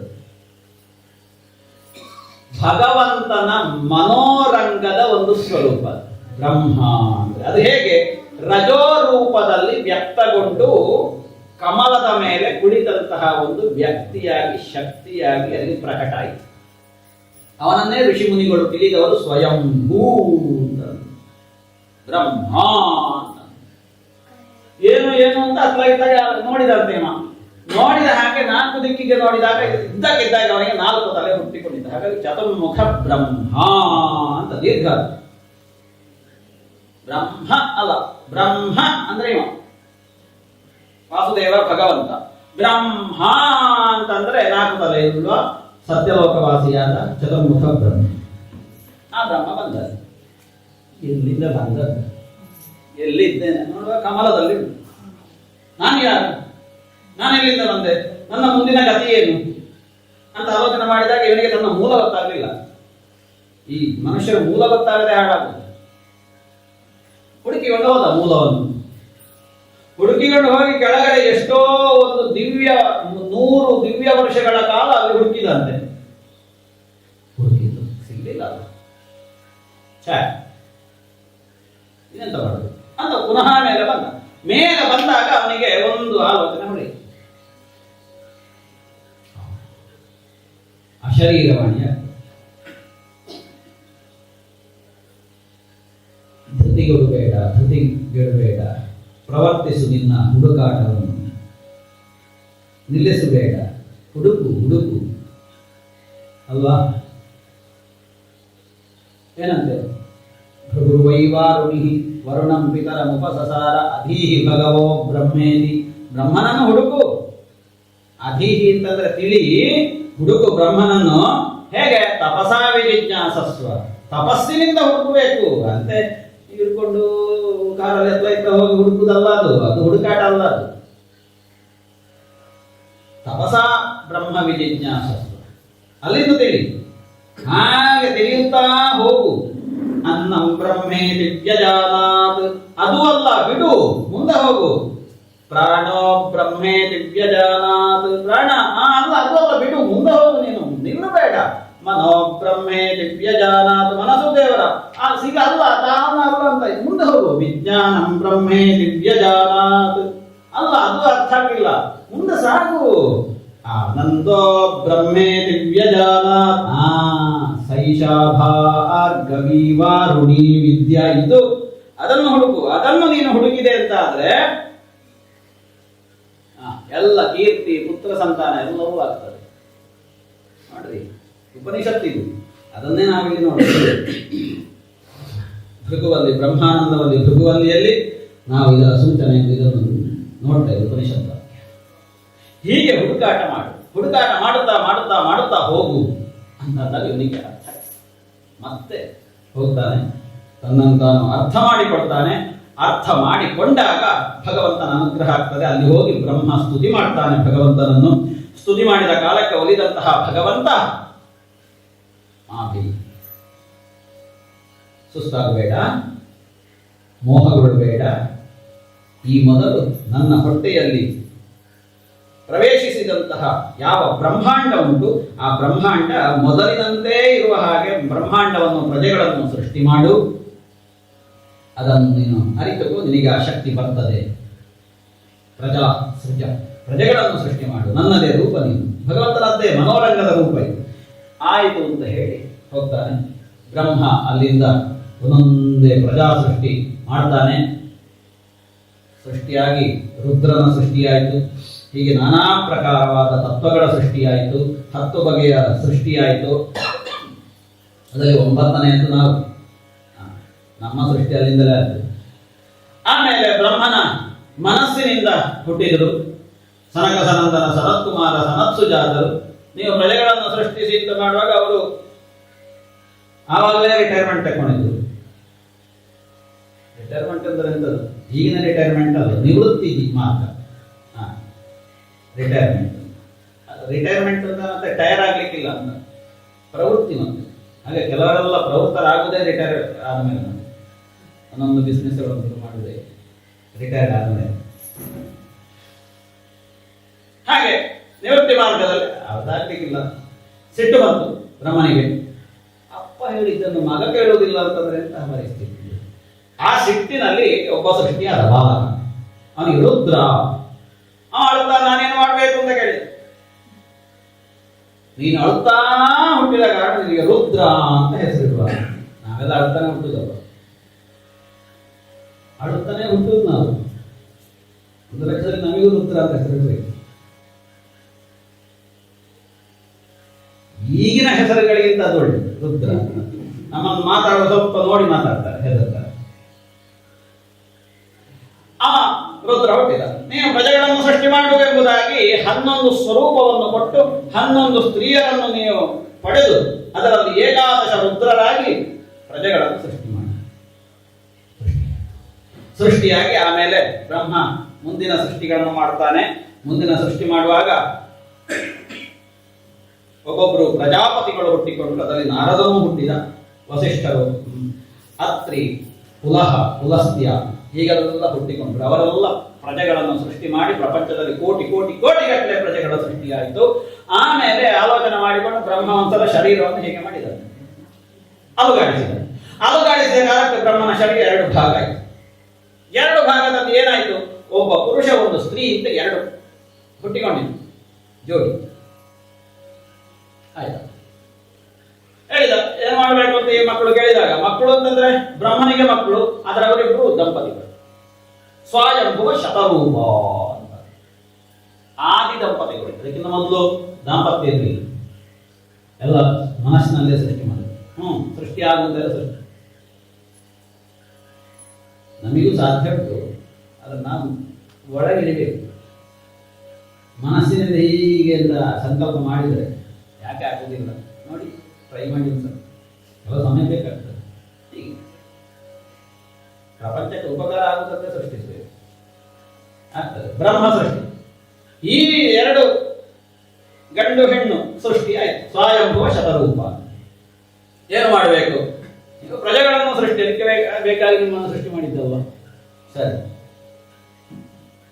ಸೃಷ್ಟಿ ಮಾಡುವುದೌದು, ಸಪ್ತಾಹ ಮಾಡುವುದು, ಬಂದವರಿಗೆ ಗುರುಗಳಿಗೆ ಜನ ಜಾಸ್ತಿ ಆದ್ರೆ ಅಂತ ಮಾಡುದು. ಯಾಕೆ ಭೂಮಿ ನೀರಿನಲ್ಲಿ ಹುದುಕಿ ಹೋಗಿದೆ, ಹುದುಗಳಿಗೆ ಜಾಗ ಇಲ್ಲ. ಪ್ರಜೆಗಳನ್ನು ಸೃಷ್ಟಿ ಮಾಡಿದ್ರೆ ಇಡಬೇಕಲ್ಲ, ತೆಗೆದು ಎಲ್ಲ ಇಡು. ಈ ಹೋದವ ಮಾರ ಭೂಮಿ ಇಲ್ಲ, ನೀರಿನೊಳಗುಂಟು, ಮೇಲೆ ತರುವುದೇ ಅಂತ ಆಲೋಚನೆ ಮಾಡುವಾಗ ಬ್ರಹ್ಮನ ಮೂಗಿಂದ ಒಂದು ಹಂದಿ ಮರಿ ತಪ್ಪ ಹಾರಿತು. ಇದ್ದಕ್ಕೆ ಹಾರಿ ಎಷ್ಟು ಅಂಗುಷ್ಠ ಮಾತ್ರ ಪರಾಹ, ಎಷ್ಟು ಒಂದು ಅಂಗುಷ್ಟದಷ್ಟು ಆಕಾರದ ಒಂದು ಬಿಳಿ ಹಂದಿ ಆಕಾಶಕ್ಕಾಗಿ ನೋಡ್ತಾ ಇದ್ದಾಗೆ ಆನೆ ಎಷ್ಟು ವಿಸ್ತಾರವಾಗಿ ಬೆಳೆದುಕೊಂಡಾಗ ಎಲ್ಲರಿಗೂ ಸತ್ಯಲೋಕವಾಸಿಗಳಿಗೆ ಎಲ್ಲ ಬ್ರಹ್ಮಾಂಡಕ್ಕೆ ಆಶ್ಚರ್ಯ ಆಯಿತು. ಎಲ್ಲರೂ ಕೂಡ ನೋಡ್ತಾ ಇದ್ದಾರೆ, ಏನಿದು ಅಂತ ಆಲೋಚನೆ ಮಾಡುವಾಗ ಇದು ಸಾಕ್ಷಾತ್ ಯಜ್ಞಪುರುಷನಾದಂತಹ ಶ್ರೀಮನ್ನಾರಾಯಣನೇ ವರಾಹ ರೂಪಿಯಾಗಿ ಬಂದಿದ್ದಾನೆ ಅನ್ನುವುದು ಅರ್ಥ ಆಗ್ತದೆ. ಸ್ತುತಿ ಮಾಡ್ತಾರೆ. ಮತ್ತು ಪರ್ವತಾಕಾರದಲ್ಲಿ ಬೆಳೆದಂತಹ ಆದಿವರಾಹ, ಯಜ್ಞವರಾಹ ಹೇಳುವುದು ಸ್ಪಷ್ಟ ಆದಂತಹ ಕಾಲಕ್ಕೆ ಮಾಡಿದಂತಹ ಋಷಿಮುನಿಗಳ ಸ್ತುತಿಗೆ, ದೇವತೆಗಳ ಸ್ತುತಿಗೆ ಒಲಿದಂತಹ ಆದಿವರಾಹ ಕಣ್ಣನ್ನು ಬಿಡಿ ಬಿಡಿ ಮಾಡುತ್ತಾ ತನ್ನ ಭೀಕರವಾದ ಸ್ವರೂಪವನ್ನು ತೋರಿಸುತ್ತಾ ಅವರ ಮನಸ್ಸನ್ನು ಸಂತೋಷಗೊಳಿಸಿದನಂತೆ. ಭೀಕರವಾದಂತಹ ಭಯಾನಕವಾದಂತಹ ಕಣ್ಣು ತನ್ನ ವಿಚಿತ್ರವಾದಂತಹ ತಲೆಗೂದಲಿನಿಂದ ಸಮಗ್ರ ಬ್ರಹ್ಮಾಂಡವನ್ನೇ ಬಿರಿಯುವ ಹಾಗಿರುವಂತಹ ಸ್ವರೂಪದಿಂದ ತೋರಿಸ್ತಾ ಇದ್ದಾನೆ. ಖರ್ಚಿಸುತ್ತಾ ಇಡೀ ಬ್ರಹ್ಮಾಂಡ ಬಿರಿಯುವ ಹಾಗೆ ಶಬ್ದ ಮಾಡ್ತಾ ಇದ್ದಾನೆ. ಅವನಿಗೆ ಬ್ರಹ್ಮನ ಸಂಕಲ್ಪ, ಭೂಮಿಯನ್ನು ತೆಗಿಬೇಕು. ಆ ಸಂಕಲ್ಪಕ್ಕೆ ಹೊರಟಂತಹ ಶಕ್ತಿ ಆದಿವರ. ಅವ ಮೇಲಕ್ಕೆ ನೆಗೆದ ತಕ್ಷಣ ಎಲ್ಲರನ್ನು ಸಂತೋಷಗೊಳಿಸುತ್ತಾ ತಾನು ತನ್ನ ಮೂಗಿನಿಂದ ಭೂಮಿಯ ವಾಸನೆಯನ್ನು ಗ್ರಹಿಸ್ತಾನೆ. ಎಲ್ಲಿ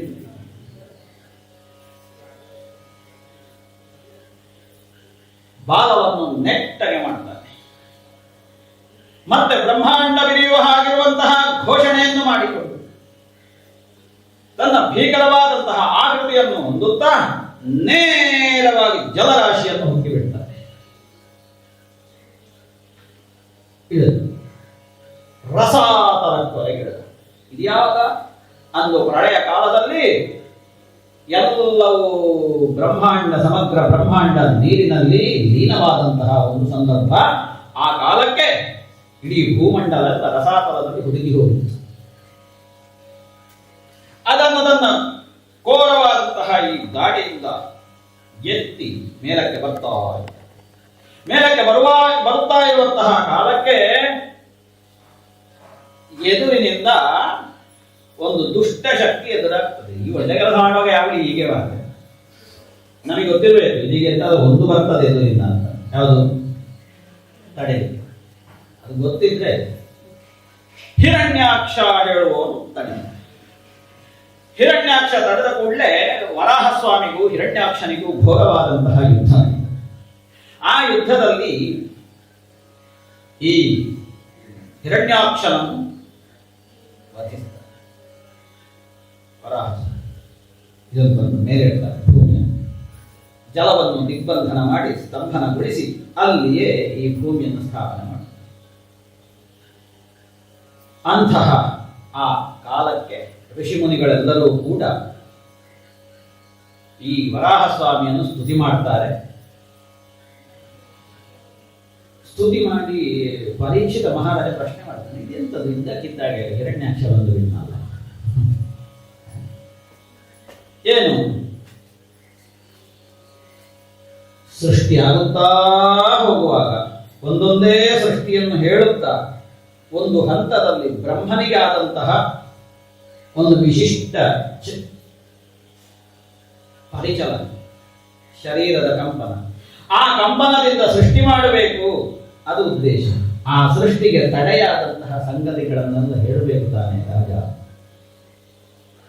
ಹಾಗಾಗಿ ಹಿರಣ್ಯಾಕ್ಷನ ಪ್ರಕರಣ. ಈ ಹಿರಣ್ಯಾಕ್ಷ ಯಾರು? ಯಾಕೆ ಈ ಮಧ್ಯದಲ್ಲಿ, ಸೃಷ್ಟಿಯ ಮಧ್ಯದಲ್ಲಿ ಬಂದು ಬಿಟ್ಟ? ಆವಾಗ ಶುಕಮಹರ್ಷಿಗಳು ಹೇಳ್ತಾರೆ, ಈ ಬ್ರಹ್ಮ, ಅವನ ನಂತರ ಬೇರೆ ಬೇರೆ ಸೃಷ್ಟಿಯಾಯಿತು, ಪ್ರಜಾಪತಿಗಳ ಸೃಷ್ಟಿಯಾಯಿತು. ಆ ಪ್ರಜಾಪತಿಗಳಲ್ಲಿ ಕಶ್ಯಪ ಬ್ರಹ್ಮರು ದಕ್ಷನ 13 ಹೆಣ್ಣು ಮಕ್ಕಳನ್ನು ಮದುವೆಯಾಗಿದ್ದ. ಮದುವೆಯಾದಂತಹ ಕಾಲಕ್ಕೆ ಸಮಾಜಾಯಿತು. ಇಡೀ ನಾವೆಲ್ಲ ನಿಜವಾಗಿ ಹೇಳುದಿದ್ರೆ ಕಶ್ಯಪ ಸಂತಾನದವರು, ಕಾಶ್ಯಪ ಗೋತ್ರ ಅಂತ ಹೇಳೋದಕ್ಕಿಂತ ಕಶ್ಯಪ ಸಂತಾನದವರು.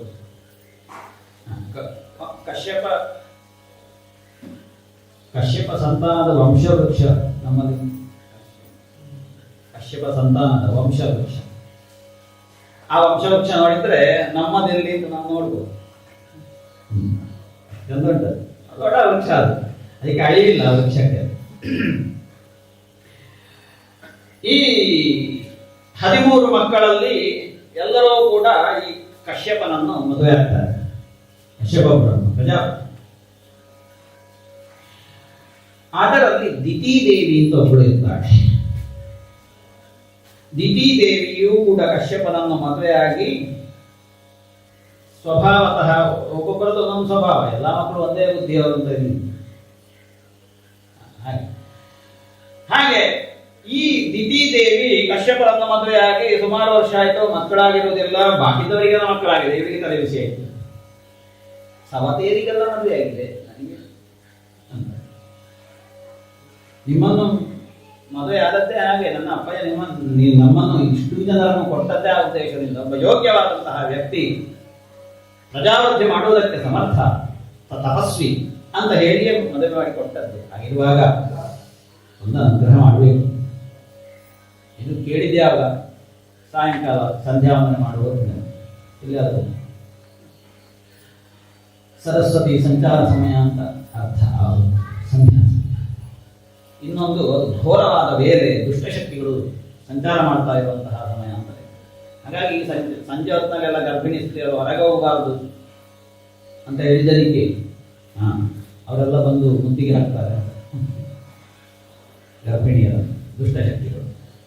ಹಾಗೆ ನೋಡಮ್ಮ, ನೀ ಹೇಳಿದ್ದೆಲ್ಲ ಸರಿ, ಎಲ್ಲವೂ ಹೌದು, ಸ್ವಲ್ಪ ಸಮಯ ತಾಳೆ, ಎಲ್ಲ ನಿನ್ನ ಮನಸ್ಸಿನಲ್ಲಿರುವಂತಹ ಅಪೇಕ್ಷೆಗಳನ್ನು ನಾನು ಈಡೇರಿಸ್ತೇನೆ. ಇಲ್ಲ, ತಪ್ಪು ಬೇಡ, ಇದು ಘೋರವಾದ ಸಮಯ, ಈ ಸಮಯದಲ್ಲಿ ನಾವು ಸೇರಬಾರದು. ಯಾಕೊಂಡು ಹೋದ್ರು ಸೀದಾ ಕೃಷ್ಣಾರ್ಪಣ ಮಸ್ತು ಅಂತ ಹೇಳಿದಂತಹ ಕಶ್ಯಪ ಬ್ರಹ್ಮರು ದೈವ ನೋಡಿದ ಹಾಗೆ ಆಗ್ತದೆ ಅಂತ ಅವರು ಸೇರ್ತಾರೆ. ಸೇರಿ ತಾನು ಮತ್ತೆ ಪರಿಶುದ್ಧರಾಗಬೇಕು ಅಂತ ಹೇಳಿ ಸ್ನಾನಾದಿಗಳನ್ನು ಮಾಡಿ ಆಚಮನ ಪ್ರಾಣಾಯಾಮದಿಂದ ಮತ್ತೆ ಬ್ರಹ್ಮಜಪವನ್ನು ಮಾಡುವುದಕ್ಕೆ ಶುರು ಮಾಡ್ತಾರೆ. ಇಂಥ ಇವರಿಗೆ ಹೇಸಿಗೆ ಆಗಲಿಕ್ಕೆ ಶುರು ಆಯಿತು ಮನಸ್ಸಿಗೆ. ದಿತಿದೇವಿಗೆ ಇಲ್ವಾಯ್ತಲ್ಲ, ಏನು ಮಾಡುವುದು ಅಂತ ಕ್ಷಮೆ ಕೇಳುವುದಕ್ಕೆ ದಿತಿ ಭಗವಂತನಲ್ಲಿ ಪ್ರಾರ್ಥನೆ ಮಾಡ್ತಾಳೆ. ಗರ್ಭದಲ್ಲಿ ಕಶ್ಯಪರ ತೇಜಸ್ಸು ಸ್ಥಾಪಿತವಾಗಿದೆ, ಅದನ್ನು ರಕ್ಷಣೆ ಮಾಡುವಂತ ಭಗವಂತನಲ್ಲಿ ಕೇಳ್ತಾಳೆ ದಿತಿದೇವಿ. ಆವಾಗ ಈ ಕಶ್ಯಪರು ಹೇಳ್ತಾರೆ, ನೀನೆಲ್ಲ ಪ್ರಾರ್ಥನೆ ಮಾಡುವುದು ಹೌದು, ನೀನು ಸೇರಿದ ಸಮಯ ಅಸಮಯವಾದ ಕಾರಣ, ಅಕಾಲವಾದ ಕಾರಣ, ಮತ್ತು ನೀನು ದೇವತಾ ನಿರ್ದೇಶವನ್ನು ಉಲ್ಲಂಘಿಸಿದ ಕಾರಣ, ನನ್ನ ನಿರ್ದೇಶವನ್ನು ಉಲ್ಲಂಘಿಸಿದ ಕಾರಣ, ದೇವಹೇಳನವನ್ನು ಮಾಡಿದ ಕಾರಣ ನಿನ್ನ ಗರ್ಭದಲ್ಲಿ ಇಬ್ಬರು ಜಾಠರಾಧಮರು ಹುಟ್ಟಿಕೊಳ್ತಾರೆ. ಆಯ್ತಾ? ಭವಿಷ್ಯದಸ್ತವ ಭದ್ರೆ, ಹೇ ಅಮಂಗಲೇ, ನೋಡಿ ಹೆಂಡತಿಯನ್ನು ಕರೆಯುವುದು, ಹೇ ಅಮಂಗಲೇ, ನಿನ್ನ ಹೊಟ್ಟೆಯಲ್ಲಿ ಇಬ್ಬರು ಅಮಂಗಲರು ಹುಟ್ಟಿಕೊಳ್ಳುತ್ತಾರೆ, ಜಾಠರಾಧಮರು ಹುಟ್ಟಿಕೊಳ್ಳುತ್ತಾರೆ. ಕೆಟ್ಟ ಗರ್ಭಕ್ಕೆ ಜಾಠರಾಧಮ ಅಂತ ಹೇಳ್ತಾರೆ. ಕೆಟ್ಟ ಗರ್ಭದಲ್ಲಿ ಕೆಟ್ಟ ಮಕ್ಕಳು ಹುಟ್ಟುತ್ತಾರೆ ಅಂತ ತಾತ್ಪರ್ಯ. ಅವರು ಇಡೀ ಪ್ರಪಂಚವನ್ನೇ ಅಲ್ಲೋಲ ಕಲ್ಲೋಲ ಮಾಡಿ, ಕಲಹವನ್ನು ಮಾಡಿ, ಸರ್ವ ಪ್ರಾಣಿಗಳನ್ನು ಹಿಂಸಿಸುತ್ತಾ ಎಲ್ಲ ಕಡೆ ಅಮಂಗಲವನ್ನೇ ಮಾಡ್ತಾ ಹೋಗ್ತಾರೆ. ಕೊನೆಗೆ ವಿಶ್ವೇಶ್ವರನಾದಂತಹ ಆ ಭಗವಂತ ಕ್ರುದ್ಧನಾಗಿ ಅವರನ್ನು ನಾಶ ಮಾಡ್ತಾರೆ. ತೊಂದರೆ ಇಲ್ಲ ಅಂತೂ ದೇವರ ಪ್ರಸಾದ ಅಂತ ಹೇಳಿದಾಗ ಕಶ್ಯಪರು ಹೇಳ್ತಾರೆ, ಅಲಕ್ಷ ಮಾಡಬೇಡ, ಇಬ್ರು ಅಧಮರು ಹುಟ್ಟಿದ್ರು, ಅದರಲ್ಲಿ ಒಬ್ಬನಿಗೆ ಹುಟ್ಟುವ 4 ಮಕ್ಕಳಲ್ಲಿ ಒಬ್ಬ ಮಹಾಪರಮ ಭಾಗವತನಾಗಿ ಹುಟ್ಟುತ್ತಾನೆ. ಅವ ನಿಂದಾಗಿ ನಿಮ್ಮ ಇಡೀ ಈ ವಂಶ ಬೆಳೀತದೆ ಯೋಗ್ಯವಾಗಿ, ಹಾಗಾಗಿ ಹೆದರಬೇಡ. ಅವನ ಮೇಲೆ ಭಗವಂತ ಅತ್ಯಂತ ಪ್ರಸನ್ನನಾಗಿ ಸರ್ವಾನುಗ್ರಹವನ್ನು ಮಾಡ್ತಾನೆ. ಸರಿ ಅಂತ ಹೇಳಿ ಗರ್ಭವನ್ನು ಧರಿಸ್ತಾಳೆ ದಿತಿದೇವಿ. ಧರಿಸಿದಂತಹ ಗರ್ಭವನ್ನು 3 ವರ್ಷಗಳ ಕಾಲ ತನ್ನ ಹೊಟ್ಟೆಯಲ್ಲಿ ಧರಿಸ್ತಾಳೆ. ಯಾಕೆ 3 ವರ್ಷ? ಯಾರನ್ನು ಕಾದದ್ದು? ಅನ್ವೇಷಣೆ ಮಾಡುವುದು ಸರಿ, ಕೆಲವೊಂದು ಸಲ ಕಾಯಬೇಕಾಗ್ತದೆ. ಕಾಯದೆ ಸಿಗುವುದಿಲ್ಲ, ಕಾದಾಗ ಮಾತ್ರ ಸಾರ್ಥಕವಾಗ್ತದೆ. ಹಾಗಾಗಿ ಅದೆಲ್ಲ ಆಗಬೇಕು ಅಂತಾದರೆ ಕಾಯಬೇಕು, ಕಾಯಬೇಕು. ಆ ಕಾಯದಿಂದಲೇ ಒಂದಷ್ಟು ಸಮಯ ಕಾಯಬೇಕು. ಇವಳು ಕಾಯುವುದೇ ಕೆಲಸ. ಹಾಗೊಂದು ಕ್ರಮ ಉಂಟು ಅಂತ ಕೇಳಿದ ಪರೀಕ್ಷಿತ. ಅದು ಕ್ರಮ ಉಂಟು ನೋಡಿ ಈಗ ಅಂತ ಹೇಳುವಾಗ ಅದು ಎಂತಾಯ್ತು, ಈ 3 ವರ್ಷಗಳ ಕಾಲ ಅದು ಯಾರ ಸುಮ್ಮನೆ ದಾರಿ ಹೋಗರದ್ದಲ್ಲ ತಾನೆ, ಕಶ್ಯಪ ಬ್ರಹ್ಮನ ವೀರ್ಯ ತೇಜಸ್ಸು. ಅದನ್ನು ಒಬ್ಬಳು ದಿತಿದೇವಿ ದಕ್ಷ ಪ್ರಜಾಪತಿಯ ಮಗಳು ತನ್ನ ಗರ್ಭದಲ್ಲಿ ಧರಿಸಿದ್ದಾಳೆ 3 ವರ್ಷಗಳ ಕಾಲ ಅಂತ ಆಗುವಾಗಲೇ ದೇವತೆಗಳಿಗೆ ಉಸಿರುಗಟ್ಟೆ ಇರುತ್ತದೆ. ಏನು ಮಾಡೋದು ಅಂತ ಬ್ರಹ್ಮನಲ್ಲಿಗೆ ಹೋದಾಗ ಅದು ಅಂತಿಂತ ತೇಜಸ್ಸಲ್ಲ, ಅವಳ ಹೊಟ್ಟೆಯಲ್ಲಿ ಇರುವುದು. ಇನ್ನೊಂದು ಯಾವುದೋ ಒಂದು ಶಕ್ತಿ ಬಂದು ಸೇರ್ತದೆ. ಕೇಳು ನಾನು ಹೇಳುವುದನ್ನು, ವೈಕುಂಠ ಲೋಕ. ನಿತ್ಯವೂ ಕೂಡ ಸನಕ ಸನಂದನ ಸನತ್ಕುಮಾರ ಸನತ್ಸುಜಾತರು ಹೋಗ್ತಾ ಬರ್ತಾ ಇರುವವರು ಒಂದು ದಿವಸ ಹೋದರು. ಹೋಗಿ ಅಲ್ಲಿ ಪಶ್ಚಿಮ ದ್ವಾರಪಾಲಕರಾಗಿರುವಂತಹ ಜಯವಿಜಯರು ಆ ದ್ವಾರಕ್ಕೆ ಹೋದಾಗ ಅವರು ತಡೆದರು. ಹೇಯ್ ಎಲ್ಲಿ ದಂಡ ಹಿಡಿದು ಇವರು ನೋಡುವಾಗ ಹಾಗೆ ಇದ್ದು, ಮೈಯಲ್ಲಿ ಒಂದು ತುಂಡು ಬಟ್ಟೆ ಇಲ್ಲ, ದಿಕ್ಕೇ ಅವರಿಗೆ ಬಟ್ಟೆ. ಹಾಗೆಂತ ತಾನು ಬಟ್ಟೆ ಧರಿಸಲಿಲ್ಲ ಅಂತ ಅವರಿಗೆ ಗೊತ್ತಿಲ್ಲ. ಈಗಾದ್ರೆ ತೊಂದರೆ ಇಲ್ಲ, ತನ್ನ ದೇಹದ ಪರಿವೇ ಇದ್ರೆ ಬಟ್ಟೆ ಬೇಕು. ಈ ಶುಕ ಮಹರ್ಷಿಗಳಿಗೆ ಹಾಗಂತ. ಶುಕ ಮಹರ್ಷಿಗಳು ಮನೆಯಿಂದ ಹೊರಟ ತಕ್ಷಣ ವೇದವ್ಯಾಸರಿಗೆ ಗೊತ್ತಾಗ್ಲಿಲ್ಲ. ಮಗನನ್ನು ಹುಡುಕಿಕೊಂಡು ಮಗನೇ ಎಲ್ಲಿ ಅಂತ ಹೋಗ್ತಾ ಇದ್ರು, ಹುಡುಕ್ತಾ ಬರ್ತಾ ಇದ್ರಂತೆ. ಹೀಗೆ ಹೋಗ್ತಾ ಇರುವಾಗ ಒಂದು ನದಿಯಲ್ಲಿ ಹೆಂಗಸರೆಲ್ಲ ಸ್ನಾನ ಮಾಡ್ತಾ ಇದ್ರು ಬಟ್ಟೆ ಬಿಚ್ಚೆ. ಶುಕ ಮಹರ್ಷಿಗಳು ಇವರು ಸ್ನಾನ ಮಾಡ್ತಾ ಇದ್ರು, ಕೇಳ ಇಲ್ಲ ಅವರಿಗೆ. ಅವರ ಹಿಂದಿಂದ ಹುಡುಕಿಕೊಂಡು ಶುಕ ಮಹರ್ಷಿಗಳನ್ನು ವೇದವ್ಯಾಸರು ಬಂದಾಗ ಈ ಹೆಂಗಸರೆಲ್ಲ ಓಡಿ ಹೋಗಿ ನೀರಿನಲ್ಲಿ ಮುಳುಗಿಕೊಟ್ರ ಅಥವಾ ಇನ್ನು ಮೇಲೆ ಹತ್ತಿ ಬಟ್ಟೆ ಸುತ್ತಿಕೊಂಡ್ರ ಗೊತ್ತಿಲ್ಲ. ಅದೆಂತಕ್ಕೆ ನೀವು ಹೀಗೆ ಮಾಡಿದ್ರಿ ಅಂತ ಕೇಳಿದಾಗ ವೇದವ್ಯಾಸರಿಗೆ ಹೇಳಿದ್ರಂತೆ ಇವರು ಹೆಂಗಸರು, ನೀವು ಬಟ್ಟೆ ಧರಿಸಿದ್ದೀರಿ, ಯಾಕೆ? ನಿಮ್ಮ ದೇಶ ಅಂತ ನಿಮಗೆ ಗೊತ್ತುಂಟು, ಹಾಗೆ ನಿಮಗೆ ಬಟ್ಟೆ ಬೇಕು, ಹಾಗಾಗಿ ನಾವು ಬಟ್ಟೆ ಧರಿಸಿದ್ದು. ಶುಕ ಮಹರ್ಷಿಗಳು ಹೋದಾಗ ಅವರಿಗೆ ಅವರ ದೇಹದ ಮೇಲೆ ಪರಿವೇ ಇಲ್ಲ, ಹಾಗಾಗಿ ಅವರಿಗೆ ಬಟ್ಟೆ ಇಲ್ಲ. ನಾವಿಲ್ಲಿ ಇದ್ದೇವೆ ಅಂತ ಹೇಳೋದು ಅವರಿಗೂ ಗೊತ್ತಿಲ್ಲ. ಅಷ್ಟೇ ವ್ಯತ್ಯಾಸ ನಿಮಗೆ ಅವರಿಗೂ.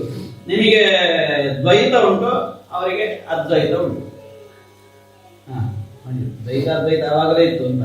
ಹಾಗೆ ಅಂತ ಎಲ್ಲರೂ ಅದ್ವೈತವನ್ನೇ ಆರಾಧನೆ ಮಾಡ್ತಾ ಇದ್ದವರು. ಹಾಗಾಗಿ ದ್ವೈತದವರಿಗೂ ಅದ್ವೈತದ ಪ್ರಾಪ್ತಿಯಾಗಿದೆ. ಅದ್ವೈತದವರು ಬೇಕಾದಾಗ ದ್ವೈತಿಗಳ ಹಾಗೆ ವರ್ತಿಸ್ತಾ ಇದ್ರು. ಈಗ ಶುಕ ಮಹರ್ಷಿಗಳು ಪರೀಕ್ಷಿತನಿಗೆ ಉಪದೇಶ, ಇದು ಎರಡು ಭಾವ ಇದ್ದ ಕಾರಣ ಉಪದೇಶ ಆಯ್ತು. ಹೀಗೆ ಈ ಸನಕಾದಿ ಯೋಗಿಗಳು ಅವಧೂತರು, ಅವರಿಗೆ ಯಾವ ದೇಹದ ಪರಿವೇ ಇಲ್ಲ. ಹೌದು, ನಿತ್ಯವಾಗಿ ಮಾತಾಡಿ ಒಂದೆರಡು ಮಾತಾಡಿ ಬರುವುದಷ್ಟೇ. ವೈಕುಂಠದವರು ತಡೆದಾಗ ಇವರಿಗೆ ಸಿಟ್ಟಿ ಏರಿತು. ಇವರು ಸೃಷ್ಟಿ ಆದಿಯಲ್ಲಿ ಹುಟ್ಟಿದವರು, ಹಾಗಂತ 5 ವರ್ಷದ ಬಾಲಕರಾಗಿ ಕಾಣ್ತಾ ಇದ್ರಂತೆ. ನಮ್ಮನ್ನು ಅವಮಾನಿಸಿದ್ದೀರಿ, ನಮ್ಮ ಯೋಗ್ಯತೆಯನ್ನು ಅರಿಯದೆ ನೀವು ಅವಮಾನಿಸಿದ್ದೀರಿ. ನೀವು ಈ ಲೋಕದಲ್ಲಿ ಇರಲಿಕ್ಕೆ ಯೋಗ್ಯರಲ್ಲ, ಹೋಗಿ ಪಾಪಿಷ್ಠವಾದಂತಹ ಅಧಮ ಯೋನಿಗಳಲ್ಲಿ ಹುಟ್ಟಿ. ಬೇವರ್ಲಿಕ್ಕೆ ಶುರು ಆಯ್ತು. ಜಯವಿಜಯರಿಗೆ ಪುಟ್ಟ ಬಟ್ಟೆ ಅಲ್ಲ ಒದ್ದೆ ಆಯ್ತು. ಸಾಷ್ಟಾಂಗ ನಮಸ್ಕಾರ ಮಾಡ್ತಾರೆ, ಕಾಲು ಹಿಡ್ಕೊಳ್ತಾರೆ. ಜಯ ವಿಜಯರು ಸನಕಾದಿಗಳ ತಪ್ಪಾಯಿತು, ನಮಗೆ ಗೊತ್ತಾಗಲಿಲ್ಲ, ನಾವು ಯಾವುದು ಬೇಡವೋ ಈ ವೈಕುಂಠ ಲೋಕಕ್ಕೆ ಅದನ್ನೇ ನಾವು ಮಾಡಿದ್ದೇವೆ, ಕ್ಷಮಿಸಬೇಕು. ನಿಮ್ಮ ಬಾಯಿಂದ ಬಂದಂತಹ ಮಾತು ಯಾವತ್ತೂ ಕೂಡ ಸುಳ್ಳಾಗದು. ಹಾಗಾಗಿ ನಾವು ಅಧಮ ಯೋನಿ ಪಾಪಿಷ್ಠ ಯೋನಿಯಲ್ಲಿ ಹುಟ್ಟಿದ್ರು ಶ್ರೀಹರಿಯ ಸ್ಮರಣೆ ಸದಾ ಇರುತ್ತೆ. ಅಷ್ಟೊತ್ತಿಗೆ ಸುದ್ದಿ ಗೊತ್ತಾಯಿತು ಒಳಗಿನ ಸ್ವಾಮಿಗೆ. ಬಂದಾಗ ಇವರು ಸ್ತುತಿ ಮಾಡಿದರು ಸನಕಾದಿಗಳು. ಭಗವಂತನದ್ದು ಒಂದು ಹೆಸರು, ಅವನನ್ನು ಹೊಗಳಿದ್ರೆ ಅವನ್ ನಿಮ್ಮ ವಶವೇ, ನೋ ಡೌಟ್. ನೀವು ಬೇರೆ ಭಗವಂತನನ್ನು ಬಿಟ್ಟು ಯಾರನ್ನು ಹೊಗಳಿದ್ರು ಕೂಡ ನಿಮಗೆ ನಾಳೆ ಉಲ್ಟಲಿರುವುದೇ. ನೋಡಿ ನಿಮ್ಮ ಜೀವನದಲ್ಲಿ ನಿಮ್ಮ ಪರವಾಗಿ ನಿಲ್ಲಬೇಕು ಅಂತಾದ್ರೆ ನೀವು ಹೊಗಳುವವನು ದೇವರಾಗಿರ್ಬೇಕು. ಹೊಗಳಿದ್ರೆ ಮುಗೀತು. ಹಾಗಾಗಿ ನೋಡಿ, ಅವನನ್ನು ಹೊಗಳೋದಕ್ಕೆ ಸ್ತೋತ್ರ ಅಂತ ಬಂದದ್ದು, ಸ್ತುತಿ ಅಂತ ಬಂದದ್ದು. ನೀವು ಇನ್ನೊಬ್ಬರನ್ನ ಯಾರೋ ಒಂದು ಕೋಟಿಗಟ್ಟಲೆ ಇರುವ ಶ್ರೀಮಂತನನ್ನು ಹೊಗಳೋದಕ್ಕೆ ಸ್ತುತಿ ಅಂತ ಇಲ್ಲ, ಸ್ತೋತ್ರ ಅಂತ ಇಲ್ಲ. ಸ್ತುತಿ ಹೊಗಳೋದು ಗುಣಗಾನ ಇರುವುದು ಧ್ವನಿಗೆ ಮಾತ್ರ. ಗುಣಗಾನ ಭಗವಂತ ಬಂದ ಏನು ನೀವು ಏನು ಮಾಡಿದ್ದೀರಿ ಅದುವೇ ನನಗೆ ಒಪ್ಪಿತವಾದಂತಹ ವಿಷಯ. ಹೌದು, ನನ್ನ ಪ್ರೇರಣೆಯಿಂದಲೇ ನೀವು ಆ ರೀತಿ ಮಾಡಿದ್ದೀರಿ. ಯಾಕೆ? ವೈಕುಂಠ ಲೋಕ ಅನ್ನುವಂಥದ್ದು ನಿತ್ಯ ಶುದ್ಧ ಇದೆ. ಯಾಕೆ? ಇಲ್ಲಿರುವ ನಿತ್ಯ ಶುದ್ಧನಾದಂತಹ ಭಗವಂತ, ನಿತ್ಯ ಬುದ್ಧ, ನಿರವಧ್ಯ, ನಿತ್ಯ ನಿಷ್ಕಳಂಕ, ನಿರುಪಾಧಿಕ ಎಲ್ಲವೂ ಆದಂತಹ ವೈಕುಂಠ ಲೋಕ. ತದ್ವಿಷ್ಣೋ ಪರಮಂ ಪದ, ಪರಮ ಪದ ಇದು, ಈಗಿಂತ ಪದ ಬೇರೆ ಇಲ್ಲ. ಹಾಗಿರುವಾಗ ಇಲ್ಲಿ ಇಂಥದ್ದೆಲ್ಲ ಮಾಡಿಕೊಂಡು ಇರುವವರು ಇರಬಾರದು. ನೀವು ಮಾಡಿದ ಒಳ್ಳೆಯದಾಗಿದೆ, ಅವರು ನನ್ನ ಅತ್ಯಂತ ಭಕ್ತರು, ಏನೋ ಆಗಿದೆ ಅದು ದೈವ ಸಂಕಲ್ಪ, ಹಾಗಾಗಿ ಅವರು ಆದಷ್ಟು ಬೇಗ ಹೋಗಿ ಬಂದಿದ್ರು. ಸನಕಾದಿಗಳು ಹೇಳಿದರು, ಎಲ್ಲವೂ ಸರ್ವತಂತ್ರ ಸ್ವತಂತ್ರ ನೀನಿದ್ದಿ, ಅವರನ್ನು ಬೇಕಾದಾಗ ಅವರಿಗೆ ಪ್ರಮೋಷನ್ ಕೊಡ್ಬೋದು, ಅವರ ಪಾಪವನ್ನು ಪರಿಹಾರ ಮಾಡಿ, ಇಲ್ಲಾಂದರೆ ನಮಗೂ ಶಿಕ್ಷೆ ಕೊಡ್ಬೋದು, ನೀವು ಕೊಟ್ಟದ್ದನ್ನು ನಾವು ಪ್ರಸಾದ ಅಂತ ಸ್ವೀಕಾರ ಮಾಡ್ತೇವೆ. ಇಲ್ಲ, ಇದು ಲೋಕಕ್ಕೆ ಸಂದೇಶ ಹೋಗಬೇಕು. ಒಳ್ಳೆಯ ಜಾಗದಲ್ಲಿರುವವರು ಒಳ್ಳೆಯರಾಗಿ ಇರಬೇಕು.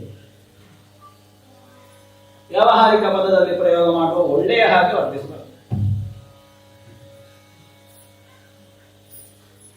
ಒಳ್ಳೆಯ ಜಾಗದಲ್ಲಿರುವವರು ಒಳ್ಳೆಯ ಹಾಗೆ ಇರಬಾರದು ಅಂತ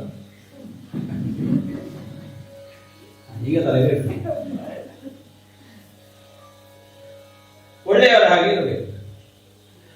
ಅಲ್ಲಿ ಏನಾದರೂ ವ್ಯತ್ಯಾಸ ಆದರೆ ಎಲ್ಲ ಹೊರಗೆ ಕಳಿಸ್ತಾ ಇರಬೇಕು. ಮತ್ತೆ ಶುದ್ಧ ಆಗಿ ಕೈಕಾಲು ತೊಳ್ಕೊಂಡು ಬರ್ಬೇಕು. ಬರಲಿ, ಬೇಗ ಬರಲಿ.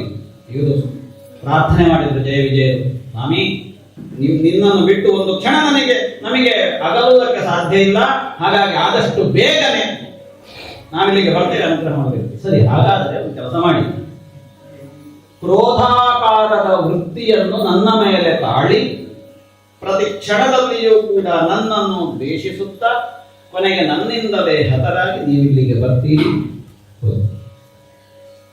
ಅಂತೇಳಿ ಇವರು ಟಪಟ ಪಟ ಪಟಪ ಅಂತ ಬಿಡ್ತೋ ಎಲ್ಲವನ್ನು ಕಳ್ಕೊಂಡು, ಅದು ನೋಡಿ, ಅದು ಕಳ್ಕೊಳ್ಳೋದು ಸುಮ್ಮನೆ ವಿಷಯ. ಮಹಾ ತೇಜಸ್ಸು ವೈಕುಂಠ ಲೋಕದಲ್ಲಿ ಇರುವವರು ದ್ವಾರಪಾಲಕರು, ಅವರು ನೇರ ಪತಿತರಾಗಿ ಬಂದು ದ್ವಿತೀಯ ಗರ್ಭವನ್ನು ಸೇರಿದರು. ಆವಾಗ ಇನ್ನಷ್ಟು ಭಾರ ಆಯ್ತು ನಮಗೆ. ಋಷಿಮುನಿಗಳ ತೇಜಸ್ಸು ಜಯ ವಿಜಯದ ತೇಜಸ್ಸು ಸೇರಿ ಆಗುವಾಗ ಸರಿ,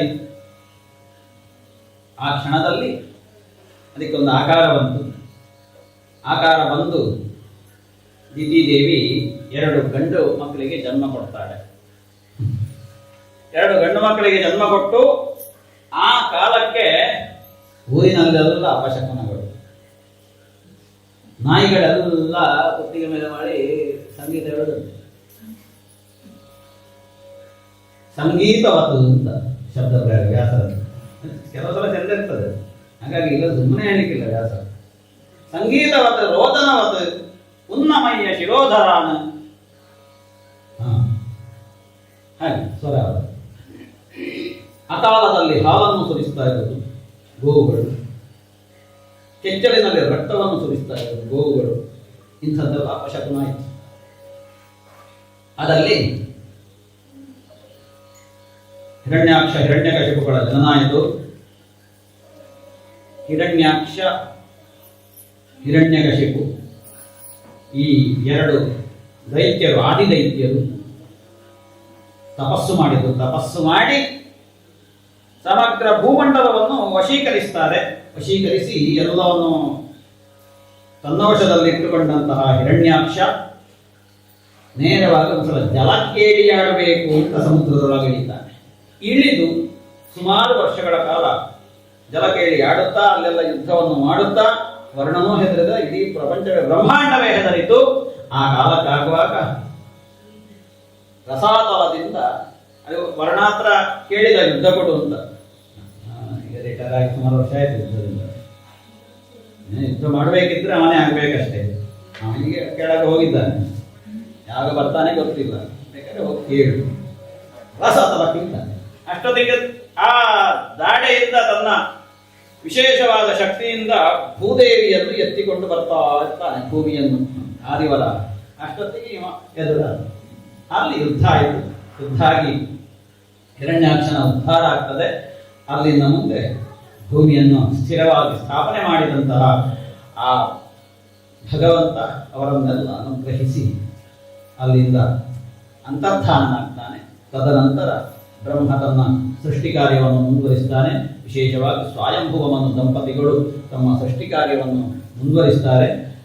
ಆ ಸ್ವಯಂಭುವ ಶತರೂಪ ದಂಪತಿಗಳಿಗೆ 5 ಜನ ಮಕ್ಕಳು, 2 ಜನ ಗಂಡು ಮಕ್ಕಳು, ಪ್ರಿಯವ್ರತ, ಉತ್ತಾನಪಾದ, ಆಕೂತಿ, ದೇವಹೂತಿ, ಪ್ರಸೂತಿ ಅಂತ 3 ಜನ ಹೆಣ್ಣು ಮಕ್ಕಳು. ಅದರಲ್ಲಿ ಆಕೂತಿಯನ್ನು ರುಚಿ ಪ್ರಜಾಪತಿಗೆ ಮದುವೆ ಮಾಡಿಕೊಡ್ತಾನೆ. ಹಾಗೆಯೇ ಕರ್ದಮ ಪ್ರಜಾಪತಿಗೆ ದೇವಹೂತಿಯನ್ನು ಮದುವೆ ಮಾಡಿಕೊಡ್ತಾನೆ ಸ್ವಯಂಭುವ. ಆಮೇಲೆ ಪ್ರಸೂತಿಯನ್ನು ದಕ್ಷನಿಗೆ ಮದುವೆ ಮಾಡಿಕೊಡ್ತಾನೆ. ಇಲ್ಲಿ ದಕ್ಷ ಅಂತಂದ್ರೆ ಸ್ವಯಂಭುವ ಅನ್ನುವಂಥರದ ದಕ್ಷ. ನೀವು ಆಟದಲ್ಲೆಲ್ಲ ನೋಡುವುದು ಅದು ಚಾಕ್ಷುಷ ಅನ್ನುವಂಥರದ ದಕ್ಷ. ಸ್ವಲ್ಪ ವ್ಯತ್ಯಾಸ ಇರಲಿ. ಈ 3 ಮಕ್ಕಳನ್ನು ಹಾಗೆ ಮದುವೆ ಮಾಡಿಕೊಡ್ತಾನೆ. ಅಲ್ಲಿ ಪರೀಕ್ಷಿತ ಪ್ರಶ್ನೆ ಮಾಡ್ತಾನೆ, ನೀವು ಹೀಗೆ ಹೇಳಿದ್ದೀರಿ ಅಲ್ಲಿ ಸ್ವಯಂಭುವ ಮನುವಿನ ಮಕ್ಕಳಿಗೆ 5 ಮಕ್ಕಳು ಪ್ರಿಯವ್ರತ ಉತ್ತಾನಪಾದ, ಅವರು ಇಡೀ ಸಮಗ್ರ ಭೂಮಂಡಲದ ಆಧಿಪತ್ಯವನ್ನು ನಿರ್ವಹಿಸ್ತಾರೆ, ಮತ್ತು ಈ 3 ಮಕ್ಕಳನ್ನು ಹೆಣ್ಣು ಮಕ್ಕಳನ್ನು 3 ಮಹಾಶಕ್ತಿಗಳಿಗೆ ಮದುವೆ ಮಾಡಿಕೊಟ್ಟಿದ್ದೀರಿ ಅಂತ ಹೇಳ್ತೀರಿ.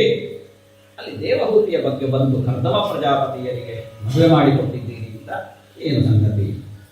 ಆಗ ಹೇಳ್ತಾನೆ ಶುಕ ಮಹರ್ಷಿ, ಕರ್ದಮ ಪ್ರಜಾಪತಿ ಈ ಬ್ರಹ್ಮ ಸೃಷ್ಟಿಯಲ್ಲಿ ಬಂದಂತಹ ಒಂದು ವಿಶಿಷ್ಟವಾದಂತಹ ಶಕ್ತಿ. ಅವನು ಬ್ರಹ್ಮನಿಂದ ಆದಿಷ್ಟನಾಗಿ ಪ್ರಜಾ ಸೃಷ್ಟಿಯನ್ನು ಮಾಡಬೇಕು ಅಂತ ಅನುಗ್ರಹಿಸ್ತಾನೆ ಬ್ರಹ್ಮ. ಆ ಕಾಲಕ್ಕೆ ಪ್ರಜಾ ಸೃಷ್ಟಿಯನ್ನು ಮಾಡಬೇಕಿದ್ರೆ ಮದುವೆ ಆಗಬೇಕು. ಭಗವಂತನನ್ನು ತಪಸ್ಸು ಮಾಡಿ ಒಲಿಸಿಕೋ. ಇನ್ನು ತಪಸ್ಸು ಮಾಡ್ತಾನೆ ಕರ್ದಮ ಪ್ರಜಾಪತಿ. ತಪಸ್ಸು ಮಾಡಿ ಆವಾಗ ಭಗವಂತ ಬರ್ತಾನೆ. ಶರಣಾಗತ ರೂಪವಾದಂತಹ ತಪಸ್ಸು. ಆ ತಪಸ್ಸಿಗೆ ಒಲಿದಂತಹ ಭಗವಂತ ಏನು ಸಂಗತಿ ಅಂತ ಕೇಳಿದಾಗ, ನನ್ನ ಅಪ್ಪಯ್ಯ ಆದೇಶ ಮಾಡಿದ್ದಾನೆ ಪ್ರಜಾ ಸೃಷ್ಟಿಯನ್ನು ಮಾಡಬೇಕು ಅಂತ. ಹಾಗಾಗಿ ಪ್ರಜಾ ಸೃಷ್ಟಿಯನ್ನು ಮಾಡುವಂತಹ ಸಂಕಲ್ಪದಲ್ಲಿ ಒಂದು ಕನ್ಯಾ ಪ್ರಾಪ್ತಿಗಾಗಿ ನಾನು ನಿನ್ನನ್ನು ಆರಾಧನೆ ಮಾಡಿಕೊಂಡು ಒಲಿಸಿಕೊಂಡಿದ್ದೇನೆ. ಬಹಳ ಒಳ್ಳೆಯದಾಯಿತು. ಇನ್ನು ಕೆಲವು ದಿನ ಕಳೆದ ಮೇಲೆ ಸ್ವಯಂಭುವವನ್ನು ದಂಪತಿ ನಿನ್ನನ್ನು ಹುಡುಕಿಕೊಂಡು ಬರ್ತಾರೆ. ಆ ದಂಪತಿಗಳಿಗೆ ಒಬ್ಬಳು ಮಗಳಿದ್ದಾಳೆ. ಈಗ ಪ್ರಾಯಕ್ಕೆ ಬಂದವರು ದೇವಹೂತಿ ಅಂತ, ಲಕ್ಷ್ಮೀ ಸ್ವರೂಪಿಣಿಯಾಗಿದ್ದಾರೆ. ಸೌಂದರ್ಯ ಅಂತಂದ್ರೆ ಆ ಸೌಂದರ್ಯವನ್ನು ಈ ಸಪ್ತಾಹದಲ್ಲಿ ವಿವರಿಸಲಿಕ್ಕೆ ಸಾಧ್ಯ ಇಲ್ಲ, ಅಷ್ಟು ಸೌಂದರ್ಯ ಇರಲಿ. ಅಂಥವಳು ಅವರಿಗೆ ಮಗಳು. ಹಾಗಾಗಿ ನಾರದ ನಿರ್ದೇಶವೂ ಆಗಿದೆ. ಹೀಗೆ ಮುಂದೊಂದು ದಿನ ಹೀಗೆ ಅವರು ಬರ್ತಾರೆ ಅಂತ ಆದ ಕಾರಣ ನೀನು ಸರಸ್ವತಿ ನದಿ ತೀರದ ಈ ಒಂದು ಪುಣ್ಯತಮವಾದಂತಹ ಸ್ಥಳದಲ್ಲಿ ಸ್ತುತಿ ಮಾಡು, ಸದಾ ನನ್ನನ್ನು ಭಜಿಸ್ತಾ ಇರು. ಆವಾಗ ಅವರು ಬರ್ತಾರೆ. ಬಂದು ಕನ್ಯಾದಾನವನ್ನು ಮಾಡ್ತಾರೆ. ನೀನು ಅವಳನ್ನು ಪತ್ನಿಯಾಗಿ ಸ್ವೀಕಾರ ಮಾಡಬೇಕು. ಆಮೇಲೆ ನಿನ್ನಲ್ಲಿ ಅವಳಲ್ಲಿ ಅನೇಕ ಪ್ರಜಾ ಸೃಷ್ಟಿ ಆಗ್ತದೆ. ಸ್ವಯಂ ನಾನೇ ಅಂಶರೂಪದಲ್ಲಿ ಕಪಿಲ ವಾಸುದೇವನಾಗಿ ಅವತರಿಸಿದೆ.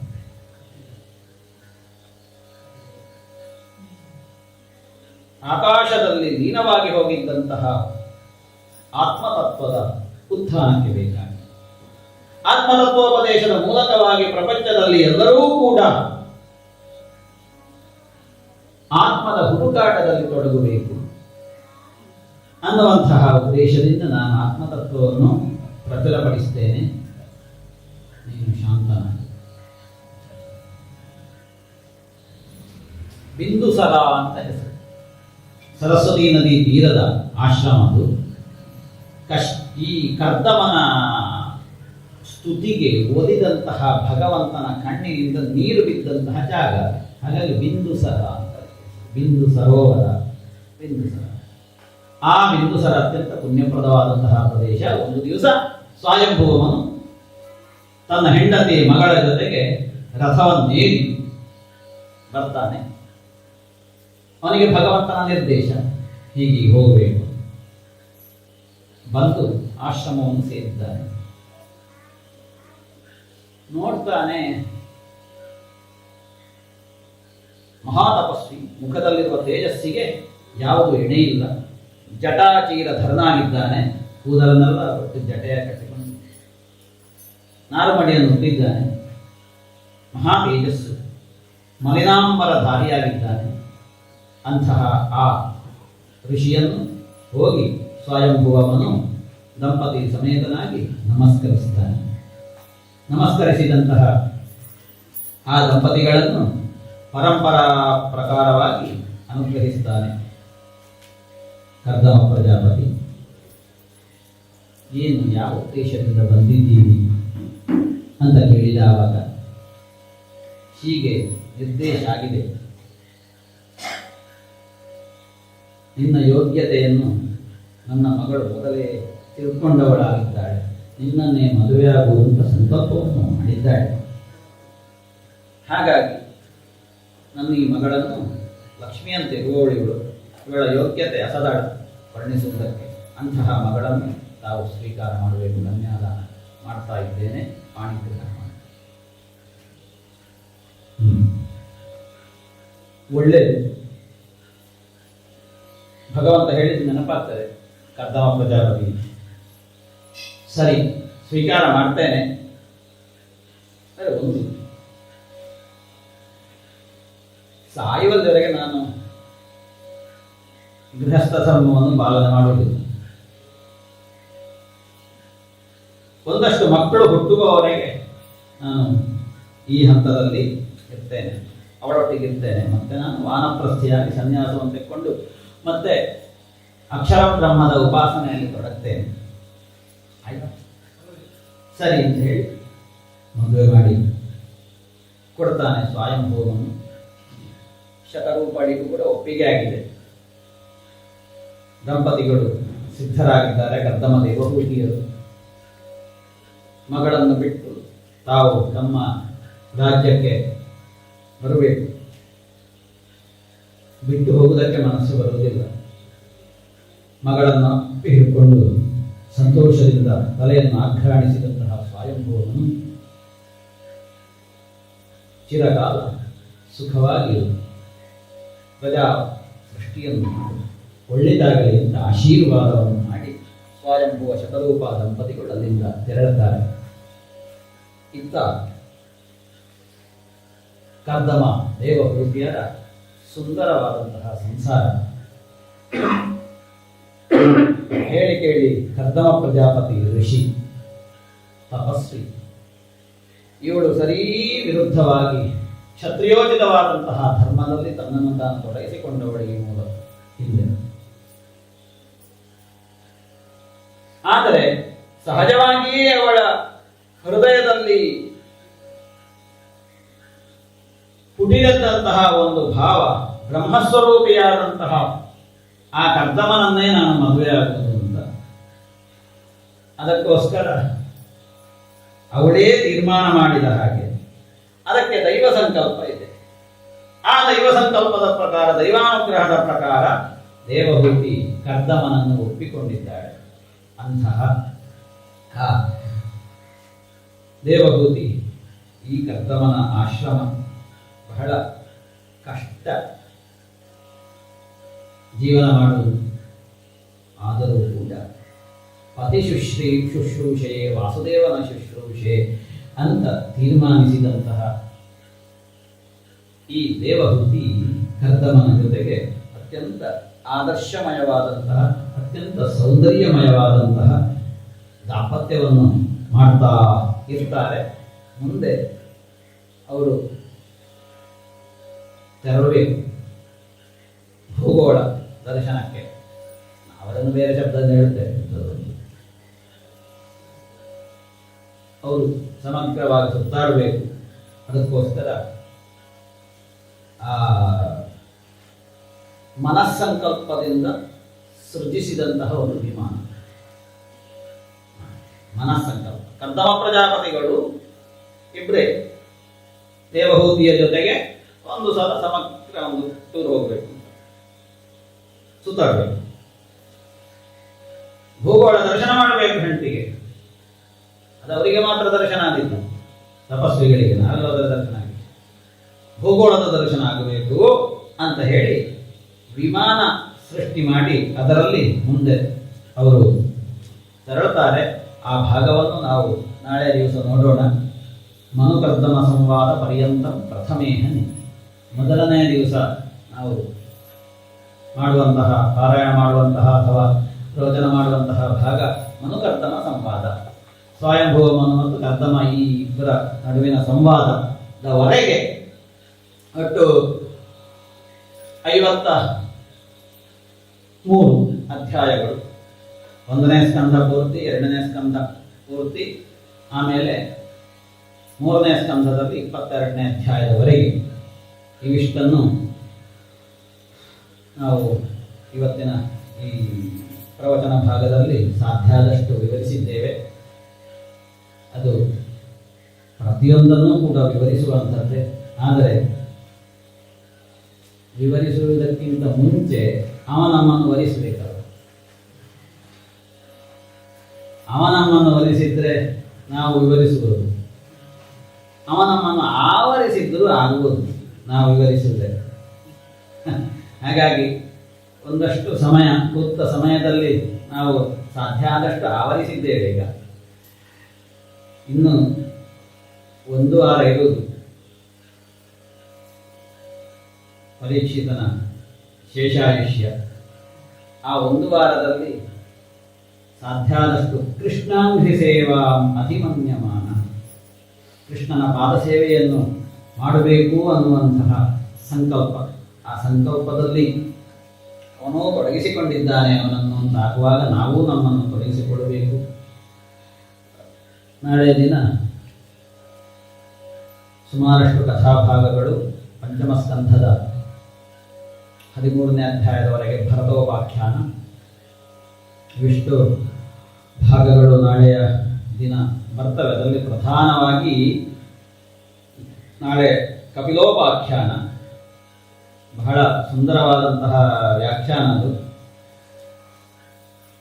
ಯೋಗ ಶಾಸ್ತ್ರದ ವಿವರಣೆಗಳು, ಧ್ಯಾನದ ಬಗ್ಗೆ ಆಸಕ್ತರು, ಯೋಗದ ಬಗ್ಗೆ ಆಸಕ್ತರಿದ್ದರೆ ಒಂದಷ್ಟು ಸಂಶೋಧನೆಯನ್ನು ಮಾಡಬಹುದು. ಅಷ್ಟು ವಿಷಯಗಳಿದೆ ಕಪಿಲೋಪಾಖ್ಯಾನದಲ್ಲಿ. ಈ ದಂಪತಿಗಳ ಸಂಯೋಗದಿಂದ ಸೇರಿದಂತಹ ತೇಜಸ್ಸು ಅದು ಹೆಂಡತಿಯ ಗರ್ಭದಲ್ಲಿ ಹೇಗೆ ಬೆಳವಣಿಗೆ ಹೊಂದುತ್ತದೆ, ಅದರಲ್ಲಿ ಬೆಳವಣಿಗೆ ಹೊಂದುತ್ತಾ ಶಿಶುವಾಗಿ ರೂಪುಗೊಂಡ ನಂತರ ಆ ಶಿಶು ಹೆಣ್ಣೋ ಗಂಟೋ ಅನ್ನುವಂಥದ್ದನ್ನು ತೀರ್ಮಾನ ಮಾಡುವುದು ಹೇಗೆ, ಈಗೆಲ್ಲ ನಾವು ಸ್ಕ್ಯಾನ್ ಮಾಡಬೇಕು. ಋಷಿಗಳಿಗೆ ಅದು ಮೊದಲೇ ಗೊತ್ತಿತ್ತು, ಹೊಟ್ಟೆ ನೋಡಿದ ಕೂಡಲೇ ಇದು ಗಂಡ ಹೆಣ್ಣು ಅಂತ ತೀರ್ಮಾನ ಮಾಡ್ತಾರೆ. ಅಂತಹ ಒಂದು ವಿಷಯಗಳು, ಒಂದು ಅಧ್ಯಾಯ ಕಪಿಲ ಇದನ್ನೆಲ್ಲ ಉಪಯೋಗಿಸಿಕೊಡ್ತಾನೆ. ಹೀಗೆ ಕಪಿಲೋಪಾಖ್ಯಾನ. ಅದಾದ ಮೇಲೆ ದಕ್ಷಯಜ್ಞ ನಾಳೆಯ ಭಾಗ. ದಕ್ಷಯಜ್ಞ, ಧ್ರುವಚರಿತ್ರೆ, ಪೃಥುಚರಿತ್ರೆ ಮತ್ತೆ ಪುರಂಜನೋಪಾಖ್ಯಾನ, ತದನಂತರ ಋಷಭ ಚರಿತ್ರೆ, ಭರತೋಪಾಖ್ಯಾನ. ಇವಿಷ್ಟು ನಾಳೆಯ ಭಾಗ. ಅದರಲ್ಲಿ ಎಷ್ಟು ಸಾಧ್ಯವೋ ಅಷ್ಟನ್ನು ನಾವು ಆವರಿಸುವುದಕ್ಕೆ ಯತ್ನಿಸ್ತೇವೆ. ಇವತ್ತು ಅತ್ಯಂತ ಶ್ರದ್ಧಾ ಭಕ್ತಿಯಿಂದ ನಾವು ನಾವಾಗಿರದೆ ನಾವು ಅವನಾಗಿ ಮೈಮರೆತು ಅವನಲ್ಲಿ ನಮ್ಮನ್ನು ತೊಡಗಿಸಿಕೊಂಡಿದ್ದೇವೆ. ಇದಕ್ಕೆ ಆತ್ಮವಿಸ್ಮೃತಿ ಅಂತ ಹೇಳುವುದಿಲ್ಲ, ಇದು ಕೃಷ್ಣ ಸ್ಮೃತಿ ಅಂತ ಹೇಳುವುದಿದೆ. ಈ ಕೃಷ್ಣ ಸ್ಮೃತಿಯಿಂದ ಮತ್ತೆ ನಾವು ಇನ್ನೂ ಹೆಚ್ಚಿನ ಸಂಖ್ಯೆಯಲ್ಲಿ ಈ ಕೃಷ್ಣಾರಾಧನೆಯಲ್ಲಿ ನಾವು ತೊಡಗಬೇಕು. ಕೃಷ್ಣಾರಾಧನೆಯಿಂದ, ಭಾಗವತ ಸೇವನೆಯಿಂದ ಸಿಗುವುದೇನು ಅಂತ ಕೇಳಿದರೆ, ಎಲ್ಲೋ ಸಿಗದ ಆನಂದ ಮತ್ತು ಶಾಶ್ವತವಾದಂತಹ ಆನಂದ ಅದು ನಮಗೆ ಇಲ್ಲಿ ಸಿಕ್ಕೇ ಸಿಗ್ತದೆ. ಯಾವುದೇ ಒಂದು ಸಂದರ್ಭದಲ್ಲಿ ಟೆನ್ಷನ್ ಆಯಿತು, ತಲೆಬಿಸಿ ಆಯಿತು, ಕಷ್ಟ ಬಂತು ಅಂದ ತಕ್ಷಣ ನೀವು ಒಂದು ಸಲ ಭಾಗವತವನ್ನು ನೆನೆಸ್ಕೊಳ್ಳಿ, ಸ್ಮರಣೆ ಮಾಡಿ. ಕೆಲವರಿಗೆ ಅನುಭವ ಉಂಟದು, ನಾವು ಪ್ರತಿ ಸಲ ಅದನ್ನು ಹೇಳ್ತಾ ಇರ್ತೇವೆ. ಎಷ್ಟೋ ಜನ ಅನುಭವಿಸಿದ್ದೀರಿ, ಈ ಊರಿನಲ್ಲೂ ಅನುಭವಿಸಿದ್ದೀರಿ, ನಾವು ಬೇರೆ ಬೇರೆ ಕಡೆ ಹೋದಲ್ಲಿಯೂ ಕೂಡ ಸ್ವಂತ ಅನುಭವಿಸಿದವರಿದ್ದಾರೆ. ಭಾಗವತದ ಶಕ್ತಿ ಎಷ್ಟು ಅಂತ ಈವಾಗ ಗೊತ್ತಾಗಲಿಕ್ಕೆ ಶುರುವಾಗಿದೆ. ಹಾಗಾಗಿ ಇವತ್ತು ವಿಶೇಷವಾಗಿ ಒಂದು ಅಯಾಚಿತವಾಗಿ ಬಂದಂಥದ್ದು ಗೋಕರ್ಣ ಭಾಗವತ ಸಪ್ತಾಹ ಶುರು ಮಾಡಿದ್ದನ್ನೇ ಇವತ್ತು ಆಷಾಢ ಶುದ್ಧ ನವಮಿ. ತನ್ನ ಅಣ್ಣನ ಪ್ರೇತ ಯೋನಿಯಿಂದ ಬಿಡುಗಡೆ ಮಾಡಿ ಅವನನ್ನು ಮೋಕ್ಷ ಕೊಡಬೇಕು ಅಂತ ಸಂಕಲ್ಪ ಮಾಡಿ ಸೂರ್ಯದೇವನ ಮಾತಿನ ಪ್ರಕಾರ ಸಪ್ತಾಹ ವಾಚನಂಕುರು ಅಂತ ಸೂರ್ಯನ ಅಶರೀರವಾಣಿ ನೀವು ಕೇಳಿದ್ರು. ಇವು ಶುರು ಮಾಡಿದ ದಿನ ಆಷಾಢ ಮಾಸದ ಶುಕ್ಲ ಪಕ್ಷದ ನವಮಿ ತಿಥಿ. ಆ ತಿಥಿಯೇನೋ ಸಿಕ್ಕಿಬಿಟ್ಟಿದೆ ನಿಮಗೆ. ಮತ್ತೆ ಇದು ಮುಗಿಯುವುದು ಹಾಗೆ ಪೂರ್ಣ ಆದ ಮೇಲೆ ಮುಗಿಯುವುದು ವ್ಯಾಸ ಪೂರ್ಣಿಮೆ ದಿವಸ. ಇದರ ಅಧಿಪತಿ ಬರೆದಂತಹ ಕರ್ತೃ ಅವನ ಅವತಾರವಾದಂತಹ ದಿನವೇ ಇಲ್ಲಿ ಇದರ ಸಮಾಪ್ತಿ ಮಂಗಲ ಆಗುವಂಥದ್ದು. ಹಾಗಾಗಿ ಈ ಎಲ್ಲ ಕಾರ್ಯಕ್ರಮಗಳಿಗೆ ತಾವು ಇದ್ದು ಪ್ರೇರಣಾ ಸ್ಥಾನದಲ್ಲಿದ್ದು ನಮಗೆ ಪ್ರೇರಕರಾಗಿ ಒಂದಷ್ಟು ಮತ್ತೆ ಮತ್ತೆ ಇದು ಗೊತ್ತಿಲ್ಲದೆ ಇರುವ ವಿಷಯ ಅಲ್ಲ, ಇದು ನೆನಪು ಮಾಡುವಂತಹ ಕಥೆಗಳು ಮರಿಬಾರದು ಅಂತ. ಹಾಗಾಗಿ ಆ ಭಾಗದಿಂದ ನಿಮ್ಮ ಆ ಒಂದು ಭಾವನೆಯನ್ನು ನಾವು ನಿರೀಕ್ಷಿಸ್ತೇವೆ. ಅತ್ಯಂತ ಪ್ರೀತಿಯಿಂದ ಶ್ರದ್ಧೆಯಿಂದ ಈ ಕಾರ್ಯಕ್ರಮಕ್ಕೆ ಇವತ್ತು ಯಶಸ್ಸಿಗೆ ಕಾರಣವಾದಂತಹ ಎಲ್ಲರನ್ನೂ ಕೂಡ ಅಷ್ಟೇ ಪ್ರೀತಿಯಿಂದ ಗೌರವದಿಂದ ವಂದಿಸುತ್ತಾ ಇಷ್ಟು ಹೊತ್ತು ವಿಷ್ಣು ಸಹಸ್ರನಾಮ ಪಾರಾಯಣ, ದೇವರ ನಾಮಕೀರ್ತನೆ, ದಾಸಕೀರ್ತನೆಯನ್ನು ಮಾಡುತ್ತಾ ಪ್ರವಚನವನ್ನೂ ಕೂಡ ಮಾಡಿ ಎಲ್ಲವನ್ನೂ ಕೂಡ ನಾವು ಆ ಶ್ರೀಕೃಷ್ಣನ ದಿವ್ಯಮಂಗಲ ಸ್ವರೂಪಕ್ಕೆ ಸಮರ್ಪಣೆ ಮಾಡ್ತಾ ಇದ್ದೇವೆ. ಸರ್ವರಿಗೂ ಕೂಡ ಆ ಶ್ರೀಕೃಷ್ಣ ಸರ್ವ ಸನ್ಮಂಗಲವನ್ನು ಅನುಗ್ರಹ ಮಾಡುತ್ತಾ ಎಲ್ಲರಿಗೂ ಕೂಡ ಶಾಶ್ವತವಾದಂತಹ ಸುಖವನ್ನು, ಶಾಶ್ವತವಾದಂತಹ ಕೃಷ್ಣ ಸ್ಮರಣೆಯನ್ನು ಅನುಗ್ರಹ ಮಾಡಲಿ ಅಂತ ಹೇಳುತ್ತಾ ನನ್ನ ಈ ಮಾತುಗಳನ್ನು ಶ್ರೀಕೃಷ್ಣನ ಚರಣಕಮಲಗಳಿಗೆ